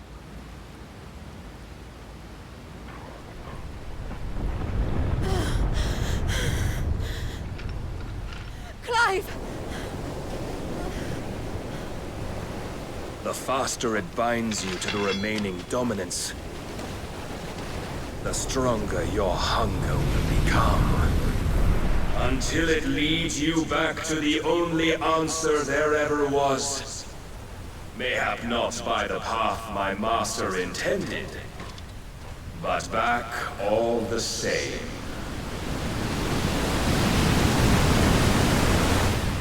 Ash is not far. I could freeze a path. You're in no fit state. Probably not, but I can try.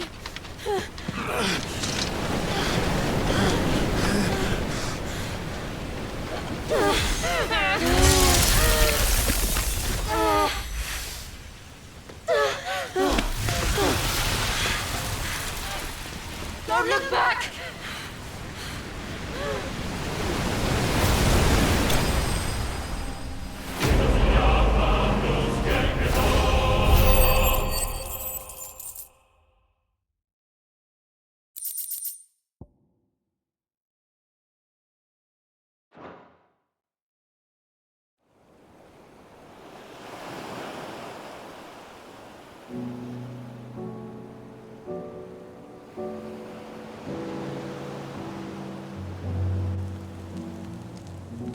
I hope the others are safe. The Enterprise was clear of the gap when we fell. They made it, Jill. And they will have seen the ice where it led. We need only wait till dawn.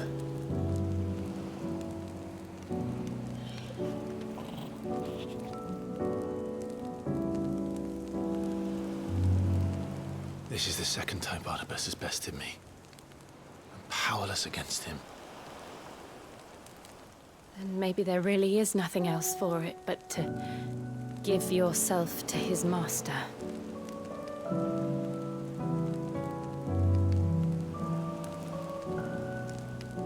Only you won't do that. The Clive I know would never do that. So you believe? But do you really know me? If what Barnabas said was true, then I'm more monster than man. And each time I summon the flames from within, I burn away the things that make me who I am. Do you, though? Think of what you've used that power for. Of all the people you've saved.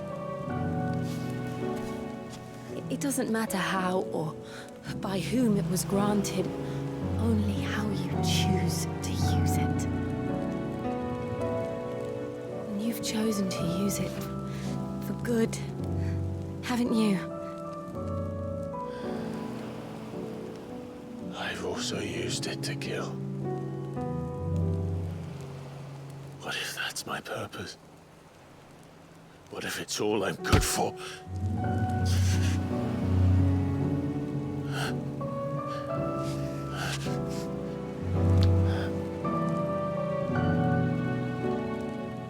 You're still that same boy I grew up with. Always so eager to save everyone around you, and yet always so low. Because you failed to realize the one thing that needed saving most of all. You, Clive. You. You never once took the time to save yourself.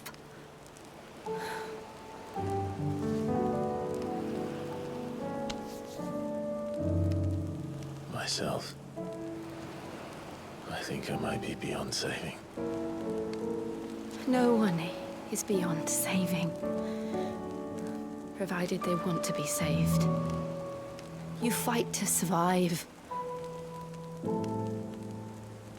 And you survive so that you may protect those you love.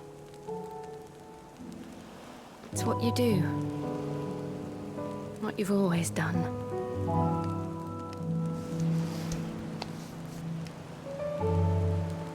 And I know you're not about to change. So I'm going to help you. To give you what you need to protect us all.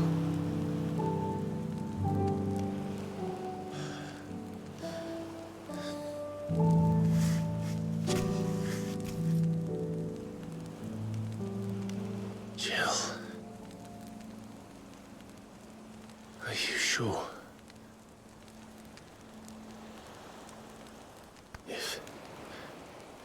If this is what you want, then...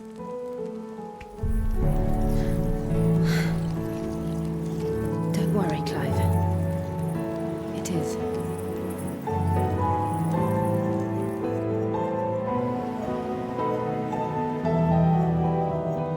This burden, I'll give you the strength to bear it alone. But I'm not alone. These burdens I carry, my sins, my pain, my sorrow, I see now that they are all a part of me.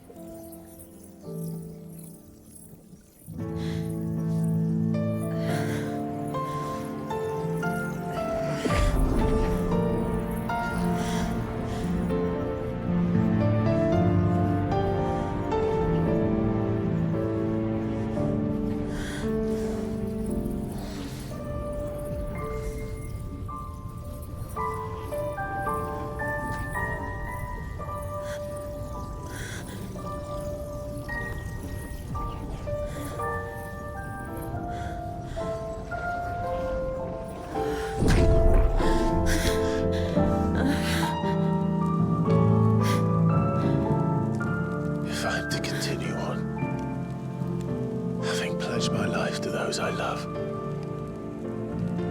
then I will gladly bear your burdens too, until my last breath. Clive.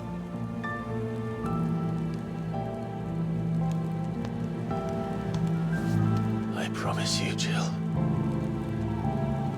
We will find a way to escape this fate. Find a way to save each other.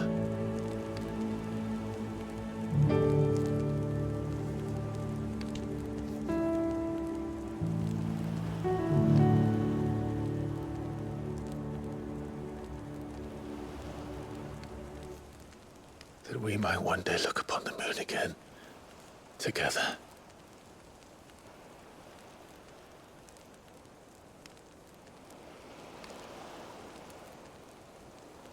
And I promise you, Clive,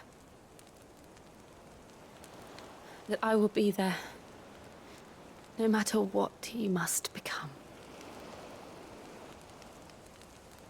I know.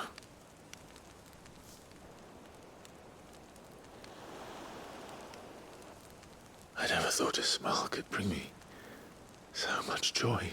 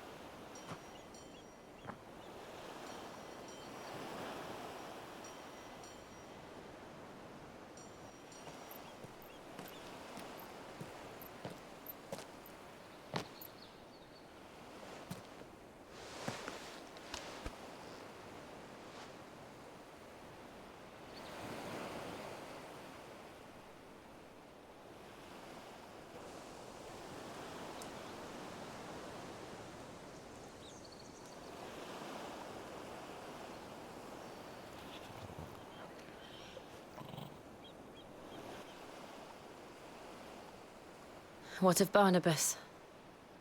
Do we pursue him? No. Our paths will cross again soon enough. Whether we like it or not. Besides, there is something we must do first.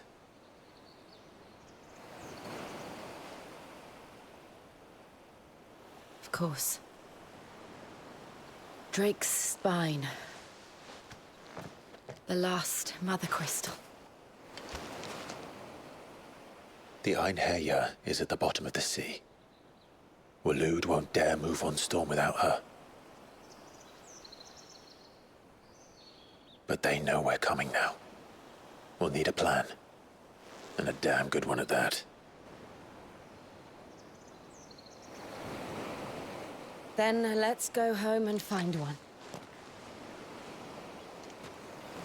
Ash will have to wait.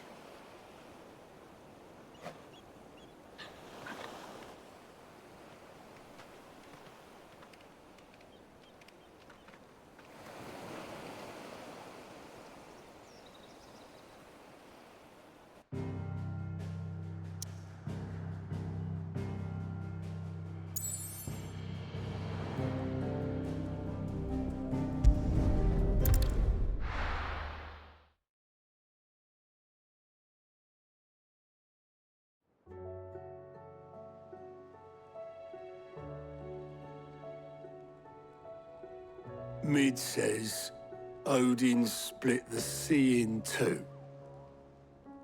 She's always been partial to a tall tale. But there's tall, and then there's tall. I struggle to believe it myself. I see your uncle isn't with you. He stayed with the Enterprise. After our brush with the Einherjar, she was in urgent need of repair. And my uncle knows a shipwright in Randalar.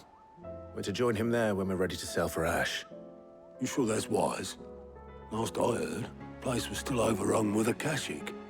Show me a city where that isn't true. Ultima's plague is spreading. We're running out of time, aren't we? We've done our best to shore up the hideaway. But I doubt a few planks will stop what's coming. Still, we'll keep at it. Every little helps, I suppose. Let's hope so.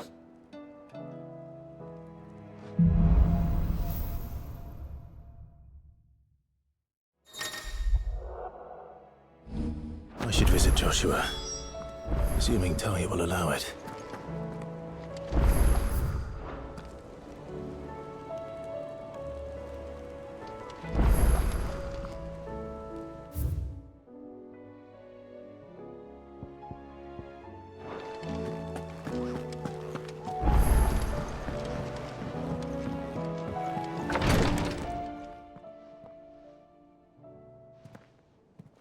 How are you feeling, Joshua? Better than I was. But not nearly as well as you should be. Your cuts and burns may have healed, but your body still bears the burden of every spell cast. And what would you have had me do? It was no ordinary foe we faced. It was the Warden of Darkness. Yet still, it was not enough. The king could have ended me at any moment, but instead chose to toy with me like a curl does a mouse. You underestimate yourself. Oh, it was crystal clear. Only one man established his dominance that day, and that man was Barnabas. I'm sorry, brother. That was ill-spoken. It's just, I have never felt so powerless. And when so many are looking to us for strength, perhaps the prince feels the same.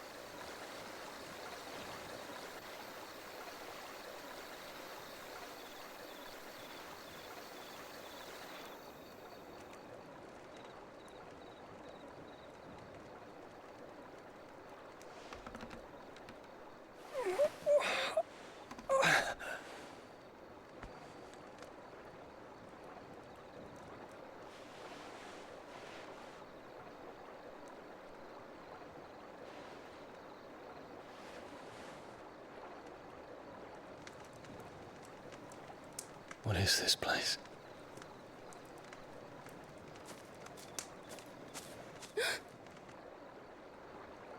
Don't move.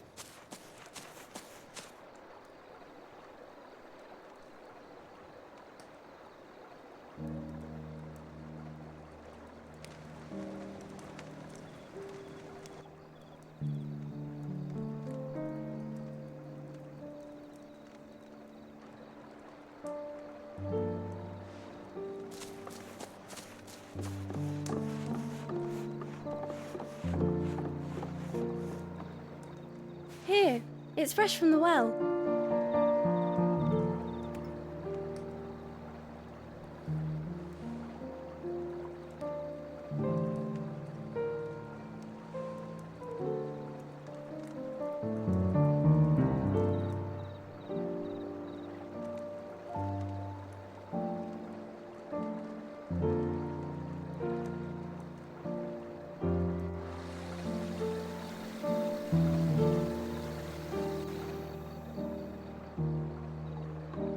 Grandmother told me spirits sometimes get lost, and that the lanterns guide them to their proper place. I set one on the river for her when she passed away.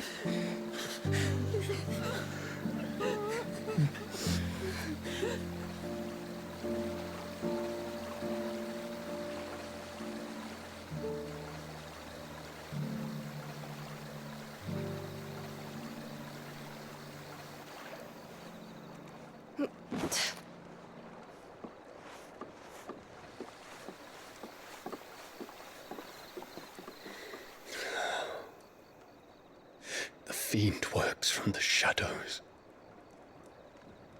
Was it you who guided my hand then, Ultima? No, not you. This is my doing, my fault, my sin to bear. And for it, I must atone. Your hurts are healing nicely. It was my poultices that saw you well. You make them? And sell them, or try to. Earns me enough for bread, most days. Forgive me. I have nothing to... I know, but I couldn't just leave you lying there.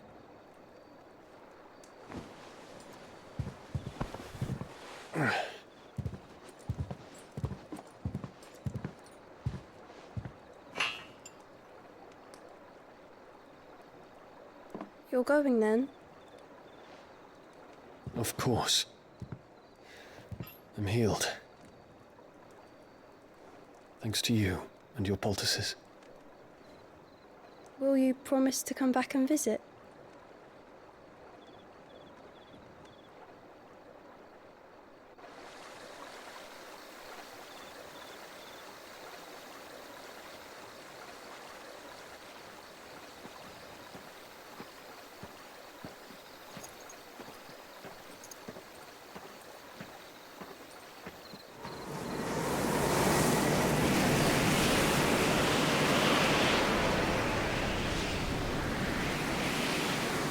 Well, Phoenix, it would seem that I owe you my wings.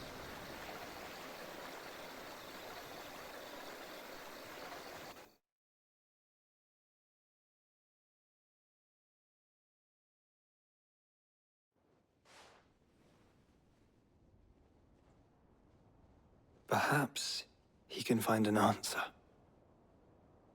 You will be returning to Waloed soon, I gather. I see no reason to wait. Then neither do I.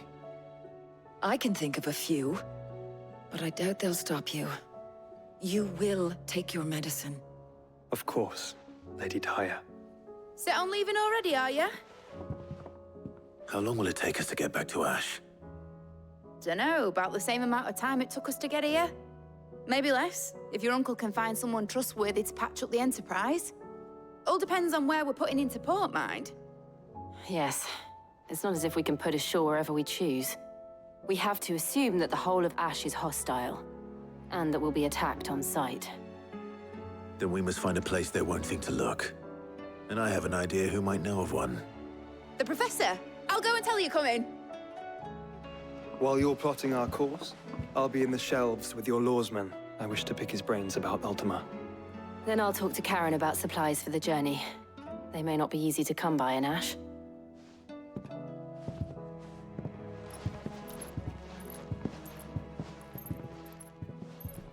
Your brother's body won't take much more of this recklessness.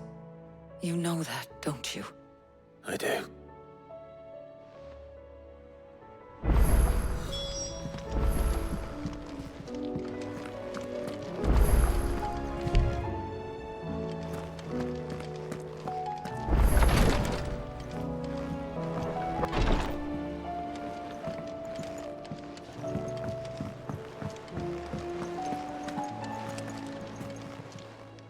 Welcome to the Patron's Whisper. Your benefactors are a generous lot.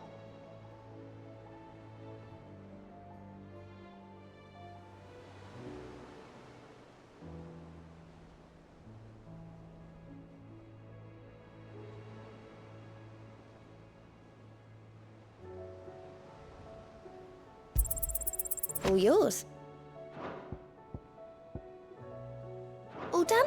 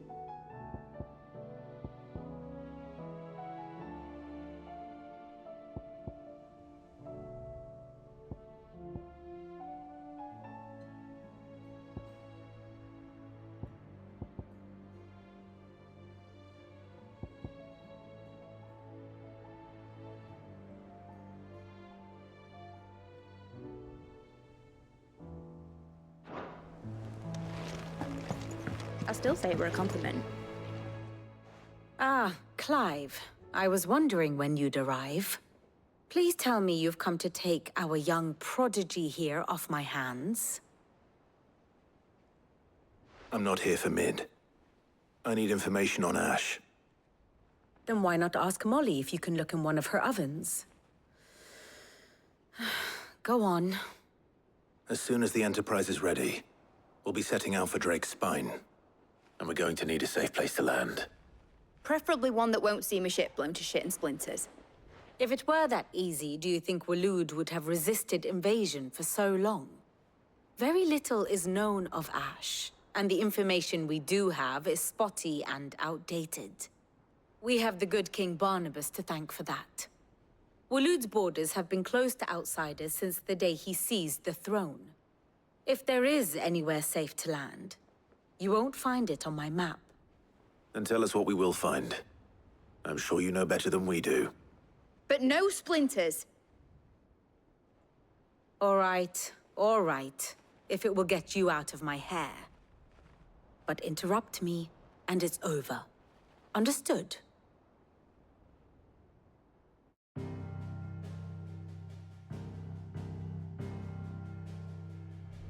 Barnabas Tharm. The one they call the Last King. Understand him, and you will understand the kingdom of Waloed.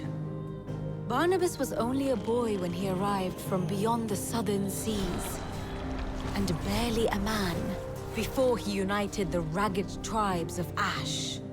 And having unleashed them upon the formidable Veldamark, he set his throne upon the ancient kingdom's ruins. The victory sent shockwaves around Valisthea, tales of Odin's might spreading through every court, parlor, and drinking hole in the realm. Note that this was in the year 843, and that the king still sits upon his throne some 40 years later, quite untouched by time. Waloed's recent inaction left many wondering if Odin had lost his appetite for war. And yet here we are. The Einherjar was committed to the fray, a bold declaration of intent. Orcs swarm around Drake's Fang, and throngs of Akashic haunt Canvas streets. Though how precisely the havoc they wreak serves Waloed remains unclear. Regardless, if the order to attack truly came from King Barnabas, then one thing is certain. Waloed has achieved the impossible, and made bedfellows of beastmen and the ether-addled alike. All of which is a roundabout way of saying that you will be in unknown territory when you set foot on Ash. Much of the continent has already been lost to the Blight, and what few ports remain will be fiercely guarded. And that is to say naught of its natural defenses. Offshore currents will cast an ill-equipped ship out to sea one moment, and dash it against the rocks the next. But then the Enterprise is anything but ill-equipped, and Mid has made land there before. Now, if only there were someone with an intimate knowledge of the Shadow Coast, and where a daring gentleman might put ashore.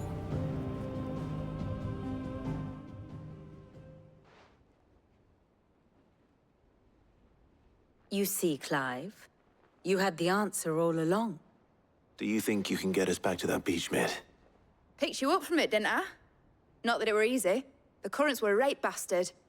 But then, if it wasn't hard, it wouldn't be worth doing, would it? Well said. Thank you, Lady Vivian.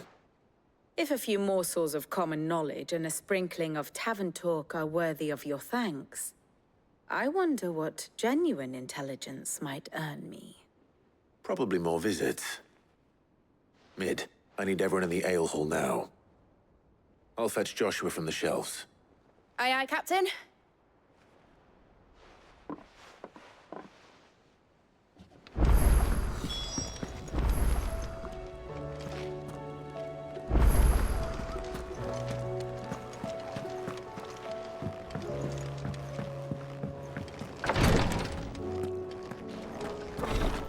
She can't kick this up, man. Glory to Griga. There you are. And not a moment too soon. What's happened? Taya's busy working herself into an early grave. Since the arrival of her latest patient, she's refused to stop, even for a moment. I've tried offering to see to him in her stead, but she won't hear of it. Clive, she hasn't left the infirmary in days. She's pushing herself too hard. And if she doesn't rest soon, will you talk to her? Order her to her chambers if that's what it takes. Because if she keeps this up, I fear the hideaway will be without its best physica before too long. I know better than to order Taya to do anything. But I'll speak to her. Thank you. I pray you have better luck than I did.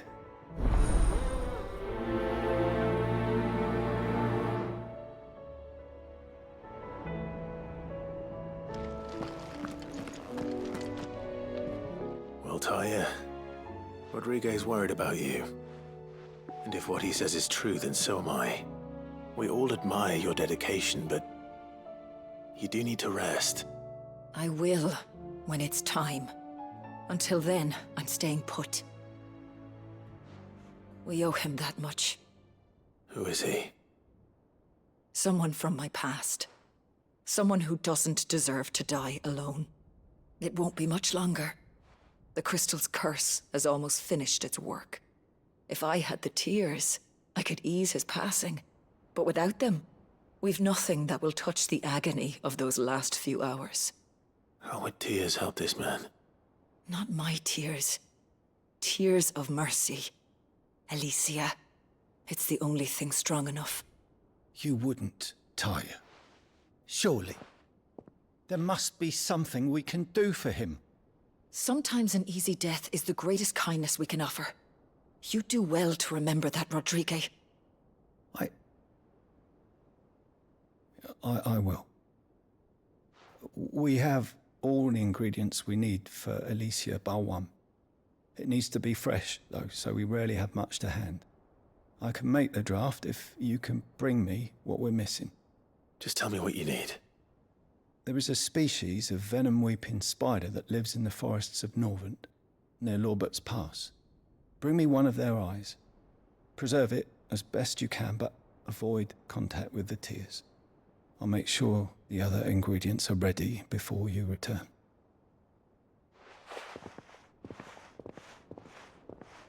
Thank you, Clive.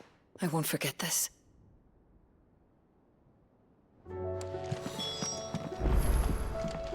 Please, Your Grace, stay strong. Ah, my Lord Marquis. Yote, is anything the matter? You seem troubled. Perhaps I might be able to help. My lord. Yes. Perhaps you might. It's your brother. His condition continues to worsen, though he does his best to hide it.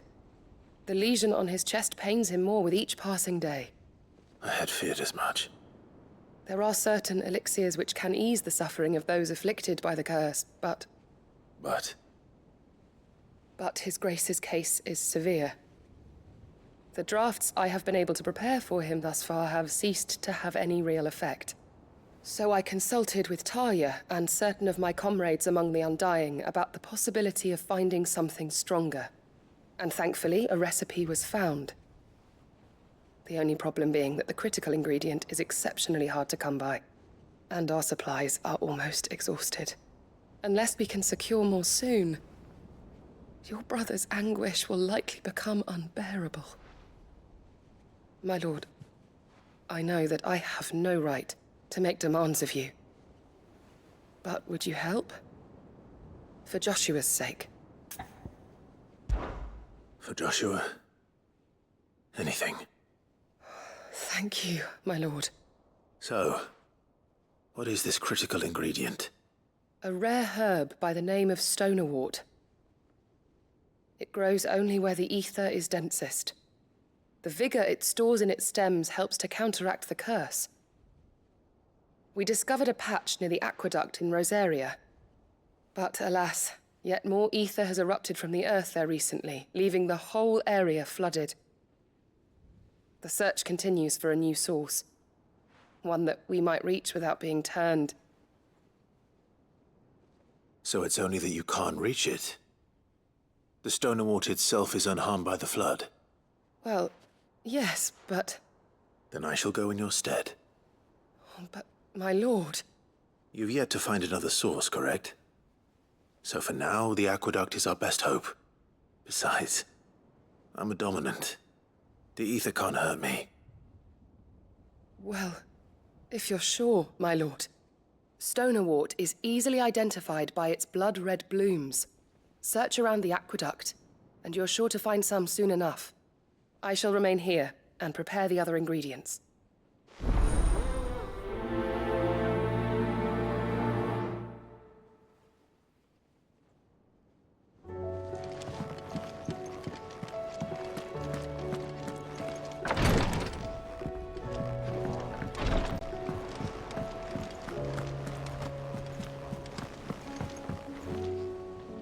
All right, Clive. Blackthorn told me you helped him out again. It's half of that.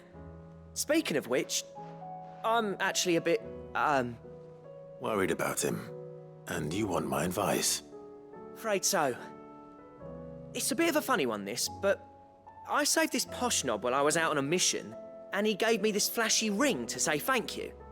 So, obviously, I show it to Blackthorn, thinking he'll be impressed, only for him to go white as a sheet and quiet as a curl instead. Try as I might, I can't for the life of me work out what could have got him upset like that. And seeing as how Blackthorn opens up when you're around, I thought maybe... I'd speak to him again? Well, I suppose there's no point leaving him to stew. Cheers, Clive. I'll be sure to pay him a visit as soon as I have a moment. All right, I'll meet you by the forge then. You come along when you're ready.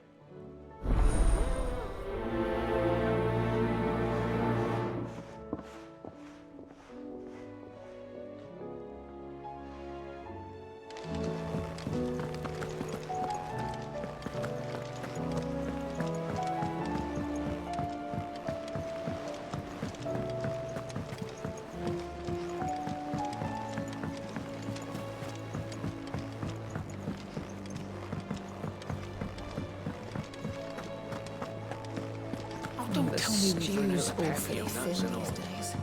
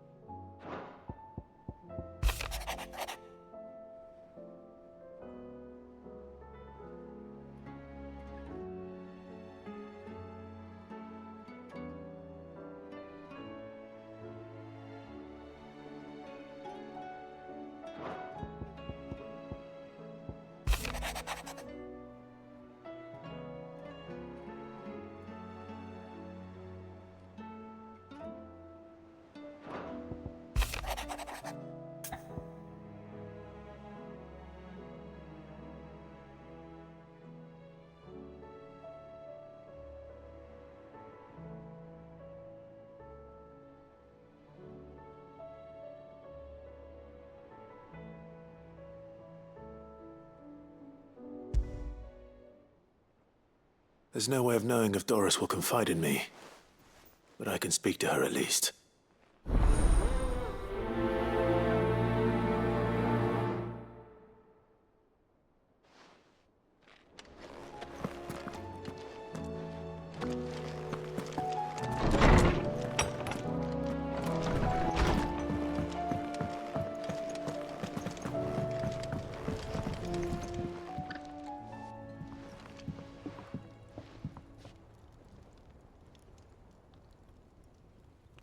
Bloody hell, Clive. Not this again. Oh, ain't you got better things to do with your time? That remains to be seen. August tells me he showed you a ring, and that the sight of it clearly upset you. Would you mind telling us why? Come on, mate. Bottling it up ain't gonna help no one. If it weren't the ring, and it was something I said, then I'm sorry. It was the ring, right? It brought back some unhappy memories, that's all. Memories better left forgotten. Memories of what? There are things we'd all rather leave behind, Blackthorn. But sometimes it helps to talk about them. And sometimes it doesn't. Is that so hard to understand? Don't be like that. Fine. If it'll get you off my back. That ring you flashed was the work of Zoltan. We apprenticed together, back in the day. You've never mentioned him before. Why would I? Ain't seen him in decades, and the last time I did, we almost came to blows. The ring brought it all back. I could tell it was one of his the moment I saw it. Bastard's improved, though. More than I thought possible. That thing's a work of art. So it was a nice ring. Worth a few gil, maybe. What's it matter to you? It matters because engraving metal's a nightmare, and I've got no bloody idea how he managed it. The fact is, I couldn't make anything even half that detailed. So what? You're an armorer, not a jeweler. I'm the Idaway's master craftsman. I'm not stealing a living at some backwater village forge. My armor keeps you lot safe, and my swords keep you dangerous. As far as I'm concerned, every swing of my hammer's another blow struck in the name of our cause. So I put my heart and soul into my work. Because the curse breakers deserve better than second best. And I refuse to be shown up by the likes of Zoltan. Very well. Why don't we go and pay him a visit? Learn his secret. I doubt he'd be too happy to see me. Then just this once. Make peace with being second best. Swallow your pride, and focus all your energies on the task at hand. Keeping the curse breakers armed and armored. Provided you can do that, you'll hear no complaints from me. But if you can't, and it's going to distract you, we need to do something about it. What'd you say, Blackthorn? You know he's right. And it's not like you'll be going alone. All right. Magic. So, where do you reckon old what's-his-name is then? Zoltan, was it? In Dravozd, my old village. He won't have left. He's the chief. Dravozd, eh? That rings a bell. Not far from Tabor, right? Just north of the fields of Carava. Got that, Clive? Meet us at Dravozd as soon as you can, yeah? And I'll make sure Blackthorn don't get cold feet. Good luck with that. I'll see you there.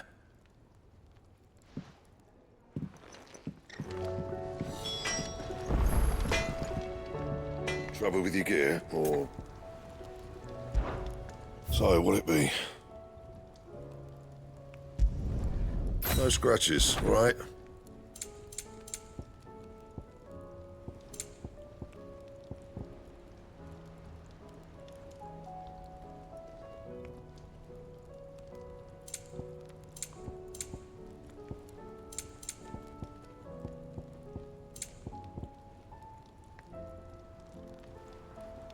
Anything else?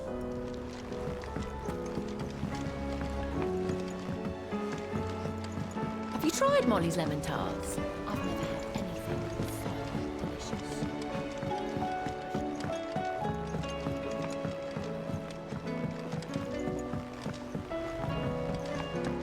Canva lost? It can't be true. I'm sorry, but the report was clear. Miss, can we read Miss Editor's story for our lesson today? What a wonderful idea, Jocelyn. Let's do just that. So, she don't need sails or oars, but she's still the fastest ship on the sea. That's what Nid says, anyway. Though I'd have to see it to believe it.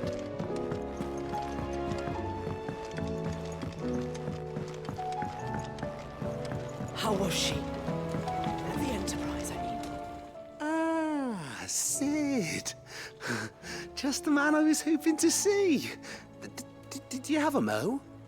Don't tell me. You need more bomb ash. Oh, no. We still got plenty of that left. I'm working on bringing another one of the Chief's designs to life. This time, it's a new smelter. It's got a reverberatory hood over the top for additional thermo amplification and a system of reciprocal recirculatory regenerators that let's just say it gets very blimmin' hot. A heck of a lot hotter than anything Blackthorn's got in his forge, that's for certain. Only mithril engines get hotter, and you can't chuck ore in one of them and get metal out the other end.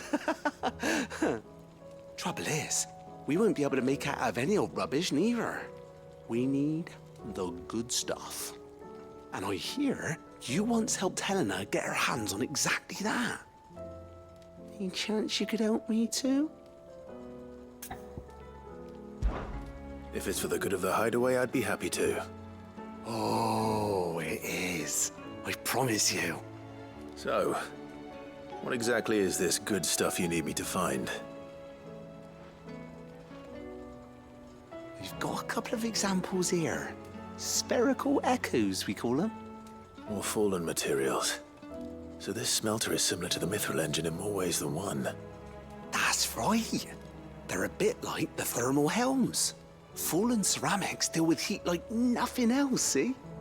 And what's more, they're directional, transferring heat from the inside to the outside.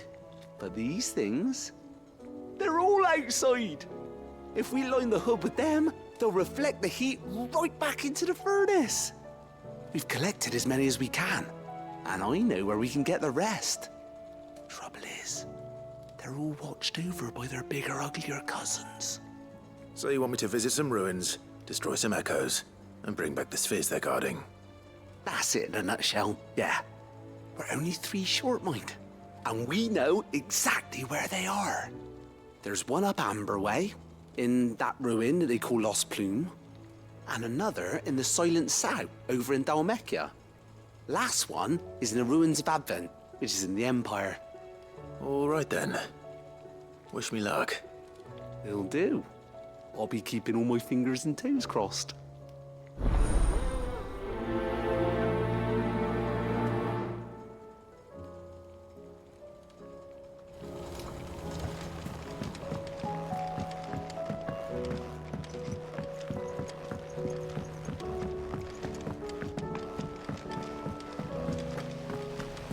Miss, can we read Miss Editor's story for our lesson today? Can the lost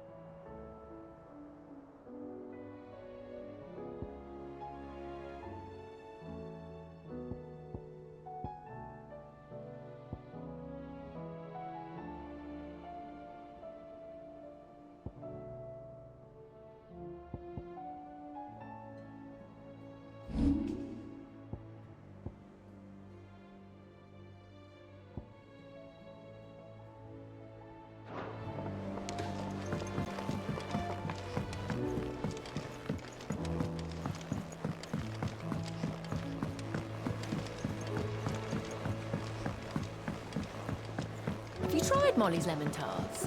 I've never had anything so delicious. Lady Karen's.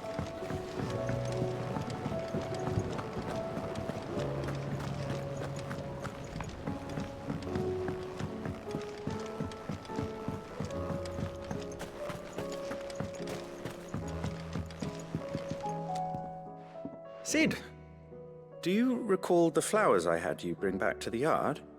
Vaguely. Is something wrong? I'm afraid so. I was able to get most of the Morganbeards to take root, but they rarely flower. I fear the soil here does not agree with them. However, I believe I have a solution.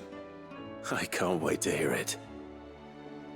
I'm going to marry the Morganbeards with Morbles. I know, but hear me out. Morbles are possessed of a highly choleric temperament. The fire which drives them appears to be maintained by an abundance of nutrient-rich ether drawn from their environs. I believe that by grafting a Morble vine to a Morganbeard, the appendage's wealth of vigor-inducing nutrients might well stimulate the flower to bloom. The endeavor, I assure you, is scientifically sound. I simply need a vine to prove the theory.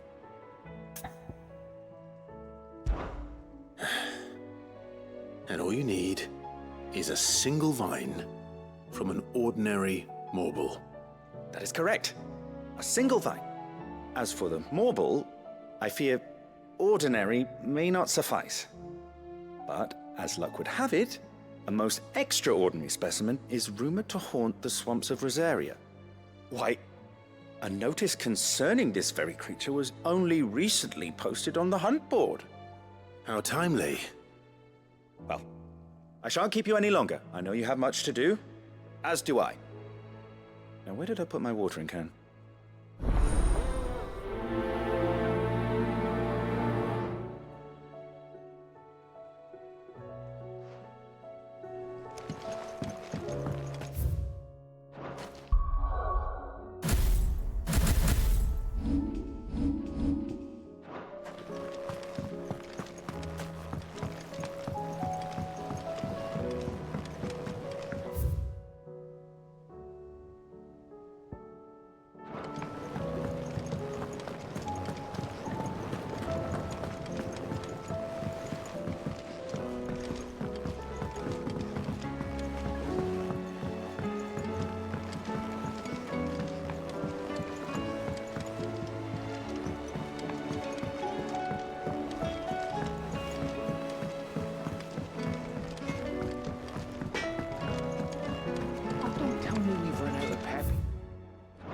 And all.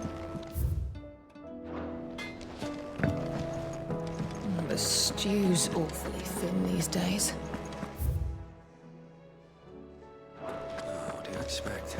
Farmers are abandoning their fields and traders their roofs.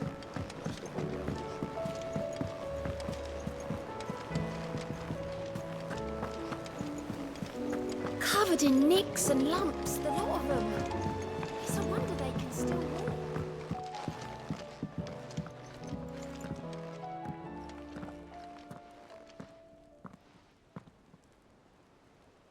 Where are you?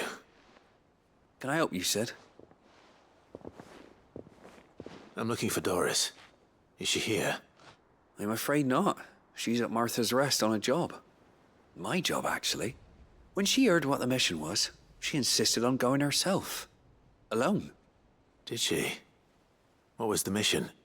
Following up on some new information. Once they'd settled in, the bearers you helped liberate in the Dragon's Eyrie were keen to talk about their imprisonment. And about their captor. The slaver Cole's team were tracking when they were attacked by the Beastmen. I'll go and find her. She's at Martha's Rest, you say? If she's not moved on already, yes. I hope everything's all right. Why would Doris insist on going alone? Maybe Cole was right to be worried.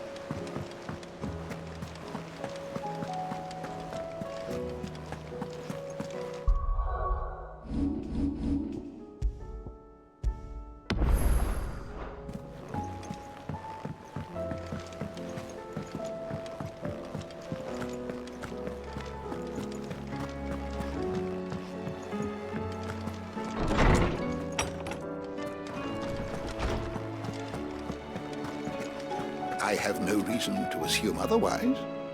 Well, then that changes everything.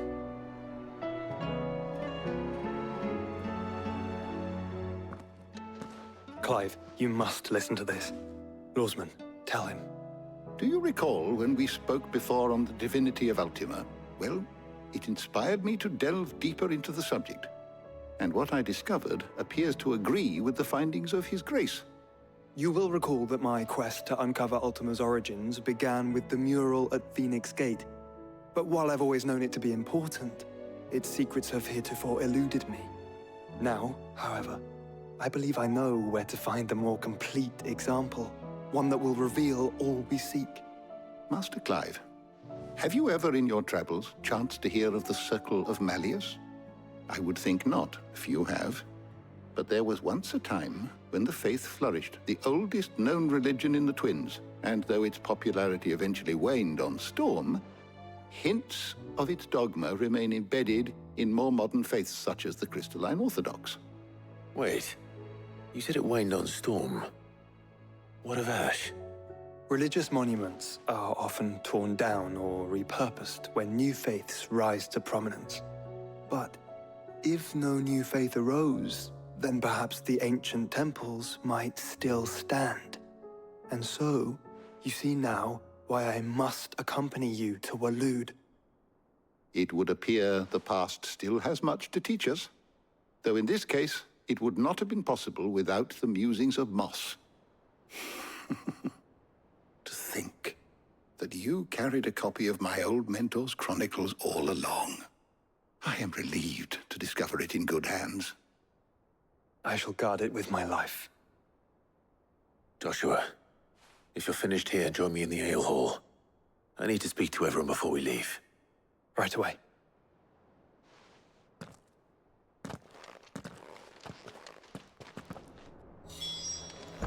Mid said I could ride the Enterprise next.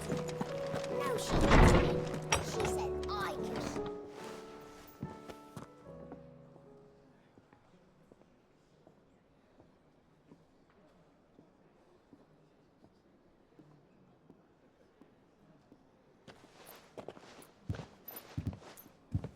My apologies.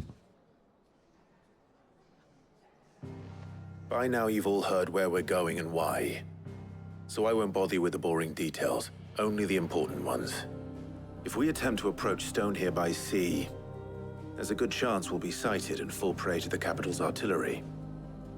So instead, we'll disembark on the southwest coast and make for Drake's Spine on foot. I say we, but it's highly likely the entirety of Ash is under the rule of Ultima. A large party would only attract unwanted attention. as well as slow our march and require supplies which may be difficult to obtain. Only Joshua and I will be going. And a scout. Preferably a good one. Gav, do you know of any? You bet your ass I do. Might still borrow some of Lady Vivian's maps, though. Just in case, like. Once you've dropped us off at the Shadow Coast, you need to retreat into neutral waters, fly merchant colors, and stay inconspicuous. If you sense any danger at all, you leave us behind and return to Storm. Inconspicuous is my middle name. But like hell am I leaving anyone behind. The ship ain't going nowhere till your scurvy mugs are smiling on deck. Jill, the Enterprise will appear a tempting target for Royalists and pirates alike. You're to stop anyone boarding. Don't worry. I'll keep the ship and her crew safe.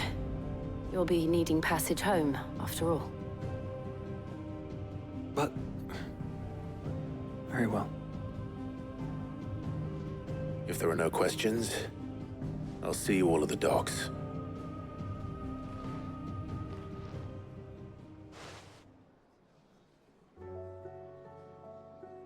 Let me know when you're leaving. I want a word before you go. Of course.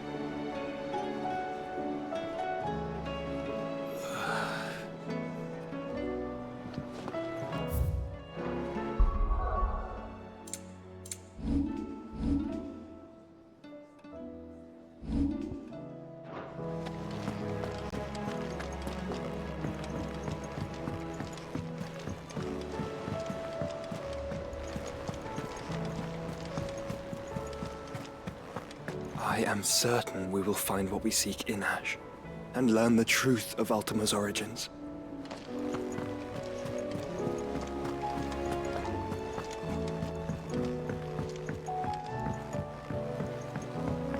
How do you...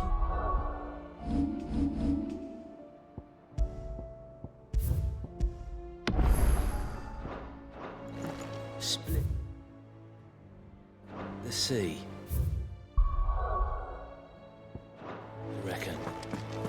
Reckon we're... Is something wrong? Not at all. Honestly. Can't a man wish his friend farewell? Just wanted to let you know that I'll keep things in order while you're off saving the world. I'll hold you to that.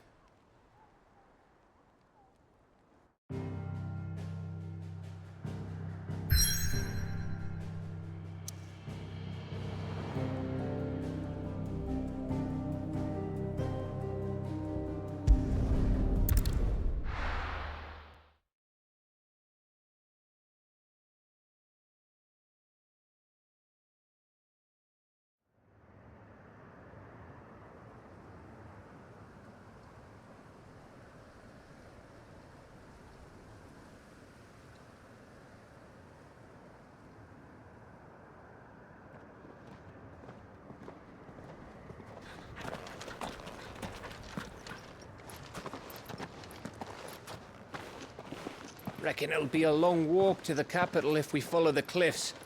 I'll scout ahead, see if I can't find us an inland route.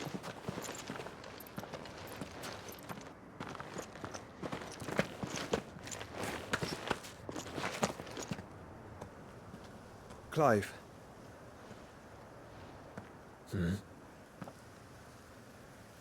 There's something I've been meaning to ask.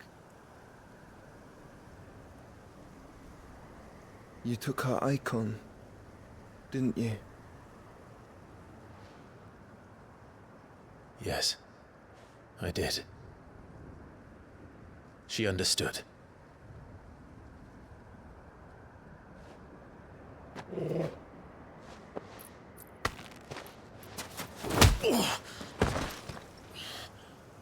Oh, she understood. Understood that you decided to save the world all on your own, and that you'd die without her power. How dare you make her choose? You knew damn well she'd never refuse you. But I will. You can't keep pushing us away, Clive. The world is ours to save, not yours.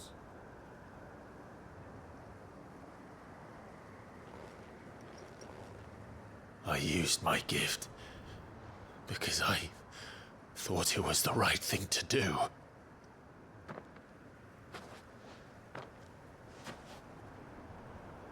And you truly believe this will save you? Will save us all? I do.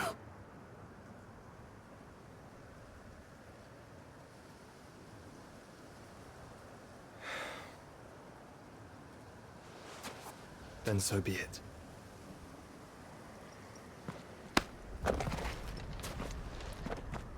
Just don't forget, you're not alone.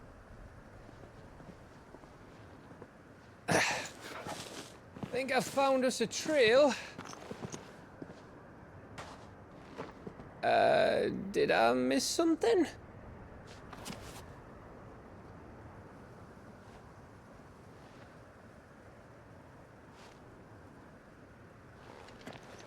Only that Joshua didn't. I don't get it.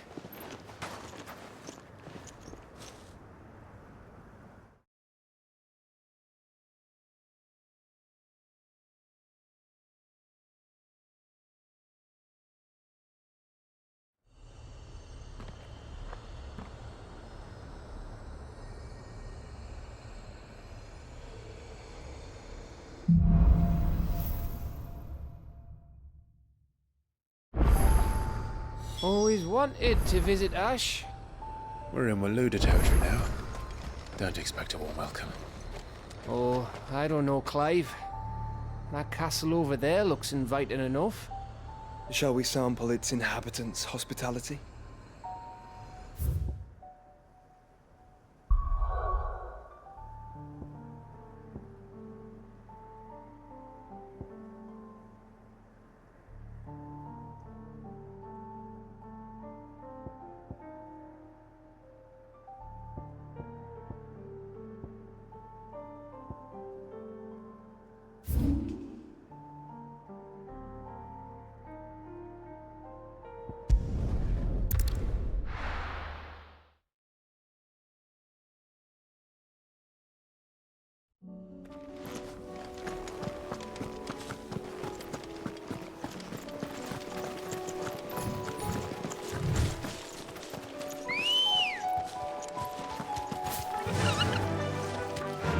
Run like the wind. Caution, brother.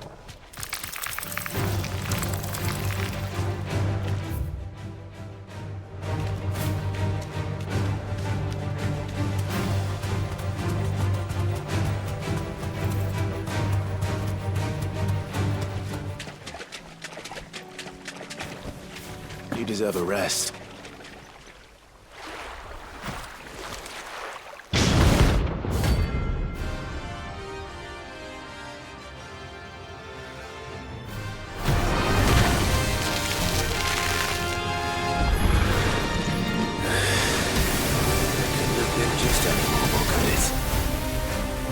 Right then.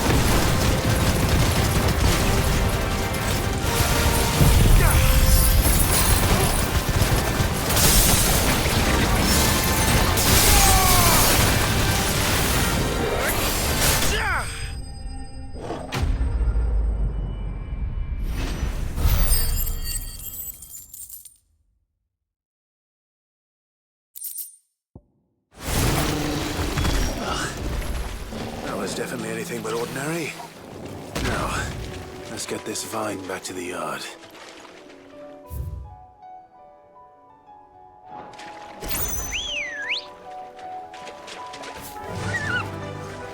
Fly, Ambrosia.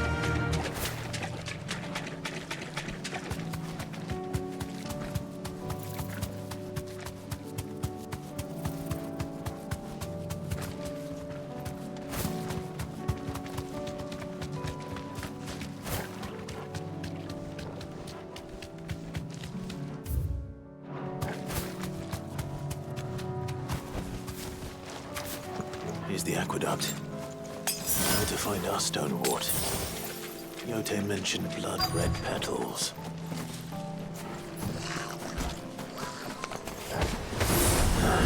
That's my luck. Won't be picking anything till they're gone. There's only one thing for it.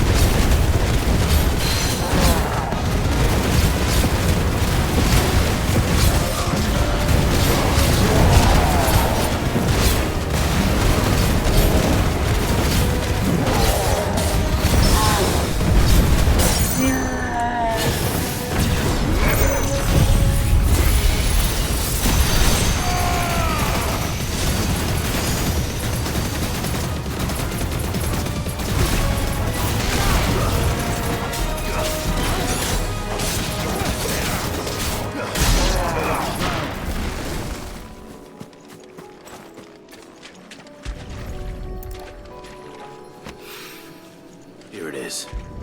Better collect as much as I can before reinforcements arrive.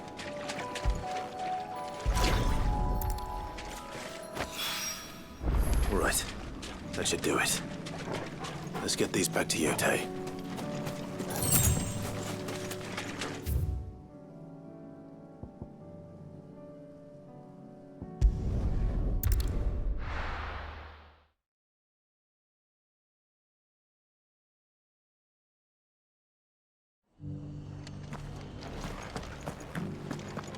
Nora should be somewhere nearby.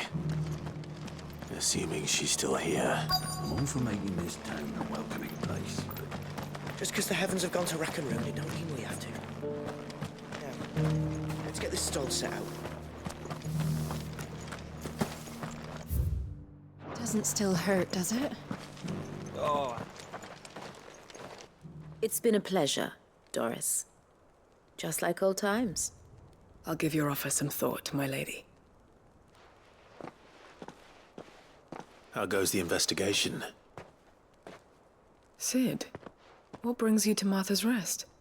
You. I heard you were out here on your own, tracking our slaver. I trust you're being careful. Of course. And it had to be me.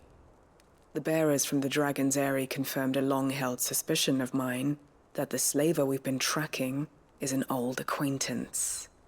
She's no fool. If we'd come in force, she would have spotted us straight away, and then vanished without a trace. That was her just now, wasn't it? So, was it a fruitful reunion? I'd say so. She tried to recruit me. Seems her time in Rosaria is coming to an end. She's abducted bearers from across the region and is looking to smuggle them back into Sambrec. After her brush with those beastmen on the road to Northreach, she hired herself an Imperial escort, which she wants me to join. She's dangerous, Sid, but I think I can stop her. Then I'm going with you. I'll take care of the escort. You can see the bearers to safety. Where are they? The Baum Archers, soon to break camp. You go on ahead. I'll follow once I've sent word back to the hideaway.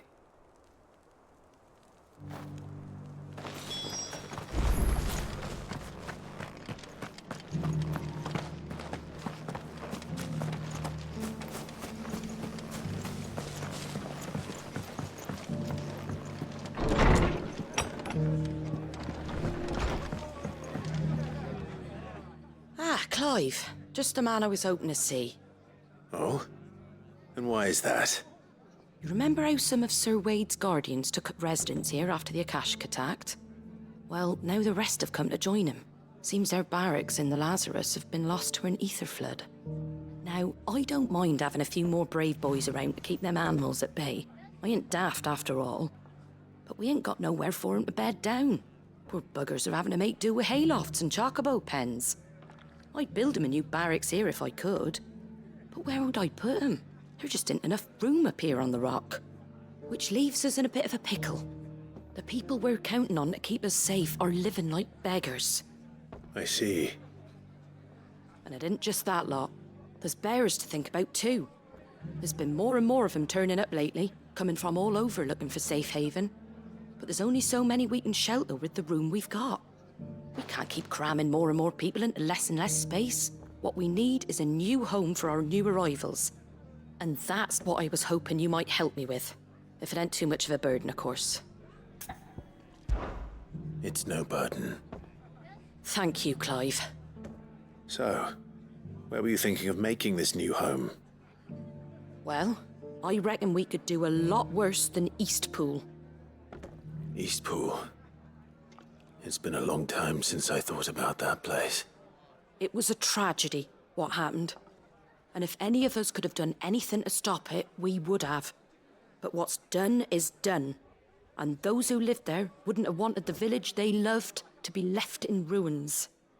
I suppose you're right. The blight might be pressing in, but I reckon it's got a good few years left in it yet. There's just one problem. A band of cutthroats have made it their den, and they don't seem like they'll be moving on in a hurry. Nasty bastards they are too. I've lost some good men to their raids. Would have sent someone to clear 'em out sooner if my boys didn't already have their hands full fending off the Akashic.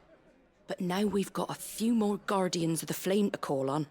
I reckon it's time we made our move. What do you say? Fancy leading a raiding party? I do. Eastpool was once home to people I loved. I won't have bandits sully those memories. I'll gladly drive them out of there. And I know the men will gladly follow you. I've already shared a few thoughts with Sir Wade about how we might be able to win the place back. And I dare say he's got some ideas of his own too. Why don't you go and talk to him? Of course.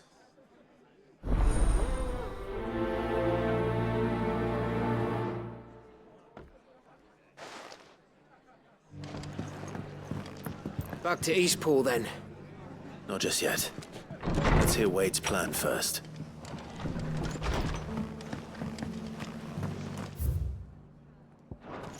I'm all for making this town a welcoming place.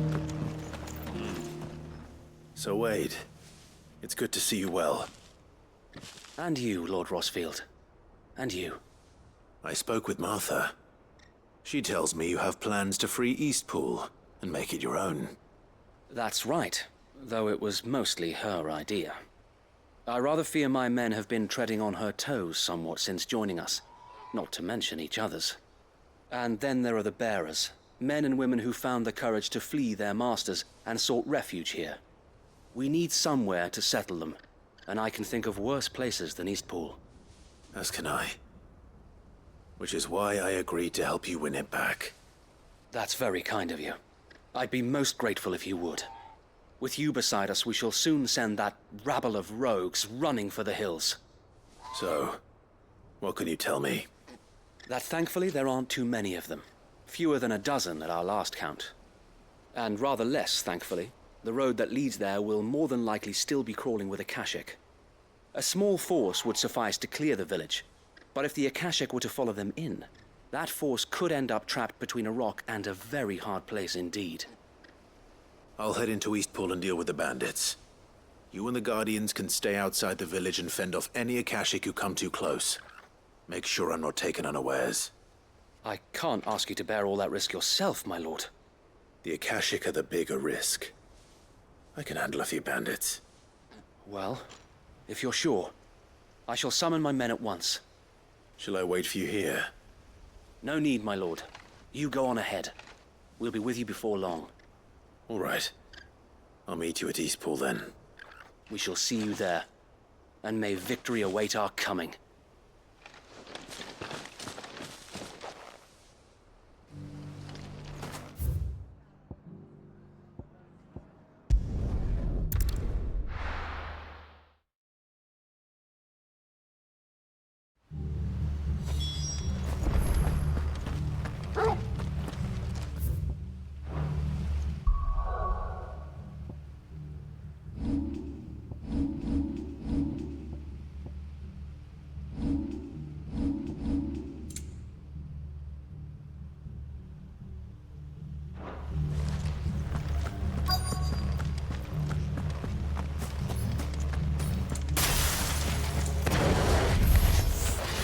Who the hell are you?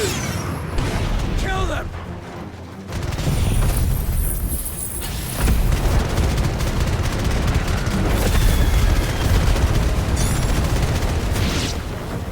You will leave this place, or face the consequences.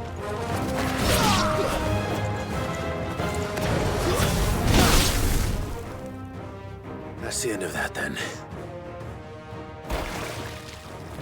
Or maybe not. What's that thing doing here? Doesn't matter. It goes too.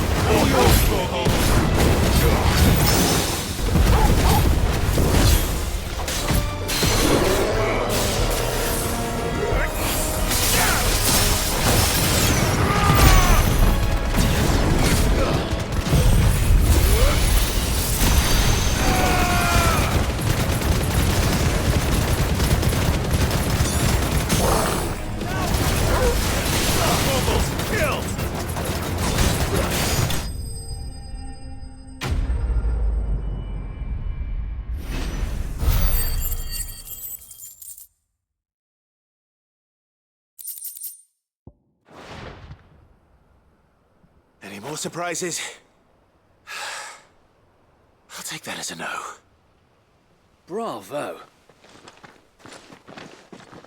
A magnificent display, my lord. You were watching? I thought you were keeping an eye out for Akashic. We were. Put down more than a few on the road, then arrived just in time to see you slay that... whatever it was. Let's hope it was the last of its kind. Though I expect you and the Guardians will be up to the challenge should another appear. I would hope so, my lord. Your men will be bringing the bearers who'll be living here, I assume. It might be best to send word for them to come right away, before any other unsavory characters move in. Of course. I'll send orders for them to depart immediately. Leave it with me, my lord.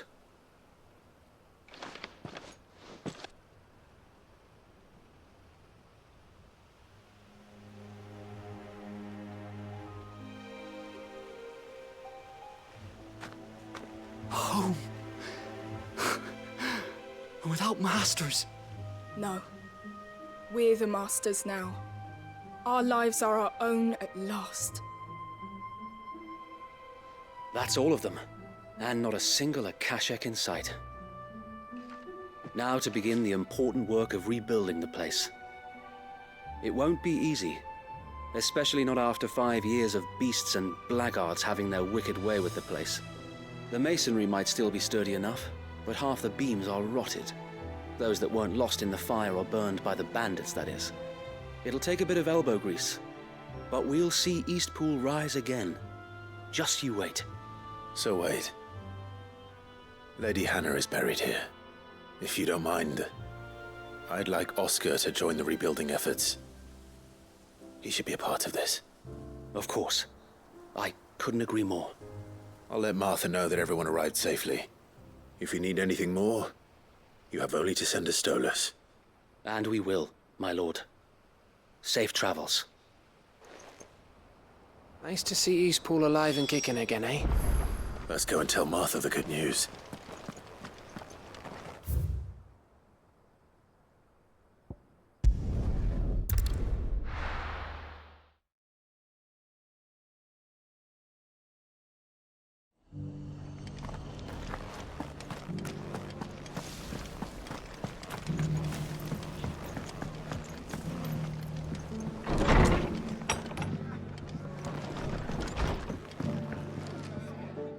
Ah, there you are.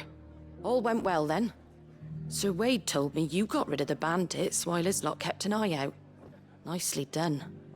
And what's all this about some shape-shifting nightmare showing up? On second thoughts, don't tell me. It'll only give me nightmares of me own. What matters is you did it. And now we can build our new village. I suppose it will be. What will you call it? What else? Eastpool. Sir Wade said it best. There's plenty bad happened to that place, but that don't undo the good that happened there. No need to throw the baby out with the bathwater. Did Wade say that? Well, something along those lines. Anyway, the poor souls might have made it to Eastpool, but their work ain't done yet. So the way I see it, neither is mine. If it's food or lumber or strong backs they need, the rest is ready to provide it. Thank you, Martha. No, thank you. You didn't have to help us. I wanted to.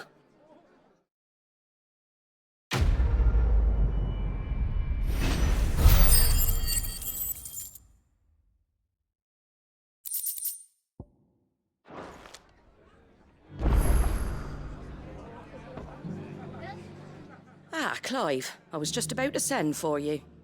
I'd like you to take something to Sir Wade up in Eastpool. Seeds for planting. Thought it was about time they started growing their own food. I'll keep providing them with whatever they need in the meantime, of course. But if Eastpool's going to survive, it's got to be able to fend for itself. As have those poor bearers. They've lived their whole lives in servitude, but now they're their own masters. Small wonder they ain't got the foggiest how to provide for themselves. So it's up to us to teach them. And if you're wondering why you, well, the Wagoneers taking supplies up that way have been coming back with more and more reports of Akashak around the village of late. Sir Wade's putting a brave face on it, but I think even he's starting to worry. And if he's likely to share those concerns with anyone, it's you. All right. Thanks. Wouldn't ask if I didn't have to. There. That should be enough to keep him in Gazal Greens for a few years at least. Gazal Greens? Not the most mouth-watering crop, I'll admit. But they're hardy, they grow fast, and they fill a hole. Better that than something that'll wither away at first frost. And chocobos love 'em too, which is no small thing. When I say all of us need to pull together to get Eastpool back on its feet, I mean all of us. They ain't exactly succulent, but cook 'em right and they're just about bearable. I'll take your word for it. Anyway, Sir Wade'll know what to do with them.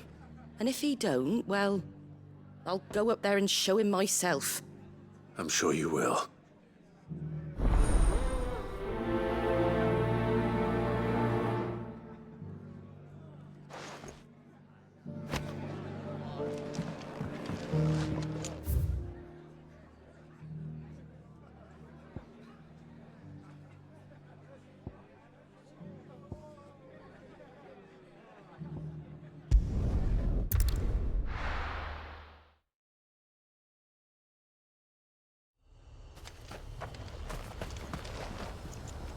This is no time to write.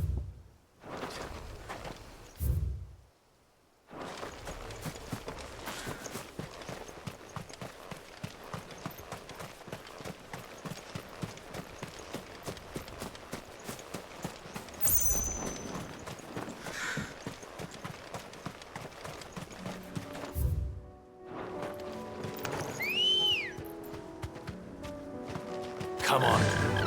Yeah!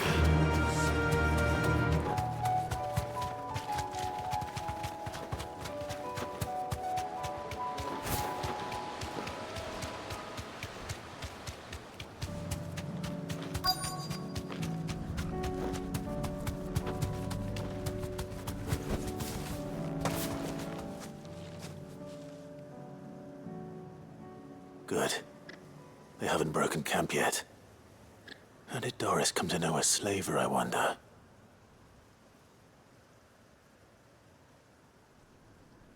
We've waited long enough. She's not coming. Ready the bearers. We're leaving. Back to civilization, is it, Mom? With all haste, lest any of you lackwits start talking like these feckless bumpkins. I presume your men are ready. We've suffered too many delays as it is. Any more, and I'll be docking your pay. Yes, Mom. Oh, but before you go, it appears we have company. Kill him. You're welcome to try.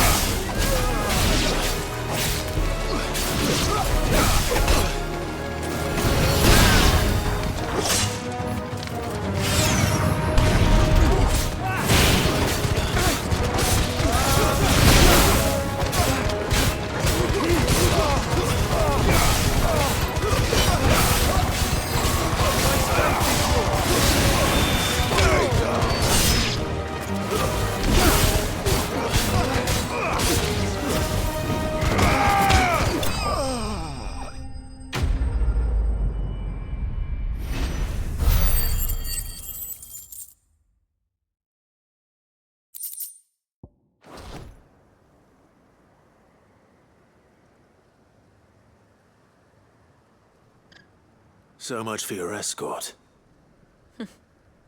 You'll forgive me for not avenging my men. I'm not the swordswoman I used to be. I surrender. Do with me as you wish, Sid the Outlaw. Sid! Ah, Doris. I take it you're not here to rescue me from our brooding renegade? You know, I always wondered where you'd vanished to. But casting your lot with this criminal of all people. Better fighting for a cause than killing for coin. I'm sorry, Sid. I should have told you sooner. This woman, my former master, once trained bearer children to be weapons in service of the highest bidder. She raised me like a daughter, and I did terrible things to earn her favor. It wasn't all terrible, surely. We had our fun, too. You were always so eager to learn, and had such clever hands. All my other children took either to the blade or to the books. Always either or. But you proved yourself a master of both. That's why I kept you for my own. How about it, my little dagger? Care to swear that blade to me again? I never swore my blade to you, nor will I ever. I fight for a higher cause, to liberate the bearers of this world. Farewell, Master. Thank you for making me the weapon I am. You always were a righteous child. Perhaps that's the reason I loved you so.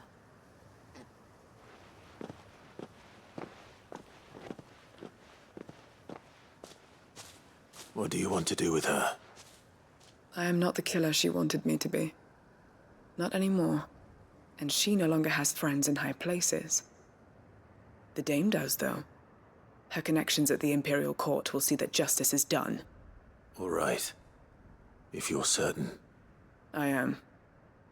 And thank you for everything. Now, I better let these bearers know that they're safe.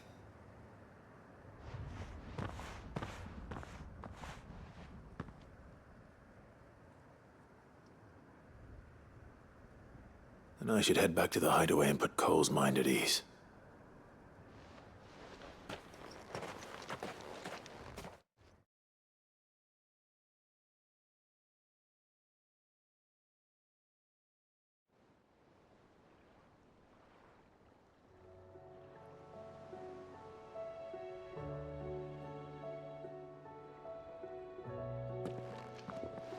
Welcome back, Sid. Doris's message just arrived. I hear you saved more bearers from being smuggled across the border. With any luck, they'll be joining us in the hideaway shortly. Oh, and your letter. You don't need to worry about Doris anymore. I'd been hoping as much. She mentioned one or two things in her report. So the slaver we'd been chasing all these months was her former master. Wish I'd known. She's been arrested, by the way, over in Sambrek. Went quietly, or so we're told. And she won't be getting off lightly. The Empire may have no love for bearers, but it's none too fond of black market traders either. Can't have been easy for Doris. I'm sure it wasn't. But don't worry. She'll be all right. I hope so. Suppose you should know, eh?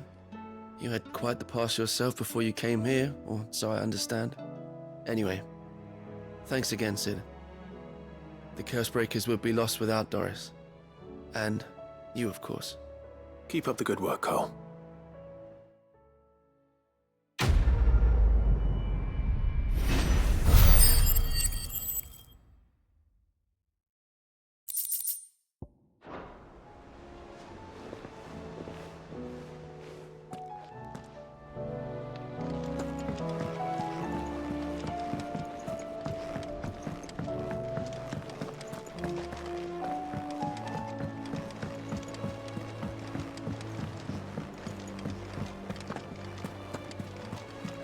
Covered in nicks and lumps, the lot of them.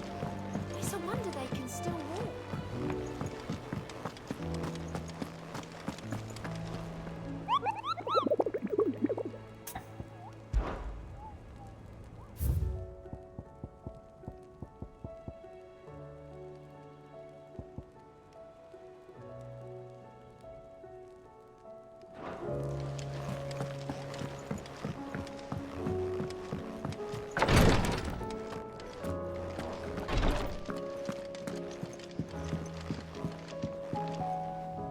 Yote, I brought back all the stone and water I could find. Will this be enough?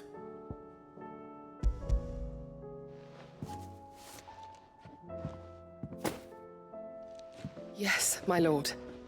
Thank you. I'm sure it will serve us until we can find another source. I'm very glad to hear it. You and His Grace are very much alike, you know. You think only of how you might help others, and never of the danger to yourselves. No more than you have minding my brother. You've risked a lot for him, and I thank you for it. I am honored that you should say so. But I beg you, my lord, do not give too much of yourself for the sake of others. We could not afford to lose you. I'll keep that in mind.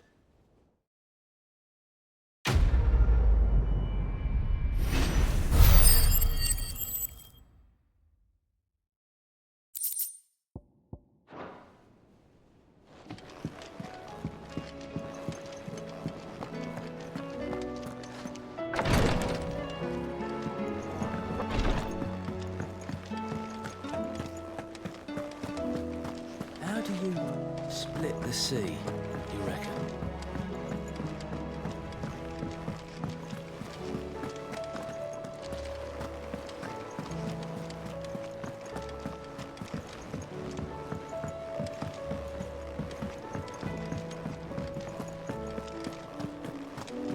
The stew's awfully thin.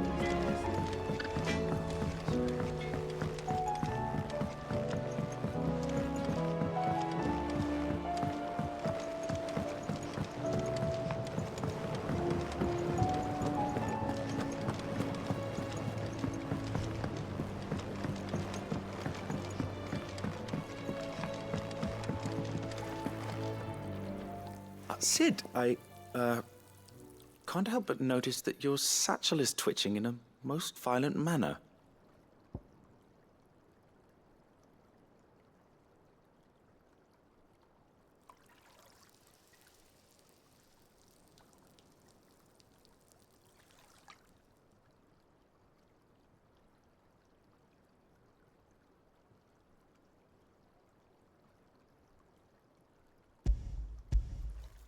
Here.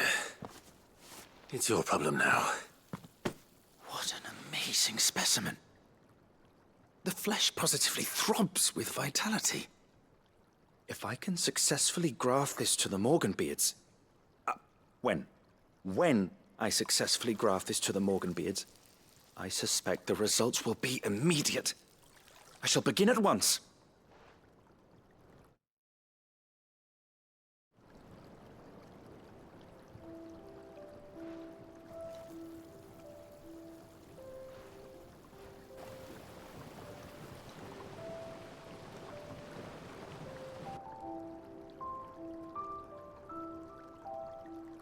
It is just as I hoped.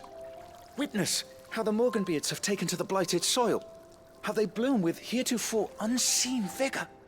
Why, I dare say such a vine graft would yield similar results when applied to other specimens as well. I'm glad I could be of assistance. You've not only helped us, Sid, you've saved us. Do you recall the extract with which I provided you before? I took a moment to distill some more, but this time with the petals from the invigorated Morganbeards. And would you believe? Its potency has nearly doubled. You must accept this vial as thanks for your assistance. The rest, I shall give to Taya.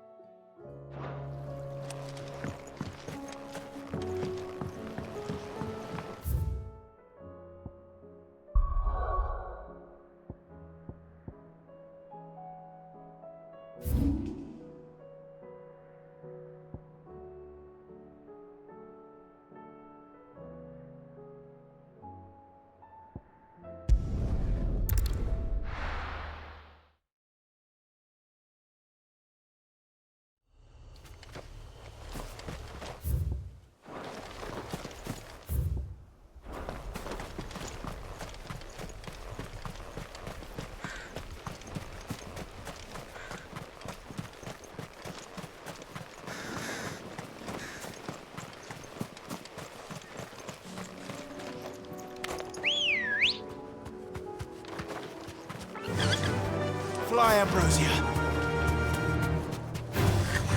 Time to fight.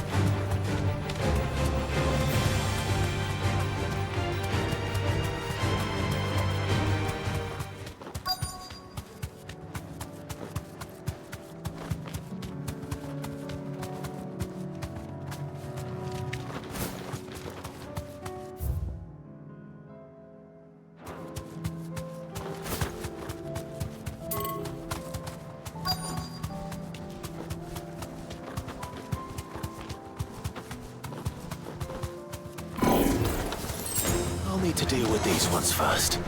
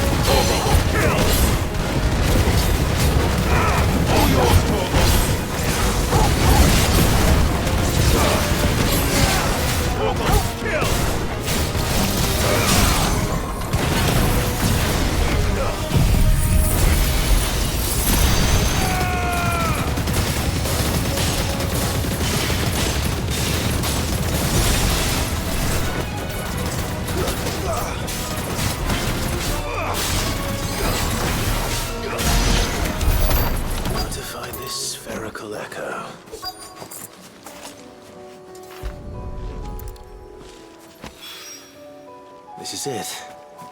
Right then. Just two more to find.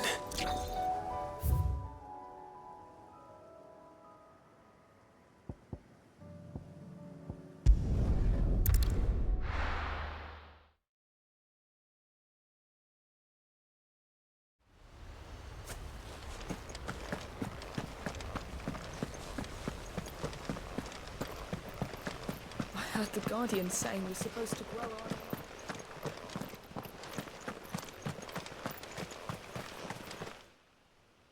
Ah, Lord Rossfield.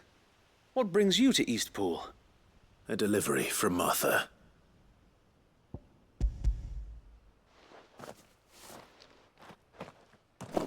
These are Gizal green seeds. Martha's keen to cut the apron strings then, is she? I jest, of course. You see, I had thought we might be able to revive the old wheat fields, but they'd long since gone to seed. Only without the seeds. Martha was hoping he might be able to show the bearers how to plant and tend these, so that they'll be able to fend for themselves. That's not a bad idea. These bearers had only recently escaped their bonds before we brought them here.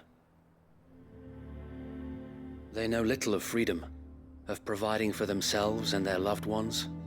Unless we teach them how to live like free men, I fear that all we have achieved in bringing them here is to exchange one master for another. Not that myself and the Guardians have been the best example to them so far, subsisting almost entirely on Martha's charity as we do. It's about time we all started to provide for ourselves, bearers and Guardians alike. Unfortunately, we've been a little too busy of late to focus on much besides bolstering our defenses. There have been alarming reports of... The Horde is closing in. They're coming, so wait, all of them. Time it all. I thought we'd have more time. Gather the men in the square. Send to the rest for reinforcements. Yes, Sir Wade. The Horde. A Kashek, a veritable legion of them. They've been seen prowling around the northern reaches for a while now. We don't have the numbers to hold back a swarm that size. I had hoped to build a perimeter wall so that myself and the Guardians might be able to defend the village, but... Now you're out of time. Precisely. If reinforcements from the rest arrive before they do, we may just scrape through, but I fear that's rather an enormous if. What if you could call on reinforcements from Eastpool? You mean the bearers? We brought them here so they might live, not die, fighting for their lives. So wait. You said you lack men to defend the village. Are the bearers not men? Do they not wish to see Eastpool saved? Though they may not be trained soldiers like your Guardians. what help they are able to offer could still prove the difference between victory and defeat. You're right, my lord. I will appeal to them.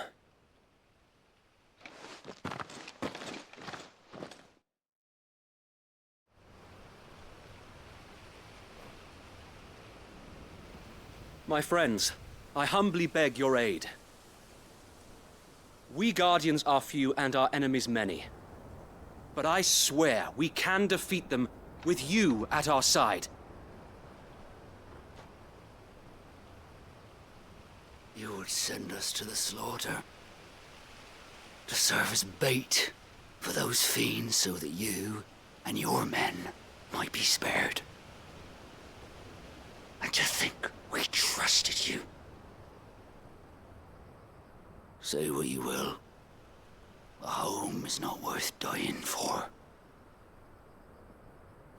But it is worth fighting for.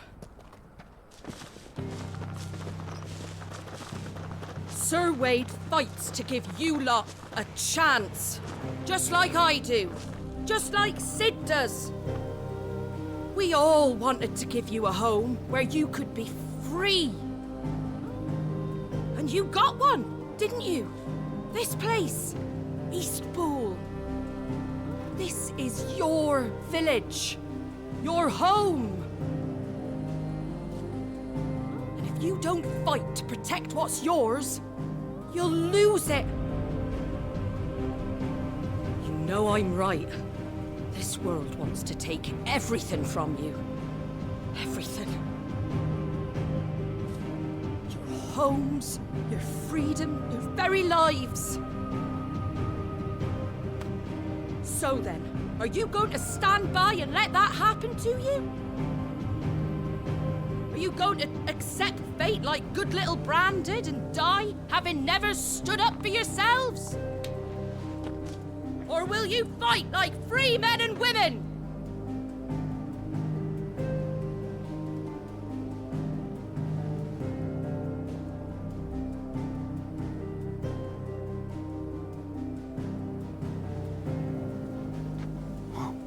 What are you doing? All right. Give me a sword. I never dreamt I'd have a home of my own. And now that I have, I don't want to lose it. I will protect what's mine, or die trying. We all will. Free men and women, fighting together.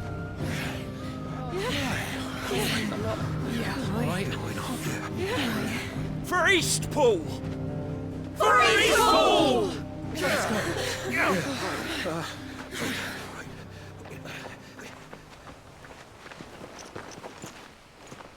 Thank you, Martha. Don't mention it. Just promise me one thing. That you'll show them how freeborn fight. Gladly.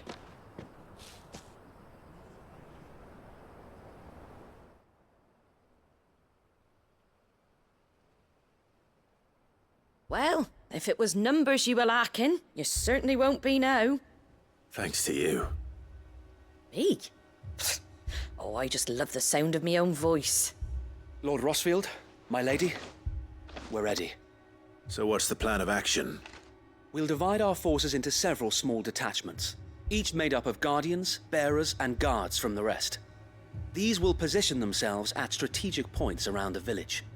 Upon engaging with the Akashek, each detachment will keep the creatures occupied as best they can, steadily retreating all the while. You're going to lure them into the village? I am. We will have neither the time nor the resources to treat the wounded, so injuries must be avoided at all costs. Instead, we will focus purely on defense at first. By coordinating our withdrawal through the use of messengers drawn from among the bearers, we will aim to have the swarm converge at a point of our choosing. With luck, that point will be the village square, the perfect place for our most able warriors to surround them and fall upon them, and for you and I to finish them off. A sound plan, but one that'll require a leader with a cool head and strong nerves to coordinate the retreat. I'd say you have both in abundance, Sir Wade. But you'll be needed. Please, leave the last of the fighting to me. Ha! And let you have all the glory? Sir Wade! They're here! Then you know what you must do. We work together. Everyone playing their part. Each shielding the other that no man might fall. That Eastpool might live on. For Rosaria! For Rosaria! We've no time to argue, my lord. I'll do as you ask. And I will do as you ask. Suppose we'd better do our bit too then, eh? Right you are, Martha.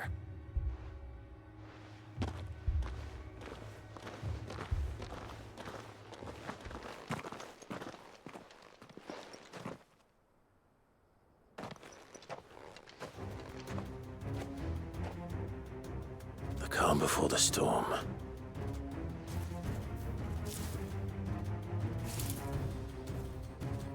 And here it comes. We can't let Eastpool fall. We won't.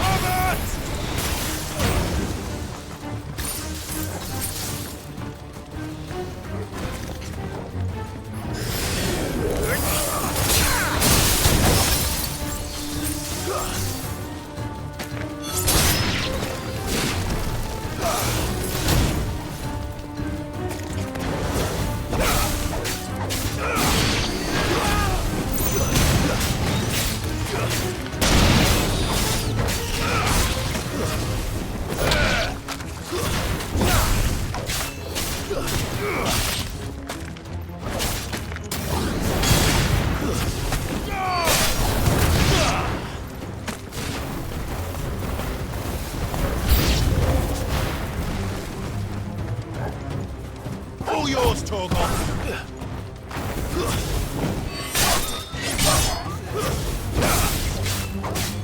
Now, Torgoth! Torgoth, kill!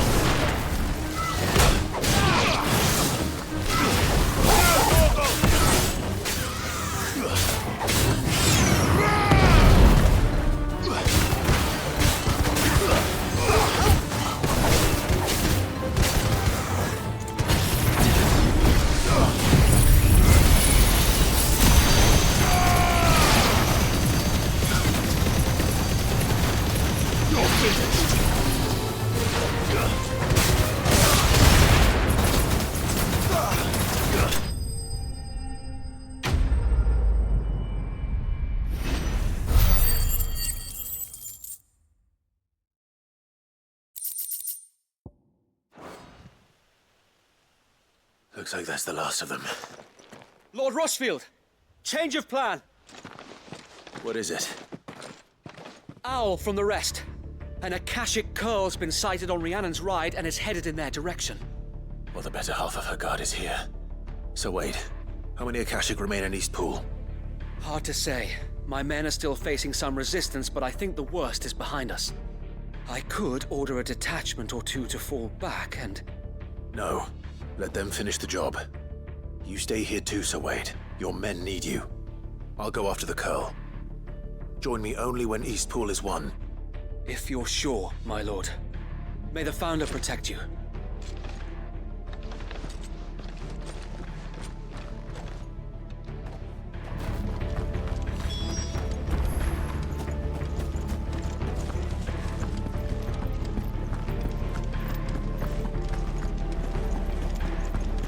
Next one's mine.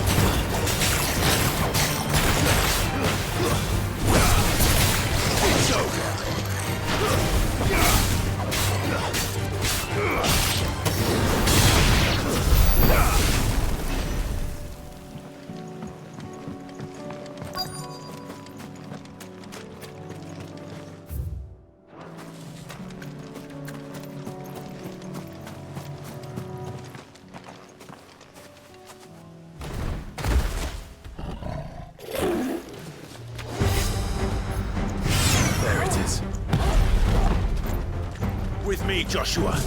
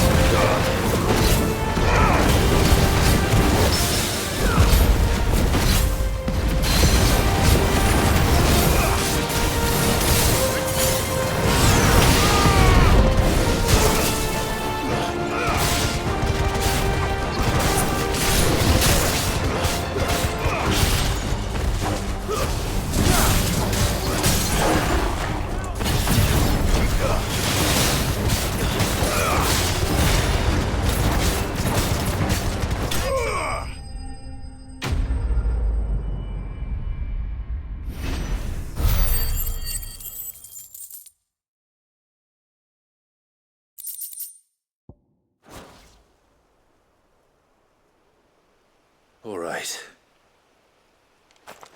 Back to Eastpool.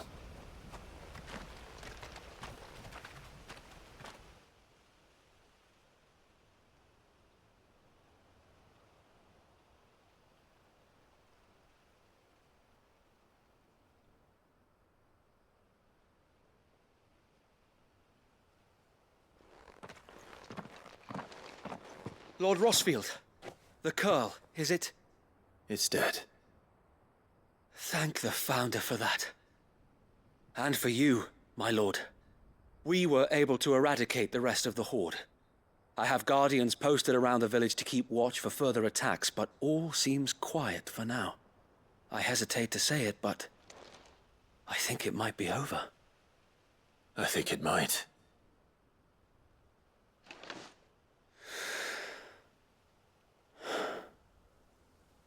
We did it. We saved Eastpool. Thank you, my friends. Thank you. No, Sir Wade. It's us who should be thanking you. You brought us together. Showed us what it means to fight for what you hold dear. We never had nothing to call our own before. We didn't know what it meant to protect it, but now we do. We really do. Forgive us, Sir Wade. You and your people saved us, and still we doubted you. But there's no doubt in my mind anymore. We're free men now, so we have to start acting like it. We have to fight to protect what's ours, to protect Eastpool. And we shall. We all shall. Together. This is our home. And if anyone or anything tries to take it away, they'll have us to answer to. Come on then. Let's get to work. This village isn't gonna rebuild itself.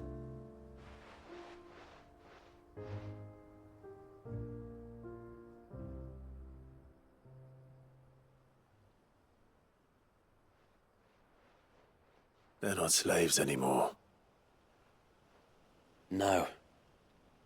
They're Rosarians. Your father took pity on the bearer's plight, and I believe if he were still with us today, this is what he would have wanted. I believe you might be right. I shall remain here, my lord, and do what I can to help rebuild the village. After all, this is my home now too, and I could hardly call myself an Eastpoolian if I didn't pull my weight. I think you'll find it's Eastpudlian, Sir Wade. But you should be proud all the same. I'll have to pull my weight too. Can't have the rest getting outclassed. Speaking of which, I ought to be getting back. Can we continue to count on your support, Martha? Of course, and I'd be counting on yours too. Us Rosarians have got to stick together, haven't we? Indeed we have. And Clive, come by the Golden Stables when you get the chance. I ain't paid you for delivering them seeds yet. All right. I will.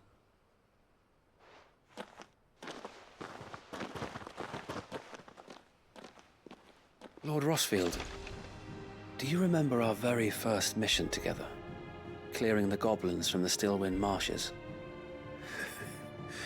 How could I forget?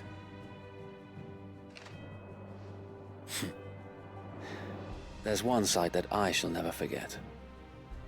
You, facing off against that giant Morble. Not a trace of fear on your face. Since that day, there have been more than a few times when I felt like giving up. When the odds seemed so stacked in the enemy's favor, I thought I may as well just lay down my sword and surrender. But every time, I would think back to the look in your eyes that day and remember what it means to be a shield. Know that whatever trials Eastpool may face, I shall never lose courage. Thanks to you. So Wade, you have always been a true shield. I know that Eastpool, and indeed all of Rosaria, will be safe in your hands. Thank you, my lord. I know the rest of the world will be safe in yours. I'll do my best.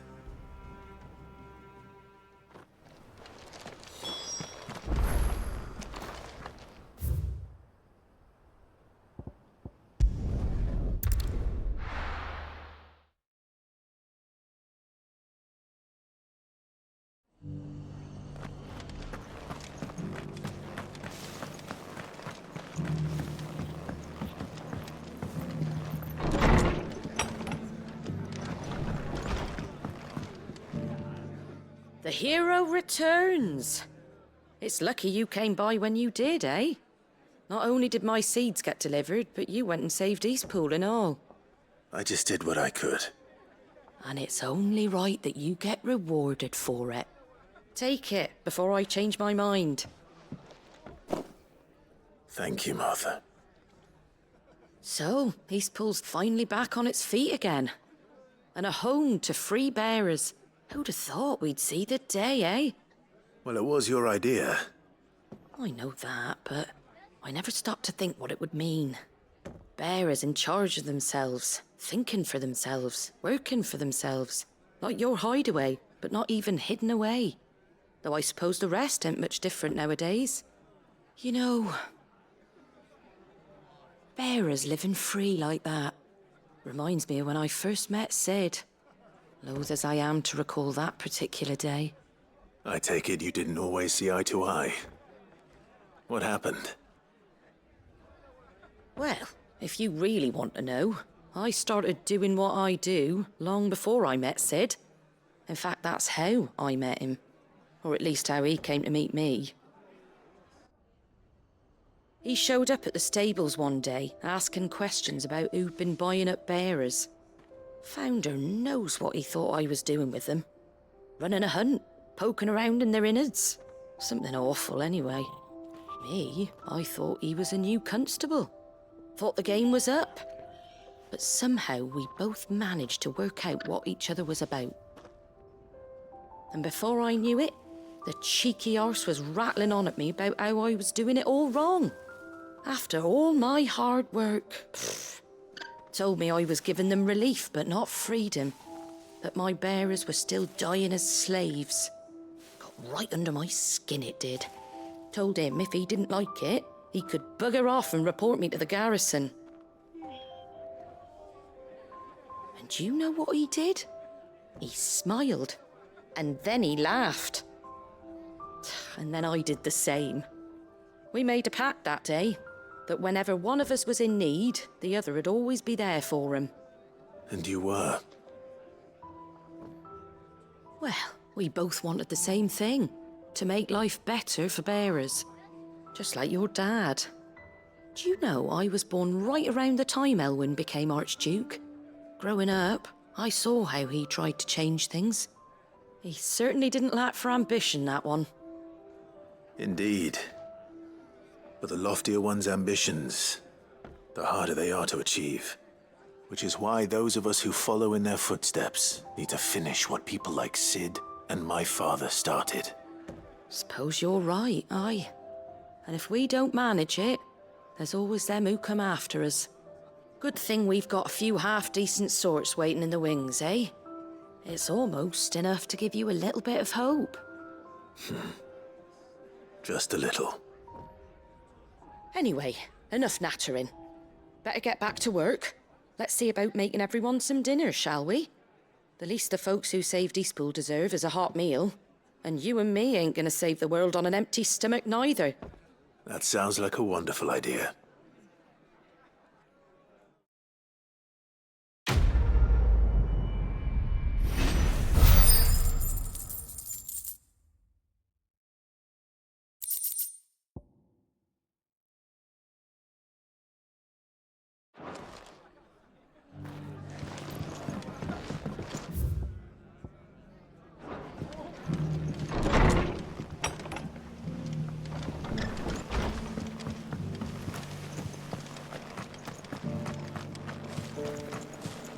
Anything catch your eye? A fair trade. Is that everything?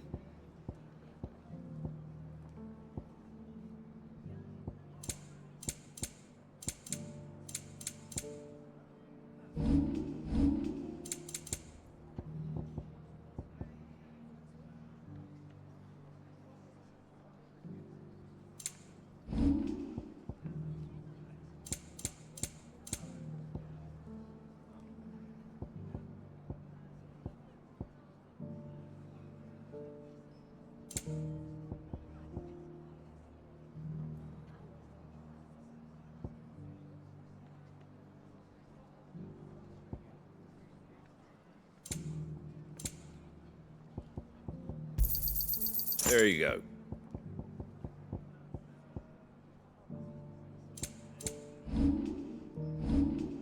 Take care out there, eh?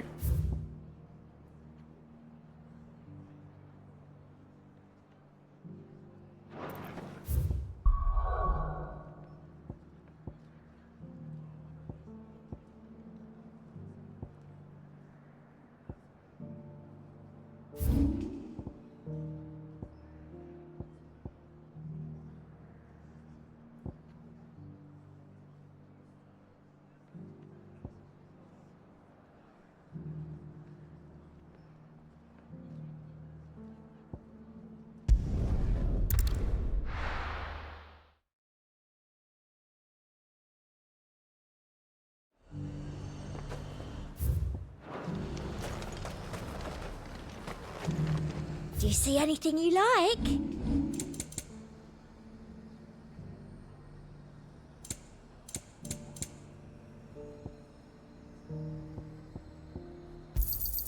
An excellent choice. You've a keen eye.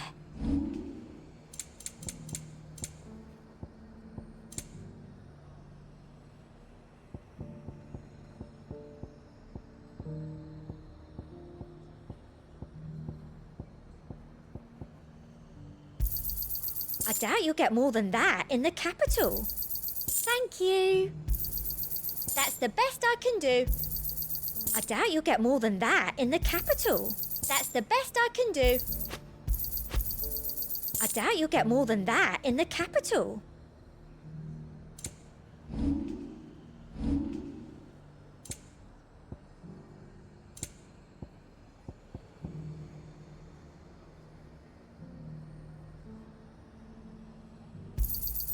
That's the best I can do.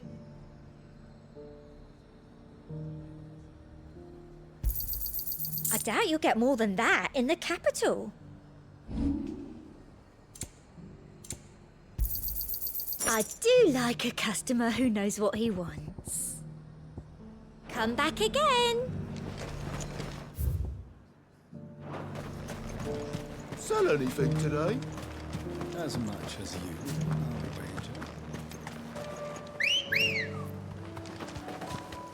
Come on.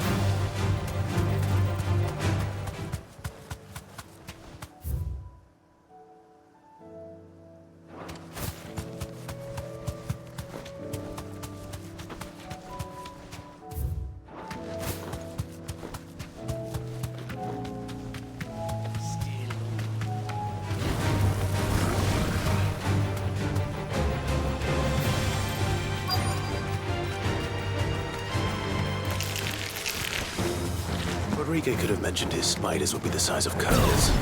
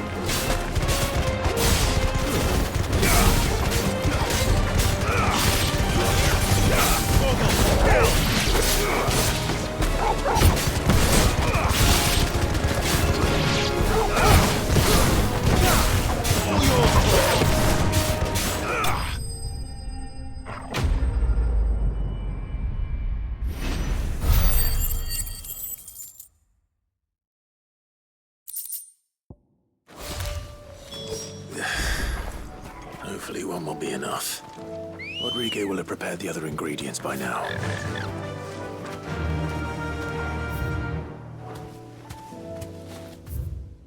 Yeah!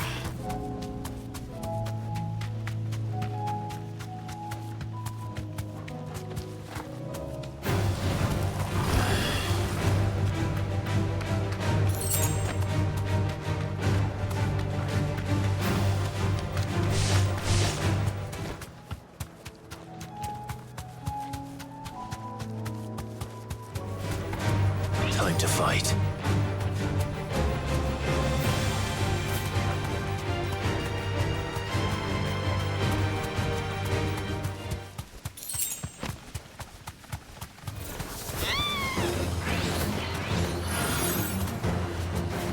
Thanks, Cal.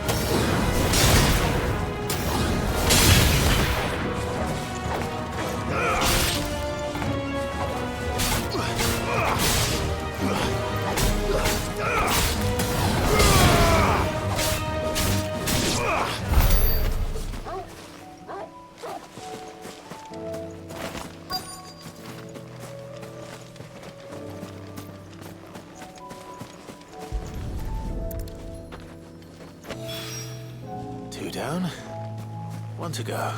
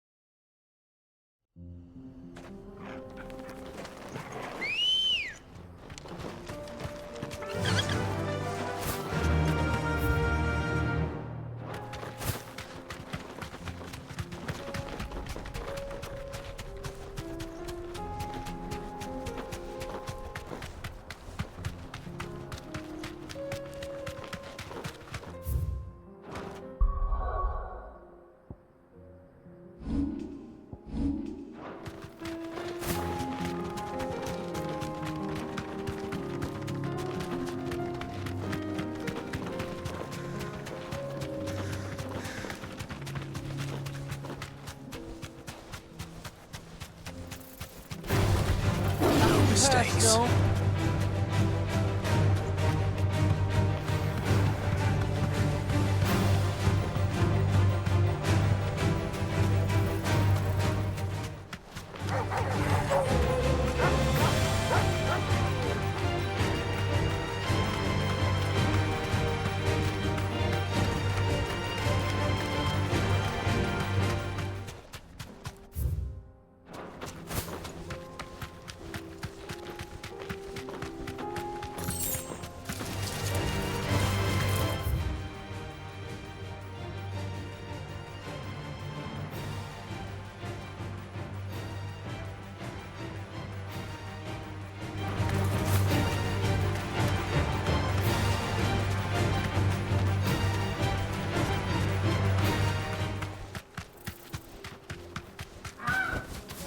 You deserve a rest.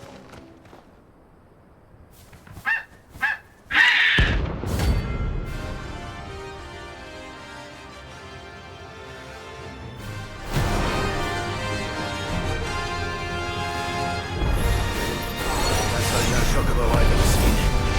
Something tells me it won't be easily broken.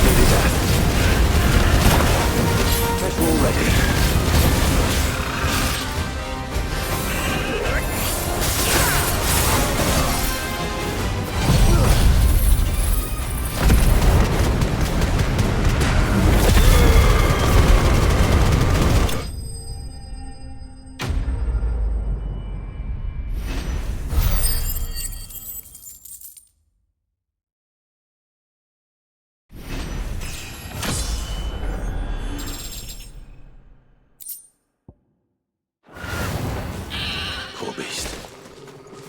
There was nothing I could do.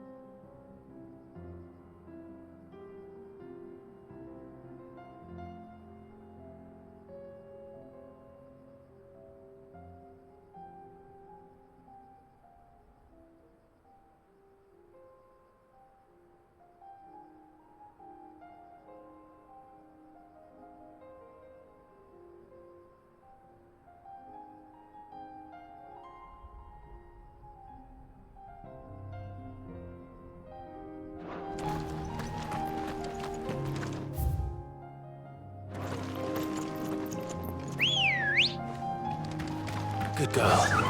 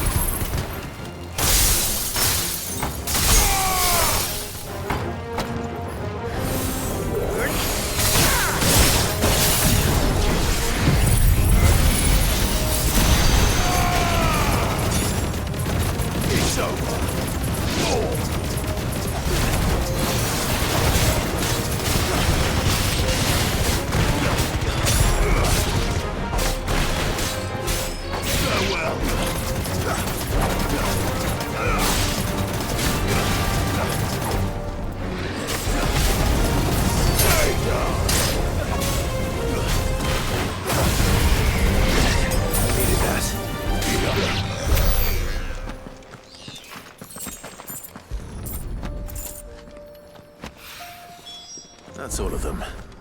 Owain can uncross his toes now.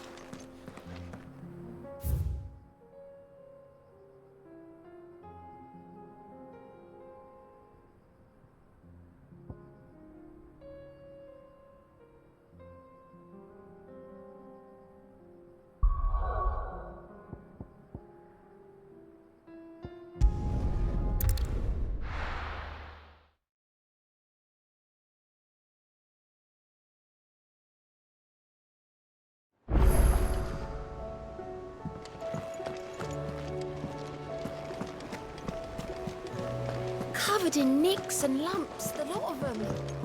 It's a wonder they can still walk.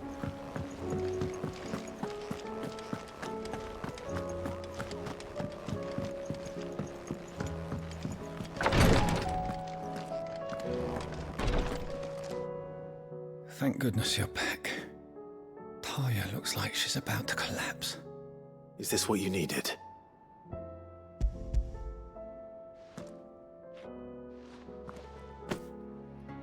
Yes, it is. Thank you, Clive. I'm loath to give a patient Elysia, but Taya's right.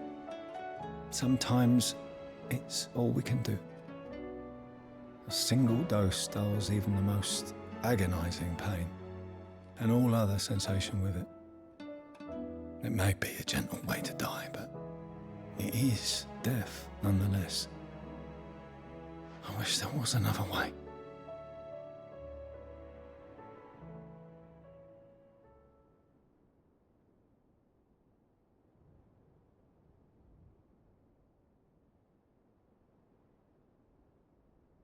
How are you feeling? Light, mid-here. Drifting on waves. Good. Just relax. Let the waves carry you to a better place. Thank you, Taya. I'm so proud of you.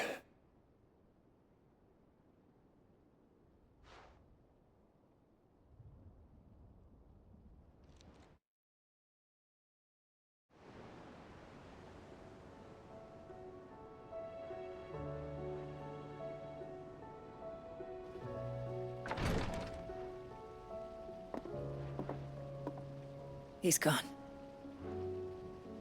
Thank you, Rodrigue. And you, Clive? I'll see that he's properly laid to rest.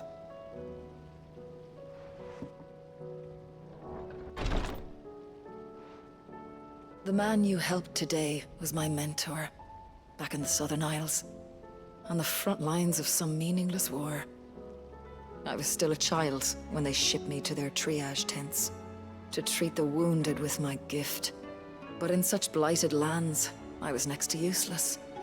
Until he taught me the true physicker's art, that is, an art we would be lost without.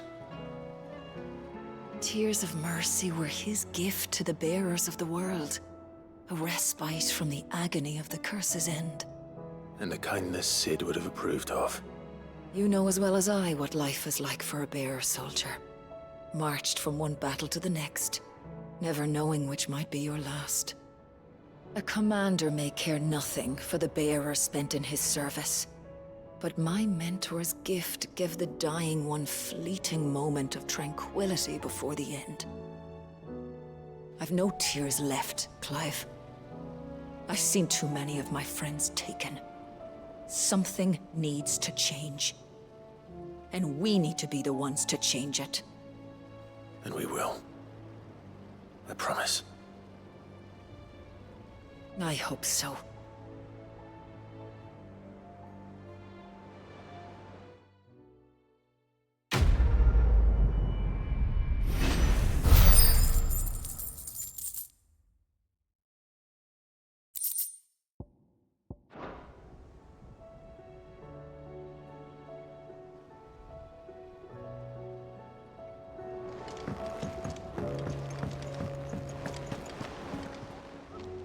Welcome to the Patron's Whisper.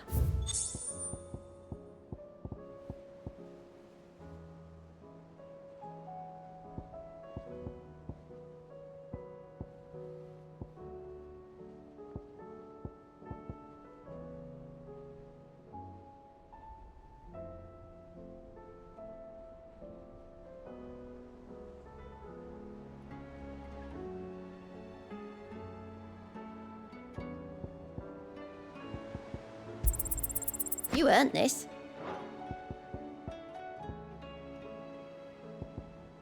Best of luck out there, Cid. How do you split the sea? I reckon we're better off not knowing.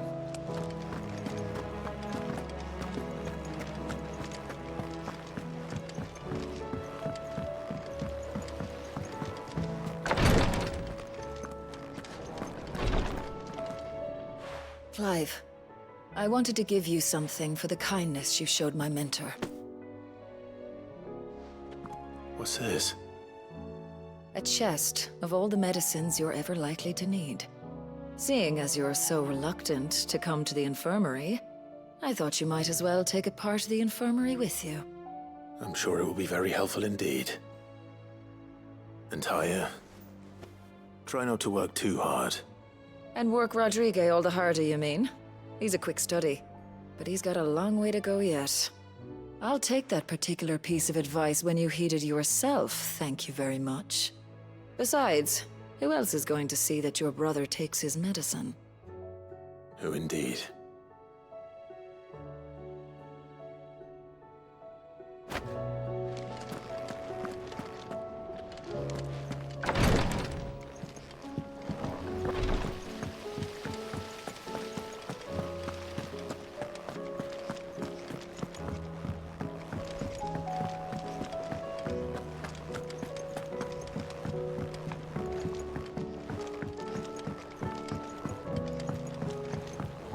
With Canver in the hands of Akashic. Ah, Cid! Wasn't expecting you back so soon. So, is it good news or bad? Good, thankfully. Here. Ah, that's brilliant! Thanks a blimmin' million! I'll fit 'em to the smelter right away!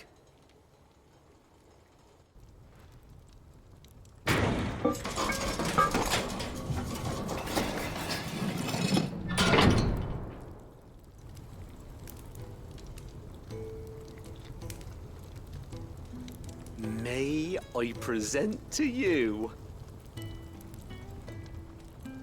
the Telemon Furnace? Ain't bad, is she? She's a beauty. You saved my bacon again, Cid, and I ain't about to let your good deed go unrewarded. It's fine, really. My bag's flexible enough already. Oh, don't say that. I'm sure I can make a few improvements to it yet. You could just buy me a bigger... How about that clasp? Looks a bit stiff.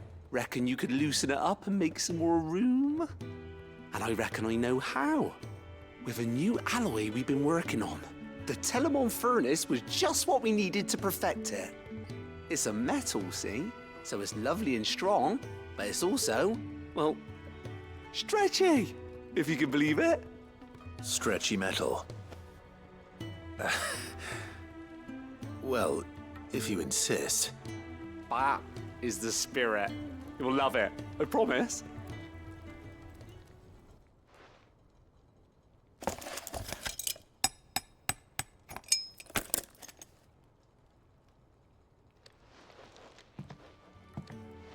So, what do you reckon?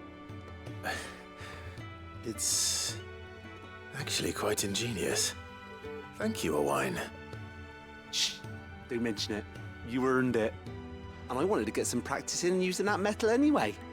Reckon we'll have all kinds of uses for it around the hideaway. Can't think of any right now, but that's our job, innit? Dreaming up new ways to make life easier around here. Maybe even out there, too. One day, the whole world's gonna know about the inventions you've helped us put together. That bag of yours will be the first of many. You mark my words. They'll hardly believe their eyes, I'm sure.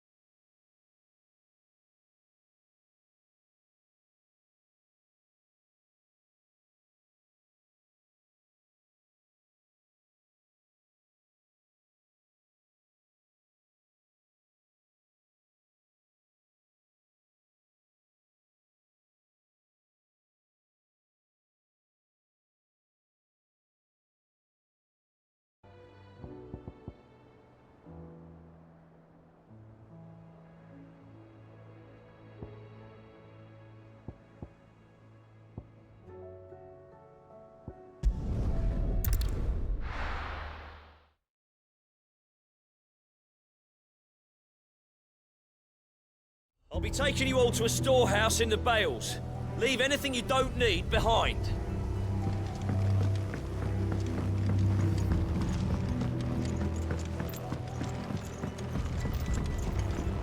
You know what you have to do. Clive, I fear that I must bid you farewell. As you know, our time grows short. The Lord Chief Justice's vultures are circling. We must strike now. Before we part, I want you to know that, though I may not always have been your most vocal ally, I trust you, as I trusted your predecessor. Thank you.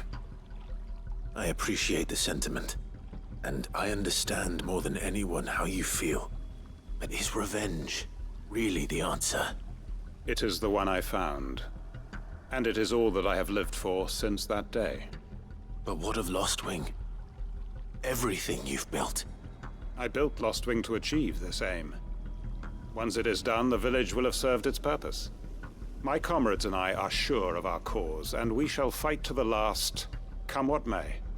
But there are those among us who cannot fight. Children, the elderly, bearers afflicted by the curse. I would place Lostwing in their hands, if I thought it would do them any good. But a village home only to the frail and the infirm is not likely to stay a safe haven for long. And so, Clive, I find myself turning to you once more. Will you take them to your hideaway, that they might live even should Lostwing die? I will. Thank you. I will not have it said that I did not see to the well-being of those who rallied to my cause. The people I speak of have withdrawn to Gotan's Bales, away from danger in case the Black Shields strike. Understood. I'll make sure they get to the hideaway safely. Then the last of my preparations are complete. Fare you well, Clive. And may Griga guide us. All of us.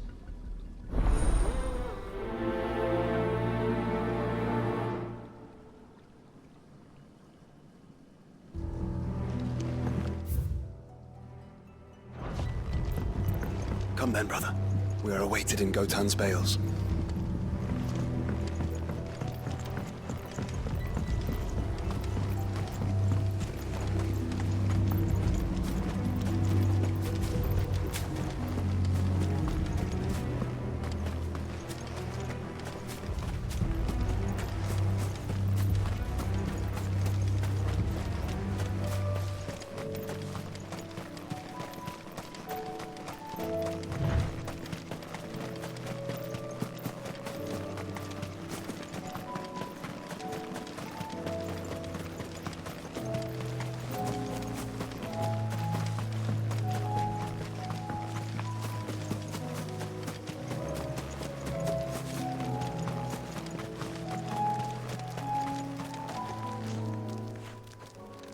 Everyone, Quinton has asked that you come with me.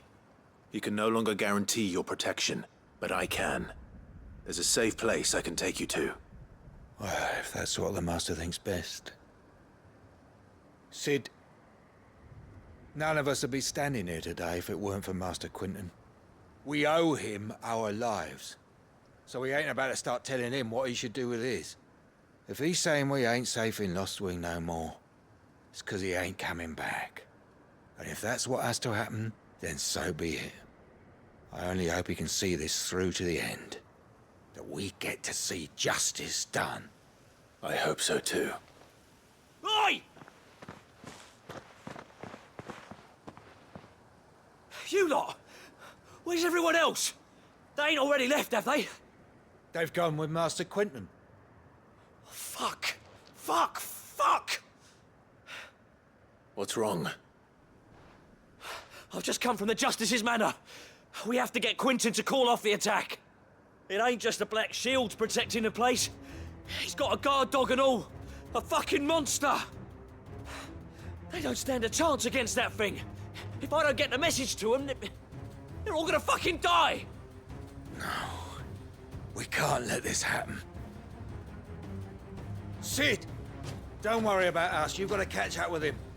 We can't let Quinton die before that bastard does. All right. I'll do what I can. Where is this manor?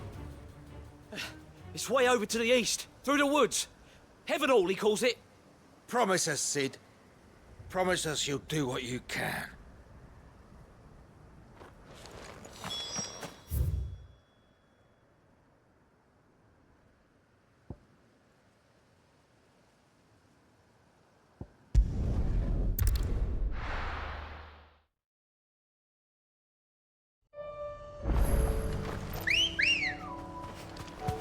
Good girl.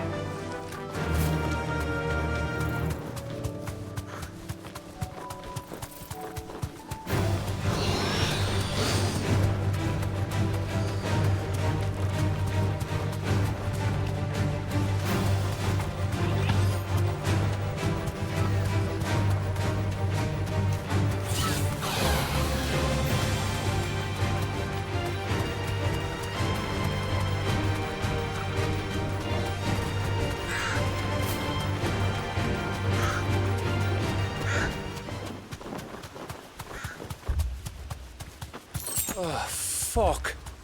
No. Don't tell me we're too late.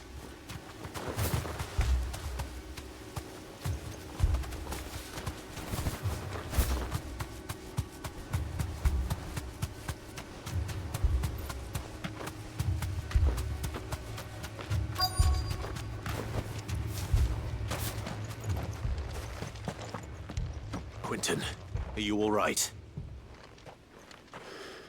No. But I am alive. Which is more than I can say for my comrades.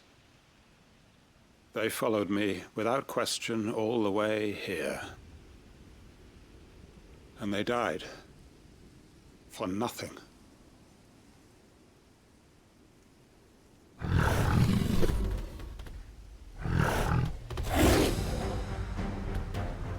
This must be the guard dog.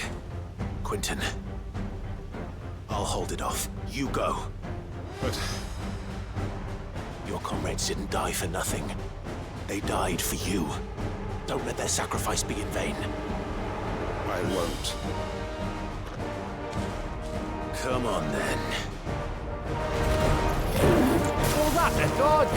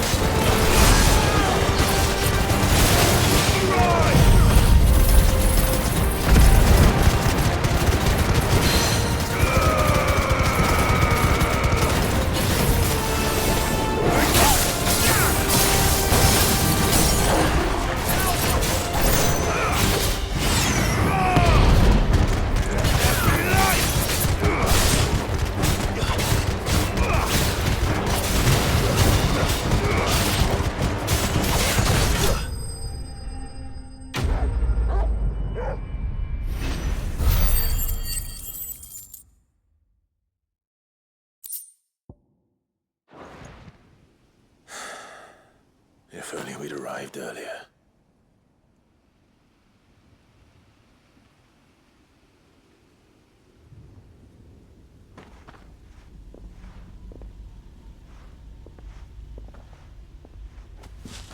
Is it over? It is. He wept and begged for mercy. And I cut him from ear to ear. Just as I dreamed of doing all these years. All my plans. Building a haven in Lostwing. Freeing bearers from their chains and recruiting them to my cause. It was all for this. But what is this? Justice? My faithful comrades. All those lives lost.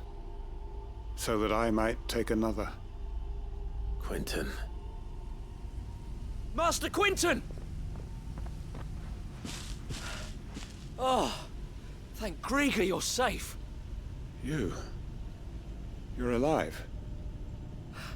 And so are you. I'm so sorry. I tried to warn you about that thing.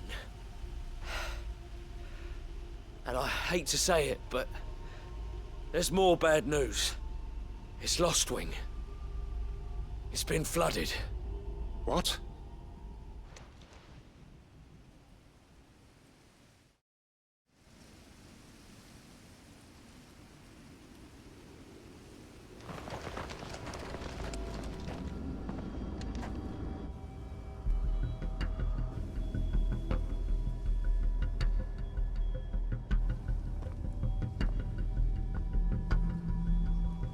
Lostwing. My Lostwing. And look who's here. They must have stolen in after we left, just before the flood struck. What if there are still people in there? Don't be a fool!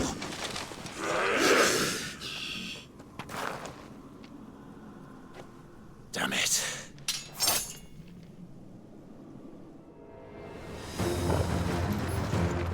Quinton's not going to last long in there. Then we finish this quickly.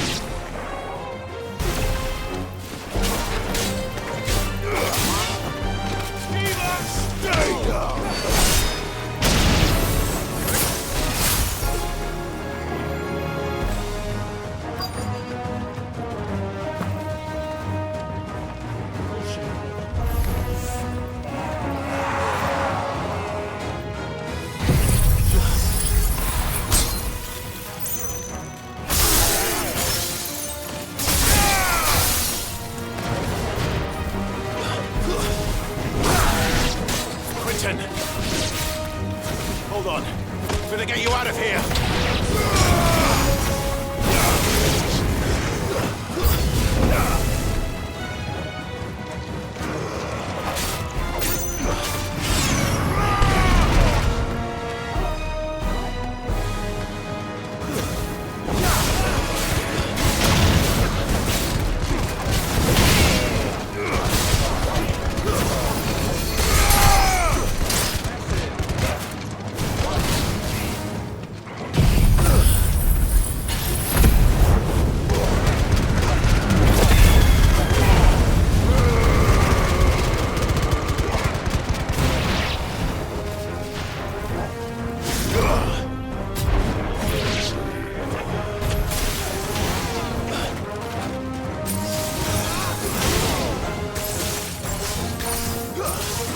Farewell.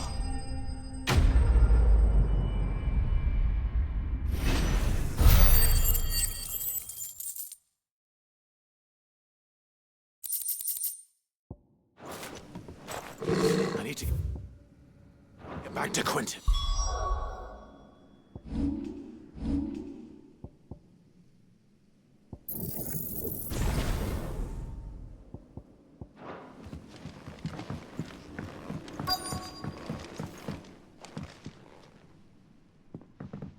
Quinton!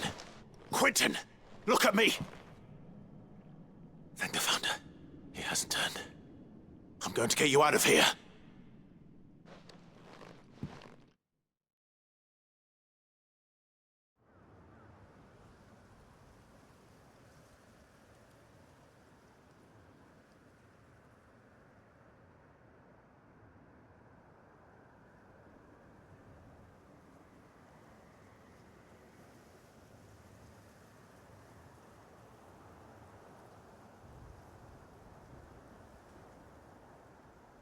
Welcome back to the land of the living.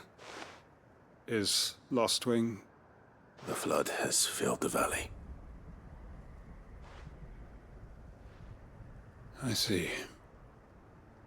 Then all is at an end. A strange way to achieve one's life's ambition. No, Master Quinton. Save your strength. Why?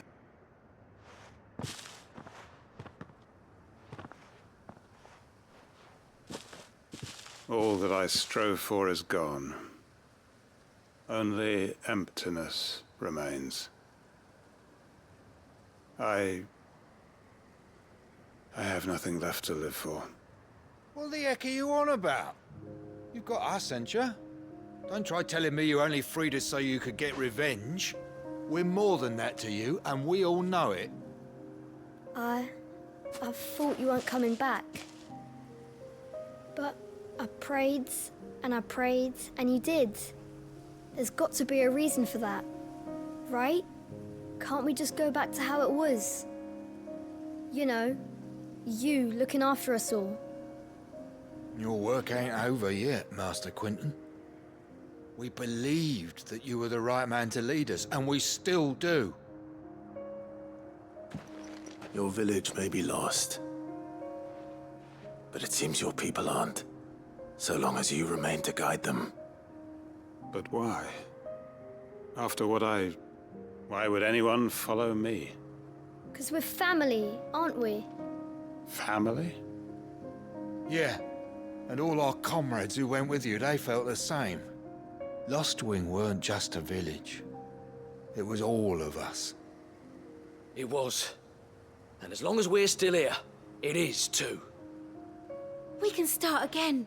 Build a new Lostwing, right here in the Bales.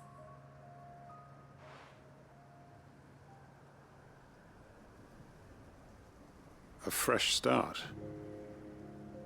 One life ends, and another begins. Why just a village? We could build towns. A nation, even. What's to stop us? That's the Master Quinton we know. Please. I am nobody's master. Quinton will suffice. After all, we are family.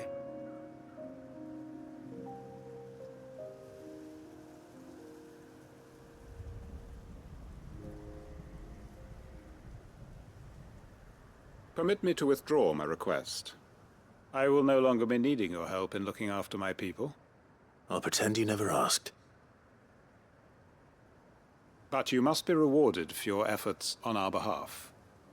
You saved my life twice over. And more besides. A bottle or two of your finest red will suffice. Of course. Nothing but the best. And I have a feeling that this year's vintage will be the finest yet. If you don't mind waiting, that is. I look forward to it.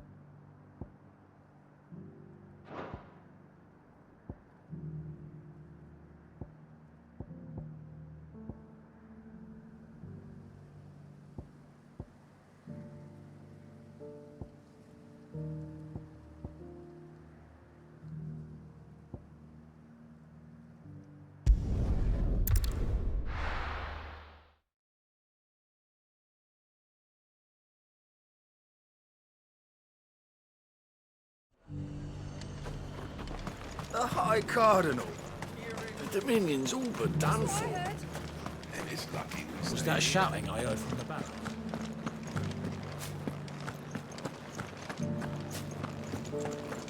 Do you think he was the only one?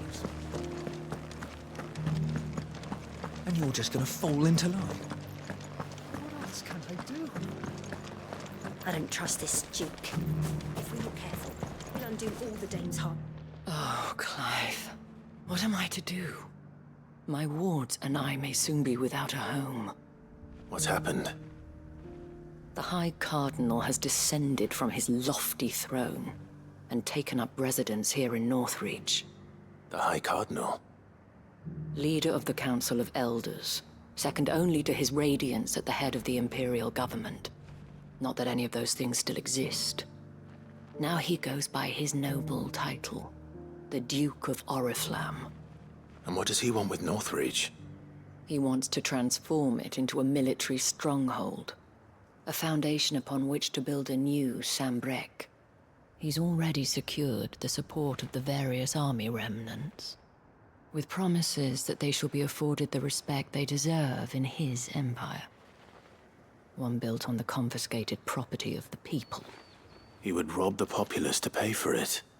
Believe me, I have used every means of persuasion to discourage him from this folly. But for whatever reason, he will not listen to me. What does Captain Philippe make of this? When the town was under attack, it was him the soldiers rallied around. Couldn't he use that influence again? How? By speaking out against one of the most powerful men in Sambrec. A man whose stated aim is to revive the empire Philippe's comrades swore to serve, and to improve the soldiers' lot within it. The captain can offer them a regular supply of gruel, and an occasional trip to the Vale to help them forget the terrors they face each day. The Duke offers them a vision of strength and safety. No. Any attempt to incite mutiny would cost Philippe the support of his men, if it did not cost him his life. But given the mood around town, mutiny may yet be unavoidable. The people have little appetite for further deprivation, least of all when it serves only to elevate others. And who could blame them? Clive, would you appeal to the Duke on my behalf? For your services to Northreach, you have the respect of the soldiers, and they will take you to His Eminence if you ask them. And unlike Philippe, no bonds of loyalty prevent you from speaking your mind to the man. Well, will you try? You could hardly fare any worse than I did. I'll see what I can do. Thank you, Clive. Tell me then, where will I find this Duke of Oriflamme? In the garrison? Overseeing the troops, yes. All right. Wish me luck.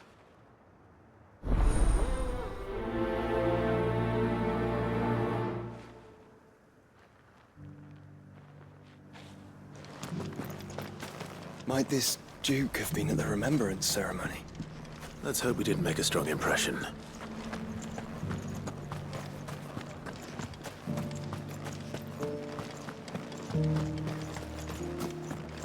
We already have a leader in the Dane.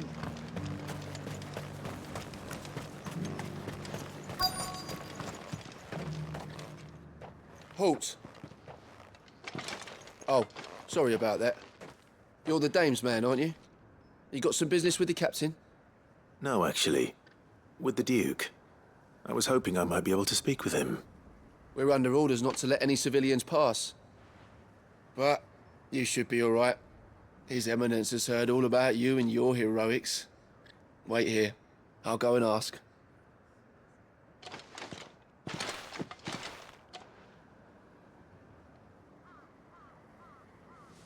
So, you are the sellsword who lent his aid to the garrison. The Empire owes you a debt, and I shall see it repaid. But tell me, is it wealth that you seek, or favor? Neither, Your Eminence. I thought only to inquire about your plan to turn Northreach into a stronghold. Ah, I see. You are worried the expanded garrison will render your services redundant. Yet you needn't be. A proud fighting man like yourself shall always have a place here. Pride of place, in fact. For too long has the contribution of the noble soldier been under-reckoned. But no more. For it is they who shall see the Holy Empire rebuilt, beginning right here in Northreach. Why here, Your Eminence?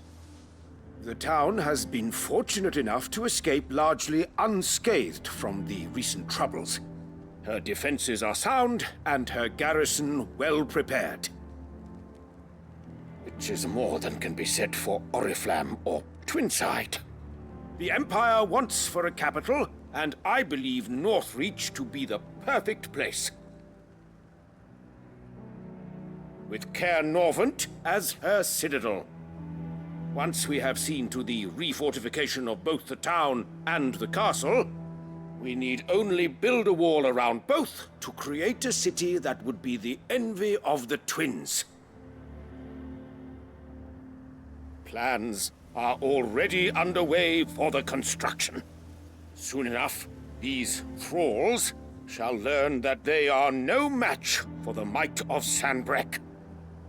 I fear you underestimate how dangerous these creatures are, Your Eminence. Should they return in force, you will need all the people of Northreach to come together in defense of the town. Something they may be loath to do if they've been deprived of their worldly goods. The people will do as their leaders command. If Sanbreque is to be rebuilt, she will require a functioning government. One whose authority is beyond question. That is why this levy is necessary. So that any man who wishes to join the army might do so and be fed, outfitted, and paid as befits a defender of the Empire. And yet there are those who persist in peddling the treasonous lie that I seek to steal from the people and drive them from their homes. I suspect they're afraid of losing what little they have left. Precisely. The common folk have little and less, and you mean to deprive them of even that. You would sow the seeds of your new empire in your own salted earth. Sabine, we have discussed this. Yes, and I told you then how putting the empire before her citizens would lead only to revolt. Without an empire, there are no citizens. And in yours, there will be only beggars. Is that what Griga wills for her people? Do not take her name in vain, Sabine. I'll come back later. The citizens revolt.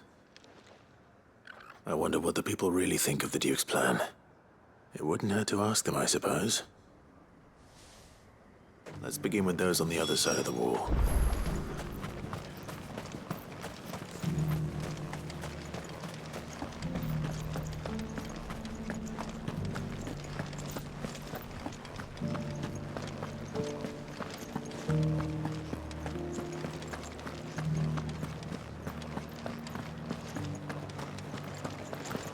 You're that sellsword the Dame's so fond of.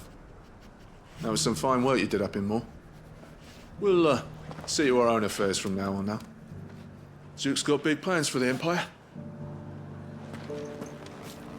Was that shouting I heard from the barracks? That so-called Duke is asking too much.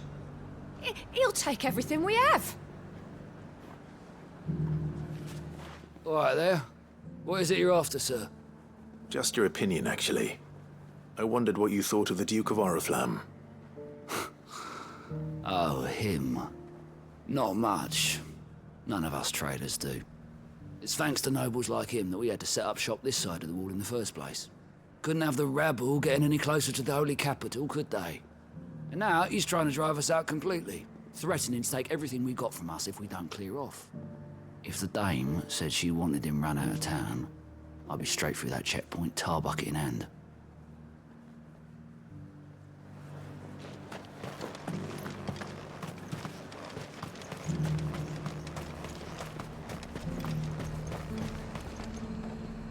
I've been hearing a lot of talk about a certain Duke.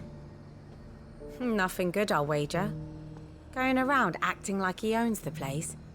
And with hardly a word to the dame. This is her town, not his. I take it you'd rather she was in charge. As far as I'm concerned, she still is. Just need His Eminence to sod off back to Oriflamme.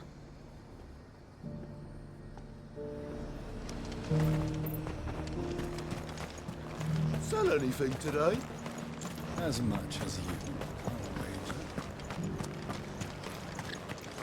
The garrison salvaged what they could from the war. A question, if you don't mind.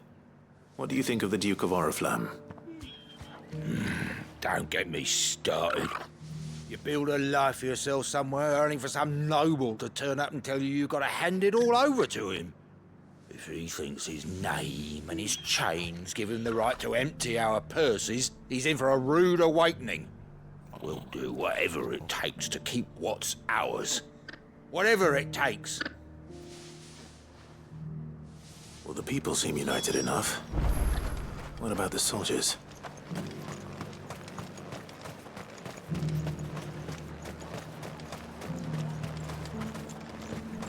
Was that shouting I heard from the barracks?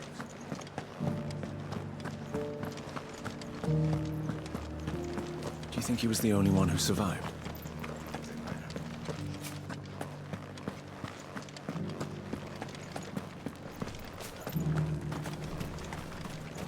One at a time now.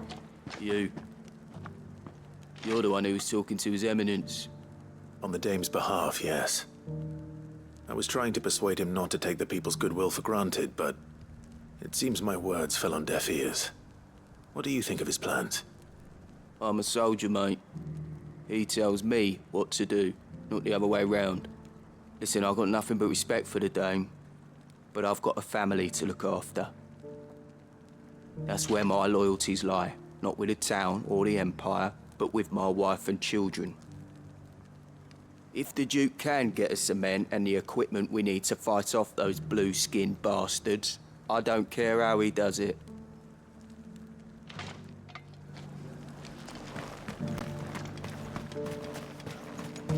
Sabine, you are embarrassing me. You're embarrassing yourself. I hear the Duke of Oriflamme plans to turn this town into some sort of fortress. Do you think that's a good idea? It's not for me to say. All I know is that unless the Emperor orders me otherwise, His Eminence's word is law. Look, no one likes all these taxes and tariffs, but empires don't come for free. Once Sandbreck is back on her feet, we'll all reap the benefits.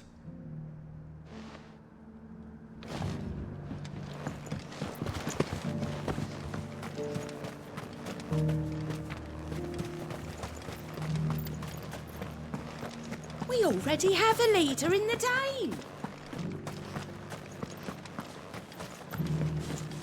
It's not only controls the garrison he wants, it's the whole of Northridge. Excuse me, do you have a moment? I wondered if you'd mind sharing your thoughts on the Duke of Oriflamme.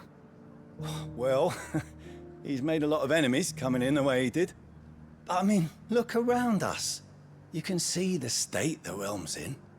The traders might not like having the screws put on them, but if they volunteered a few more of their hard-earned gil before things got bad, maybe they wouldn't have to. I think the Duke's got a point when he says rebuilding the Empire's the best way of making sure we're all protected. And if that means people who don't know one end of a sword from another have to make way for those who do, well, that's just how it goes. Let's see what Philippe makes of all this.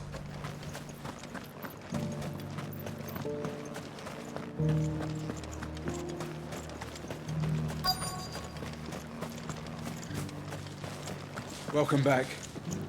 Wraiths give you any trouble? None worth mentioning. Just Captain, do you have a moment? For you? Certainly. Clive, wasn't it? Thank you for last time. How can I help you? I wanted to ask you about the Duke of Oriflamme. Do you intend to go along with his plan? But to tell you the truth, I'm in two minds. It's my sworn duty as a captain of the Imperial Army to obey his orders. But I can't say I agree with him. Philippe, I remember you saying that you became a soldier to protect the people you loved. The Dame included. That's right. I did. Well, she doesn't agree with the Duke's orders either. She thinks they could tear Northreach apart.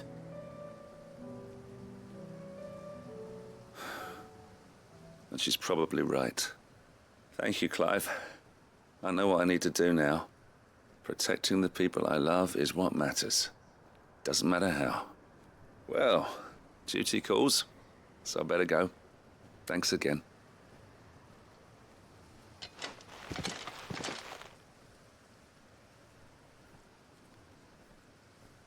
It seems Philippe wants to do the right thing at least. I expect Isabel will be pleased to hear that, if nothing else.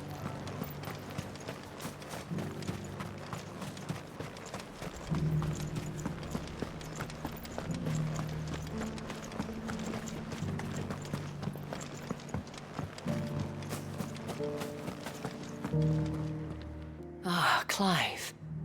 How did you fare? Were you able to speak with the Duke? I was, but...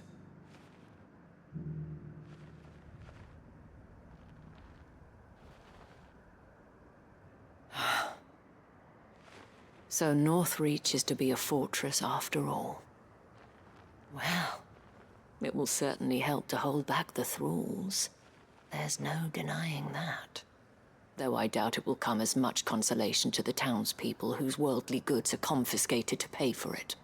They deserve to be heard, Clive. To have a say in this new empire the Duke means to build.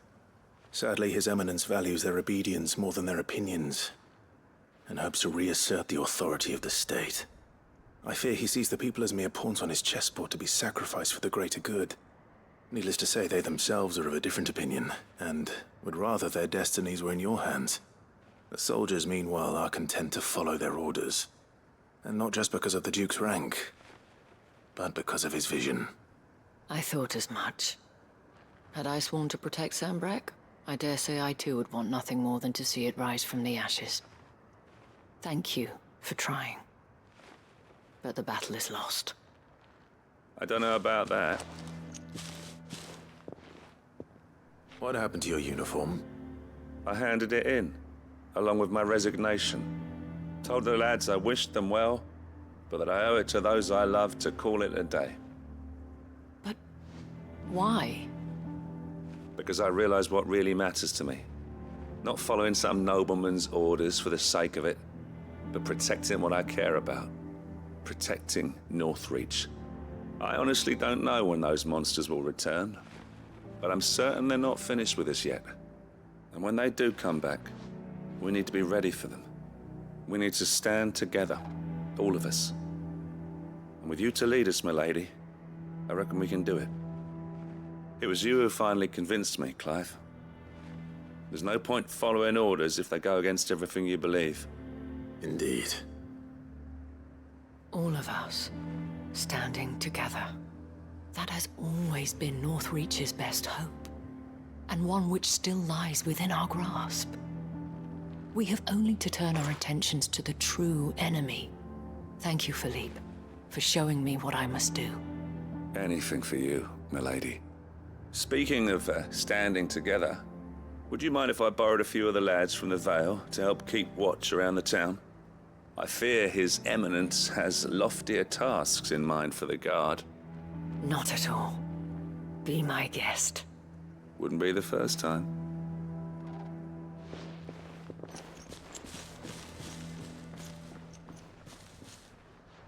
There may be hope for Northreach yet. Especially with men like you and Philippe to champion our cause.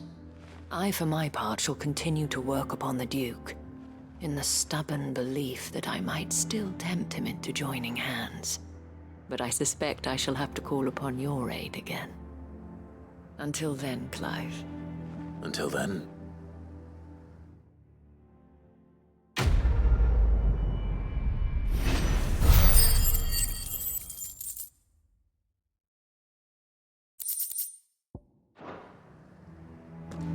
Despite my repeated advances, His Eminence has proven a difficult conquest.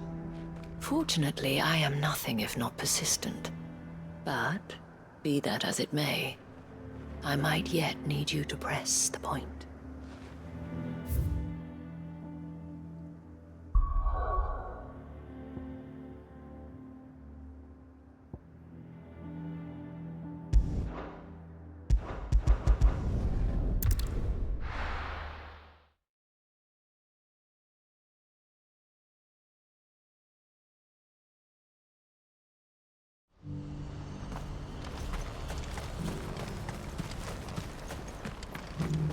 If we're going to do this, we'll need help.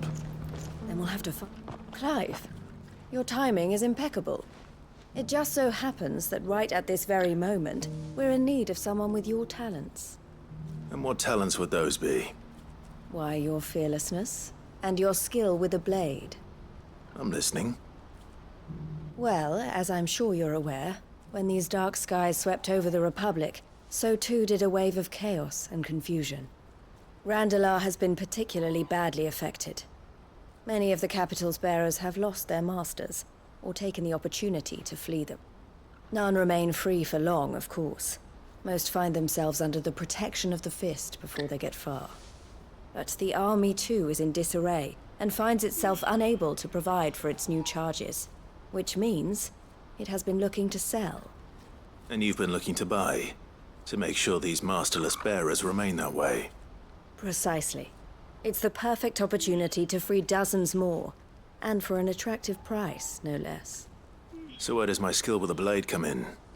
Though we may have the funds to buy these bearers, we have nowhere to house them. So we've been searching for a place where they can be resettled. Somewhere far from the prying eyes of those who would see them enslaved once more.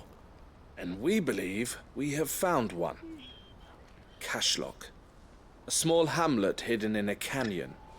The place was abandoned a long time ago, but when the men moved out, the beasts moved in. And so we seek the aid of a fearless swordsman to encourage them to look elsewhere. You'll help, won't you? How could I refuse? Excellent. Theo, if you wouldn't mind making arrangements for the transportation of our guests, as we discussed. Of course. Leave everything with me. Sounds like you'll have your work cut out for you. I will. We have an entire village to stock and furnish. Residents and all. Even if I begin right now, I'll be working day and night. So I'd better get started. Try to clear the place out before the wagons roll in, won't you? I'll do my best. You will find a village in Chadra's Thread, past Leitney's Cleft. My man there will open the gate for you. All right. Wish me luck. I'm sure you won't need it.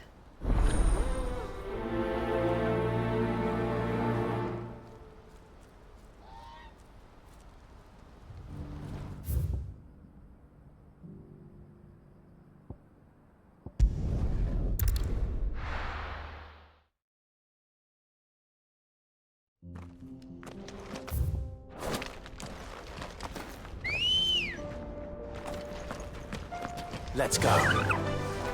Run like the wind.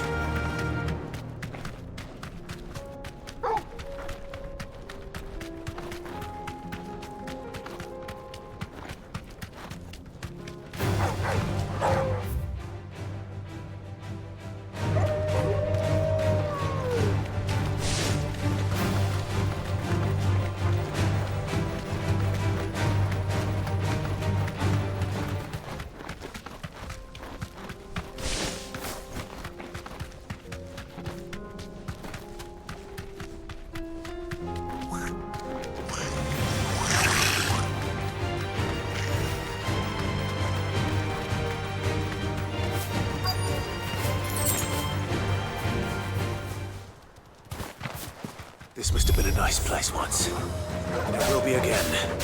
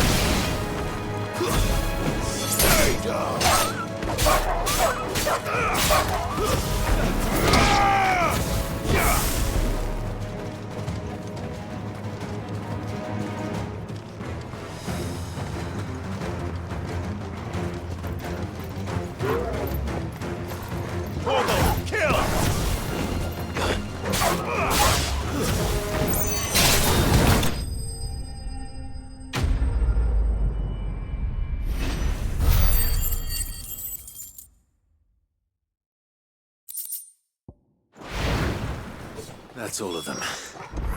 Come on, Toggle. Let's head back to Boklad.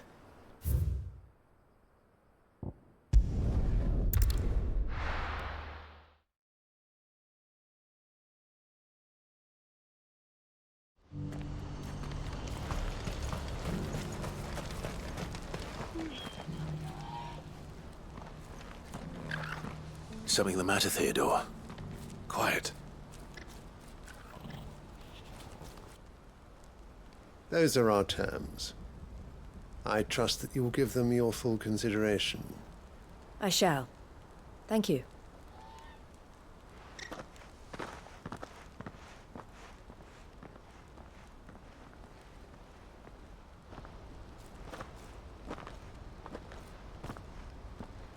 Him again. Someone you know? Yes. And, no. But enough about him. How did you fare down in Cashlock? It's done. The village is safe now. You made quick work of it, as always. I should go and let Eloise know. Don't let me keep you. But Clive, don't tell her I was watching her, will you? She'll only get upset. I'll explain everything once you've finished with your report. All right. We'll speak then.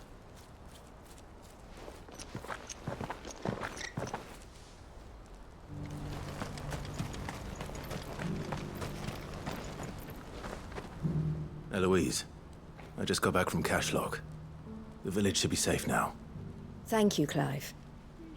Here, something for your trouble. Well then, now that you have laid the groundwork for our little project, I suppose we'd better finish the job.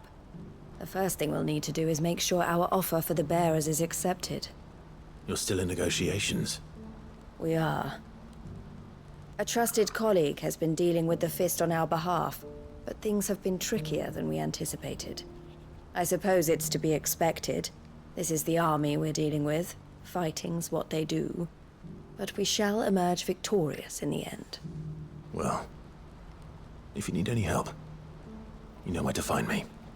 I'm not sure I do, but thank you all the same.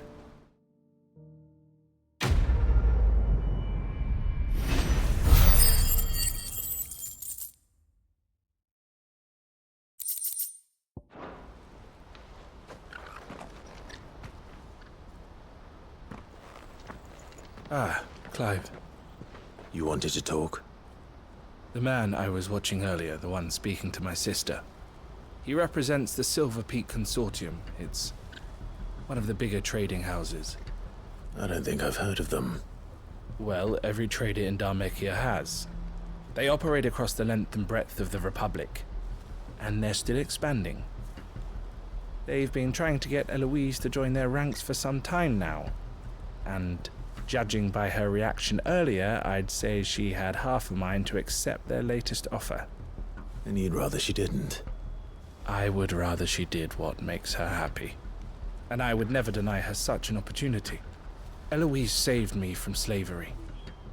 And we have striven to save others like me ever since. But this was not the life my sister wanted, nor the one she deserves. I won't let her give up on her dreams again for my sake. She freed me from my bonds, and she must be freed from hers in turn. You're a good man, Theo. I have always been grateful for what my sister did for me, and I want to repay the favor by letting her live her own life. But each time an opportunity to do just that arises, she turns it down. For my sake. She loves you. And I love her. Which is why I want this time to be different. To show her that I don't need to be watched over anymore. Though I'm sure I'll still need some help from time to time. I trust that I can count on you. Always. Thank you, Clive. Well then, I had better get back to work. These bearers aren't going to move themselves. That's a job for the Crimson Caravans.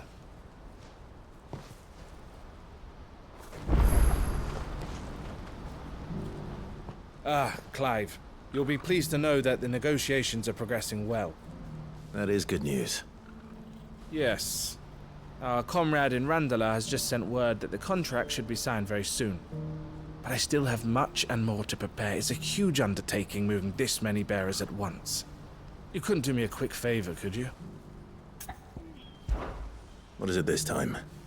More wild beasts? Nothing like that. I just need you to go over to the caravans and ask El how long we have until the bearers arrive. Find out exactly how much faster I need to get all these supplies moved. All right. I'll go and ask. Thanks, Clive. I owe you one.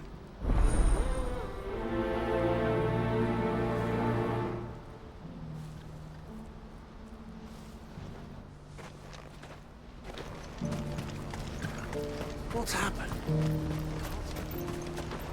Well met.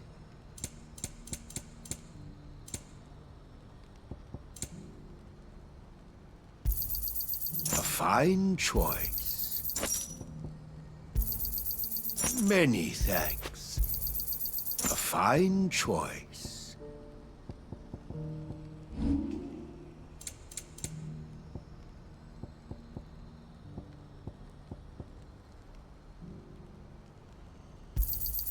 You're sure you don't need it?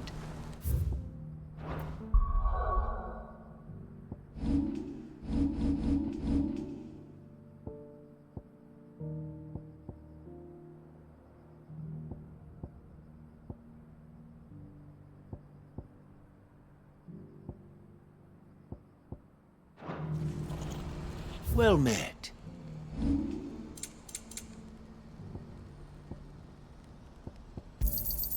You're sure you don't need it?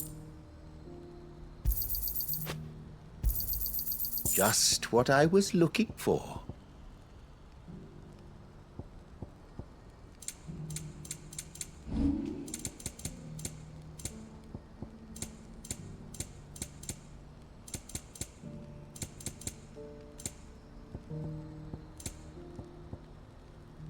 You're welcome anytime.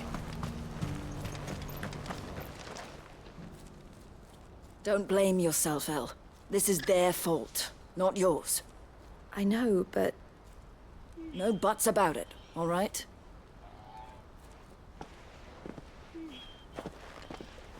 Is something wrong? Vonnie came to give me a message from our intermediary. The talks with the Republican army have fallen through. They've reached an agreement with the Silver Peak Consortium instead. Though prices have fallen of late, we deliberately offered above the going rate to try and deter other bidders. But the Consortium offered double what we did, and the army jumped at the chance. And you had no opportunity to make a counteroffer? None at all. And we were so close. El? What's happened? I saw Vonnie leaving. She didn't look happy. And with good reason.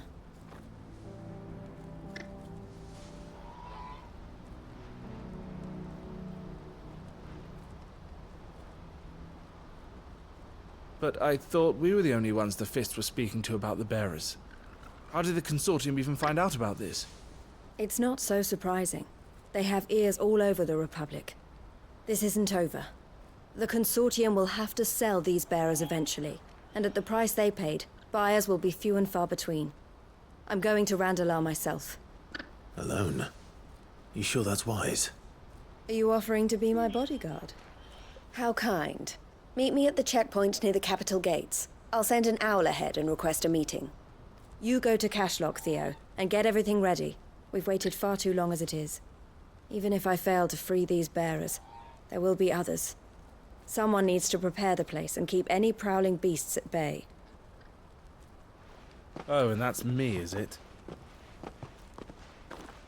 Well, it looks like I'm following orders till she gets back from meeting the Silver Peak Consortium, who've been doing their best to undermine our scheme. She'll never join them after this, surely. No, she said it herself. She still has plans for Cashlock, even if this one falls through. She means to stay with us, then. I can't say I'm not happy to hear it, but... is this what she really wants? You have to trust her. You're right. It's what she wants now. And if Elle's off fighting for the cause, I should do my part too. So I bid you farewell and safe travels, my friend. I'll gather my men and leave for Cashlock. We'll make sure the place is well stocked and defended. You go to Randalar and see if you can stop my sister biting the Consortium's heads off. If she won't consider her prospects, someone has to. I'll do my best.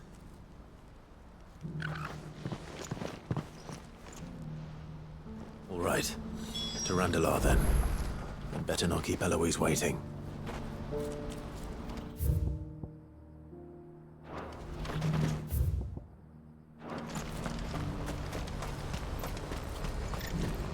What's happened?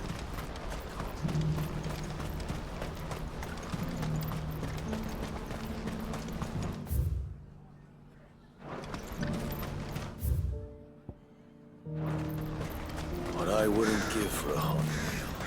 Looks like this is the end of the road for us. When are they gonna let us through?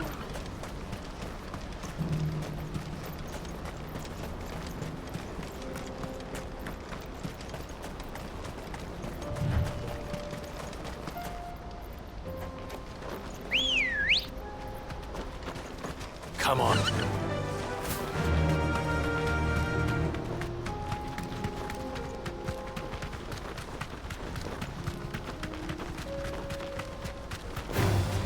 Time to fight.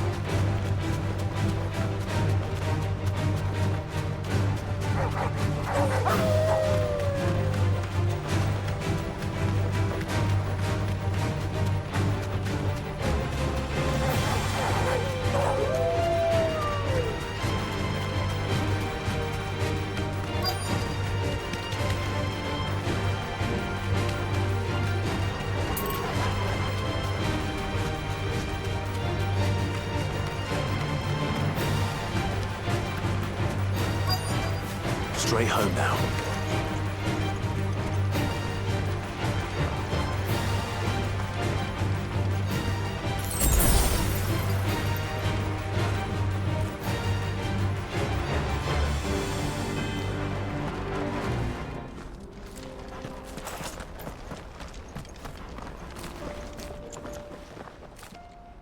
I hope I didn't keep you waiting. Did you arrange to speak with the Consortium? Here they are now. You wish to consult with me? I did. It's about the bearers you recently purchased from the Fist. We had all but finished making arrangements to buy them ourselves, and then you stepped into the fray. You misunderstand. The Consortium had an interest in purchasing them from the very first. It was only our regard for you that kept us from bidding. But your hesitancy in accepting our offer to you suggested that the regard was not mutual. And so we resumed our business. I did not hesitate. I am simply not inclined to make such decisions without first giving them due consideration. But what is done is done. Come then. How much do you want for them? Alas, you are too late yet again. We rarely take on such unconventional merchandise without a purchaser in mind. The bearers belong to him now. Who is your buyer? A trader from across the water. A most demanding fellow, if it's any consolation. He insisted the bearers be fed, dressed, even given their own bunks for the voyage over. That's what you get when you deal with continental types. I wouldn't know. Oh yes, the culture on the continent is quite different to ours. They pay good money for bearers not fit for the knacker's yard, and treat them like kings. But as long as they pay... That does sound unusual. No matter then. If they've already left our shores, there's little that can be done. Allow me to withdraw my interest. And with it, my interest in joining your organization. My associates will be sorry to hear that.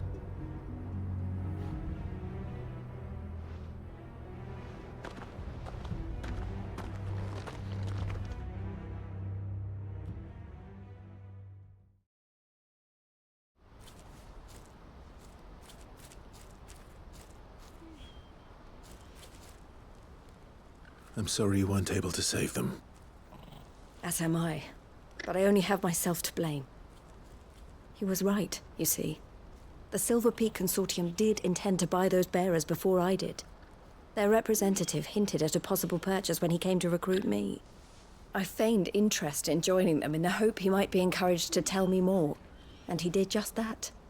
As soon as he left, I sent my own offer to Randalar. So you never... No. I entertained the Consortium's proposal solely so I could learn more about those bearers. But I was a fool to think they wouldn't find out. I knew exactly who I was dealing with. You tried. I did. And if what he said was true, the bearers are to be well treated. Which is something, at least. But they deserved more. I wanted so badly to see them freed. Eloise! Eloise! Word from Cashlock. The village is under attack. A pack of beasts have come down from the mountains, and there's a dragon at its head. Theo and the others are trying to hold them off as best they can, but the odds are against them. They need help, and fast. Theo! I'll go on ahead. Thank you, Clive. I'll gather some men and join you there. Just... make sure he's safe.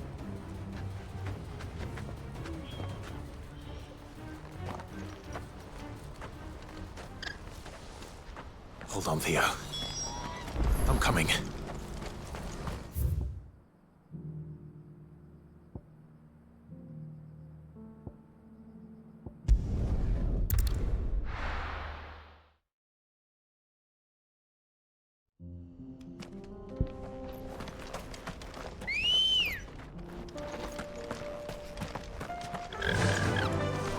Run like the wind.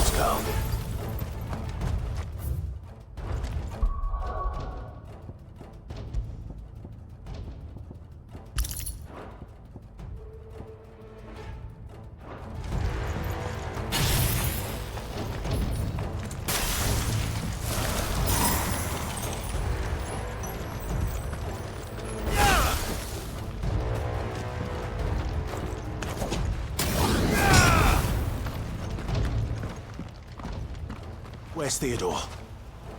Upriver! He led the dragon that way to keep it from the village, but the whole area's flooded with ether. We just have to pray he makes it out in one piece. I can do better than that. Torgal, with me.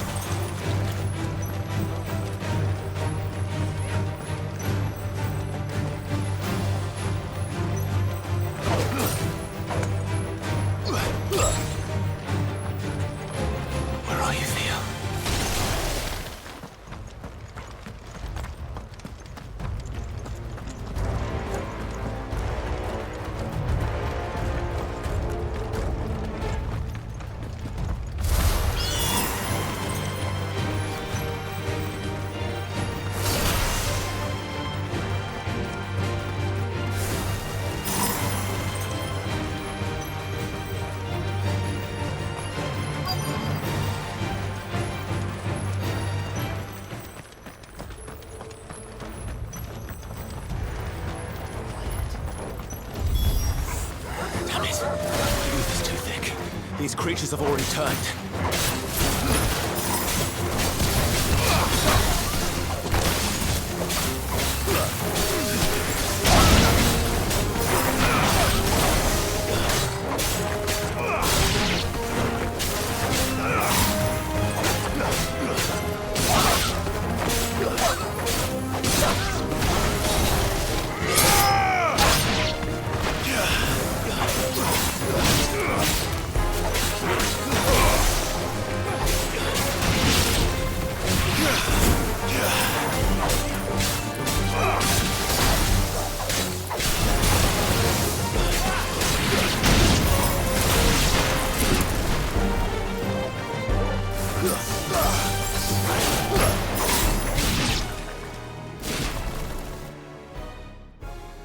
I can't waste any more time. I need to find Theodore before that dragon does.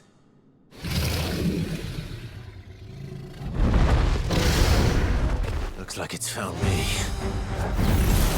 This thing's turned as well. This isn't going to be easy.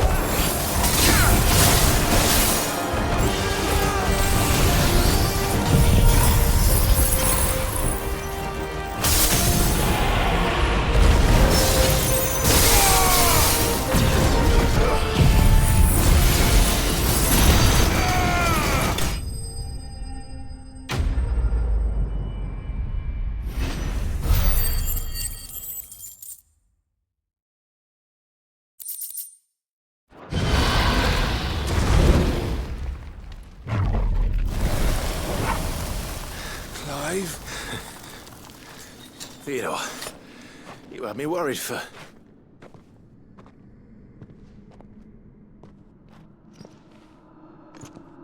We have to get you out of here.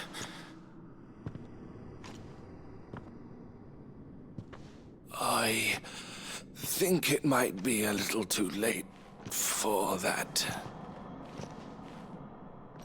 Bearer or no, there's only so much ether a man can take, and that Drake just wouldn't let me leave.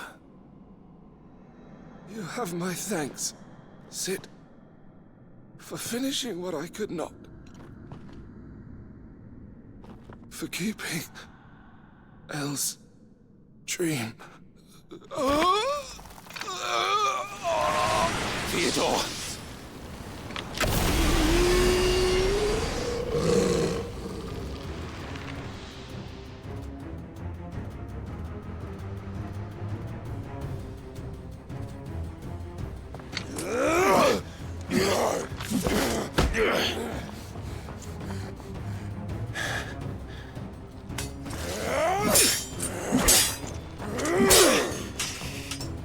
Don't make me do this. Stop it, Theo! Stop! Stay back, Eloise! He's turned. And so will you!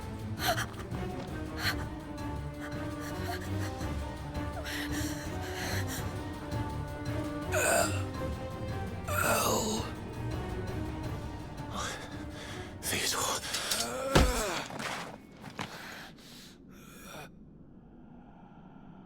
Take care of my sister. Theodore, wait.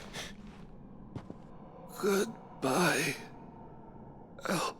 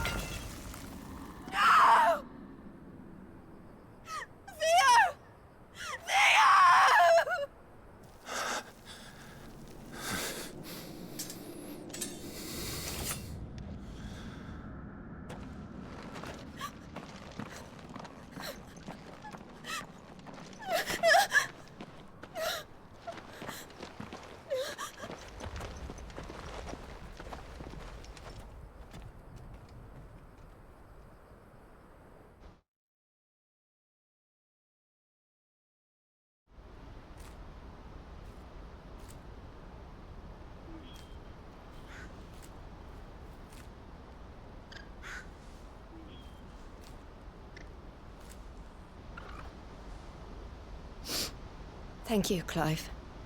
I think I'll be all right now. That was true bravery he showed. Leading the dragon away from the village like that. His first instinct was always to protect people. To put others' well-being before his own. And now he's gone. Because I sent him to that place, against his will. It wasn't against his will. He was ready to do whatever it took to show you he could stand on his own. So that you would finally be free to live your own life. To live my own life. He never could come to terms with the choice I made. What exactly happened? You once told me Theo was the first bearer you ever helped.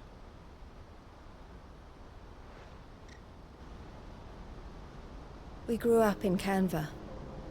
We were born to one of the great trading houses. And I was chosen to inherit the family business. I had my father's head for figures, you see. Theo did not. While I studied the art of commerce, he played at soldiers instead. A late bloomer, in more ways than one. For unlike most bearers, it wasn't until his 15th summer that his powers awakened. My parents tried to drive him out of the house and into the care of the constables. But before they could, I took him into mine. Theo told me something else. He clearly admired your devotion to the cause of freeing others like him from slavery. But he said you deserved a better life than this. He wanted to free you from what he called your bonds, just as you freed him from his. I would be lying if I said I had not wondered from time to time how much easier my life might have been if I had allowed Theo to be taken and devoted myself to the family business instead.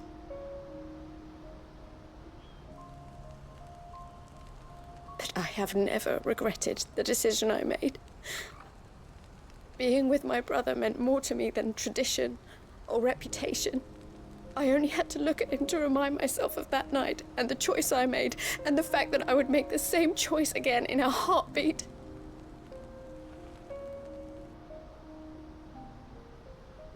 He was never a burden. How could he even think that? If anything, I was the one who weighed him down. You weren't, Eloise. He said it himself, that he had always been grateful to you for saving him, and that he wanted to repay you by letting you live the life you were denied. Neither you nor Theo weighed each other down. You loved one another. You did whatever was necessary to continue living your lives together, and you always would have. You're right. All I ever wanted, all I ever did, it was so we could be together. Oh, Theo, why did you have to...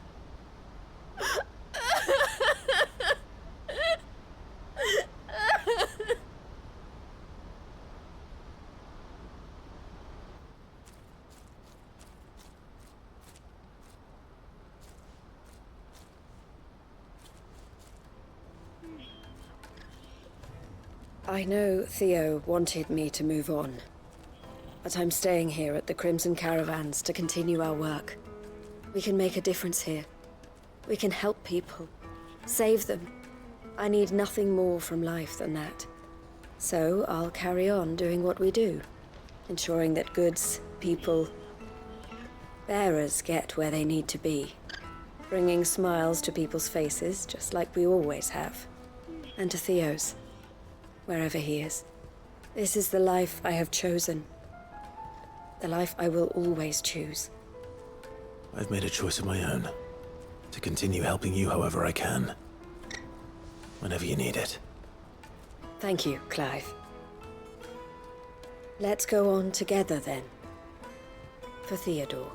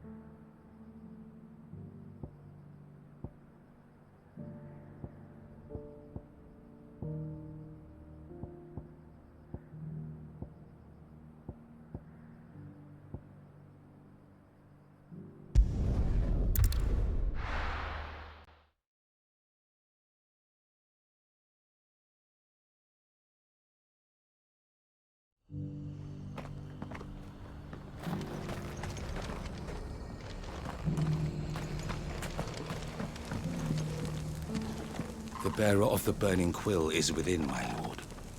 Prithee enter.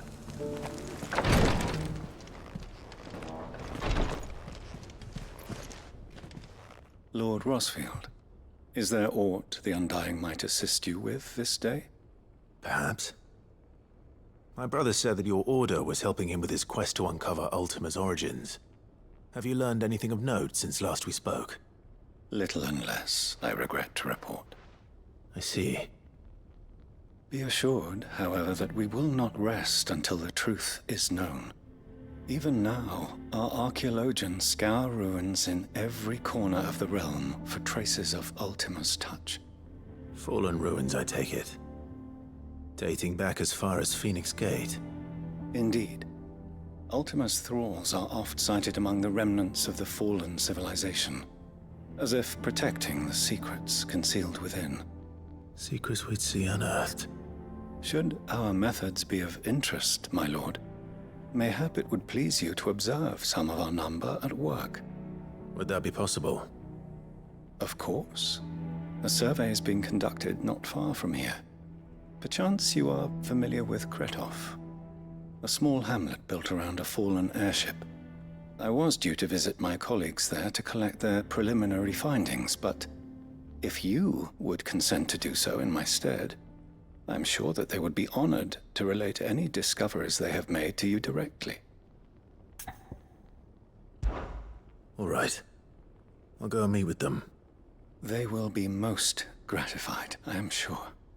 Might I suggest you take the road through Titan's Wake? It will lead you straight to the village after but a short walk. Thank you. I will. I wish you a safe journey, my lord. May the Firebird's flames burn ever in your heart.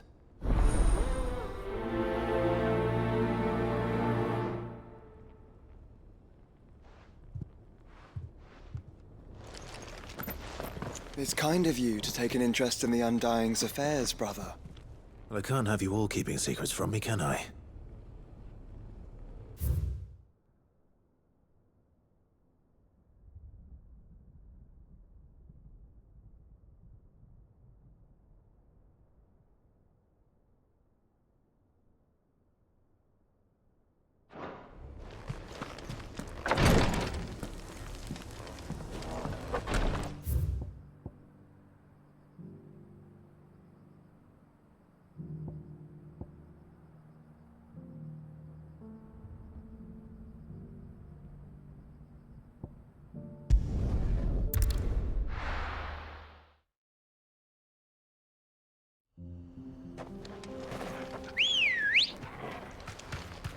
Come on.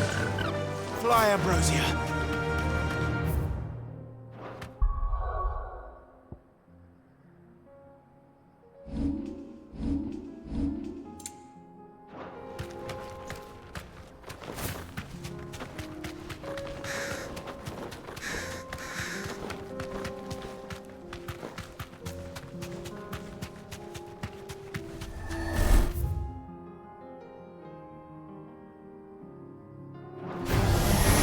Surrounded.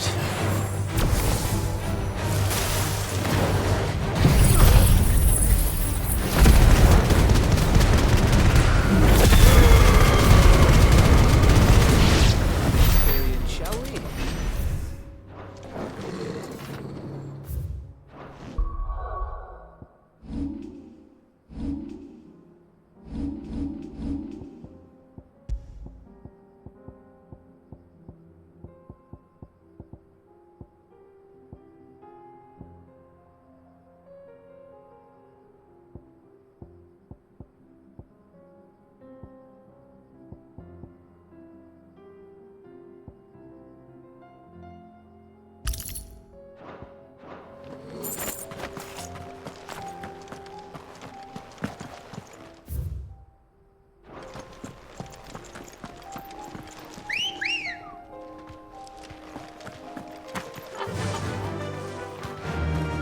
Faster!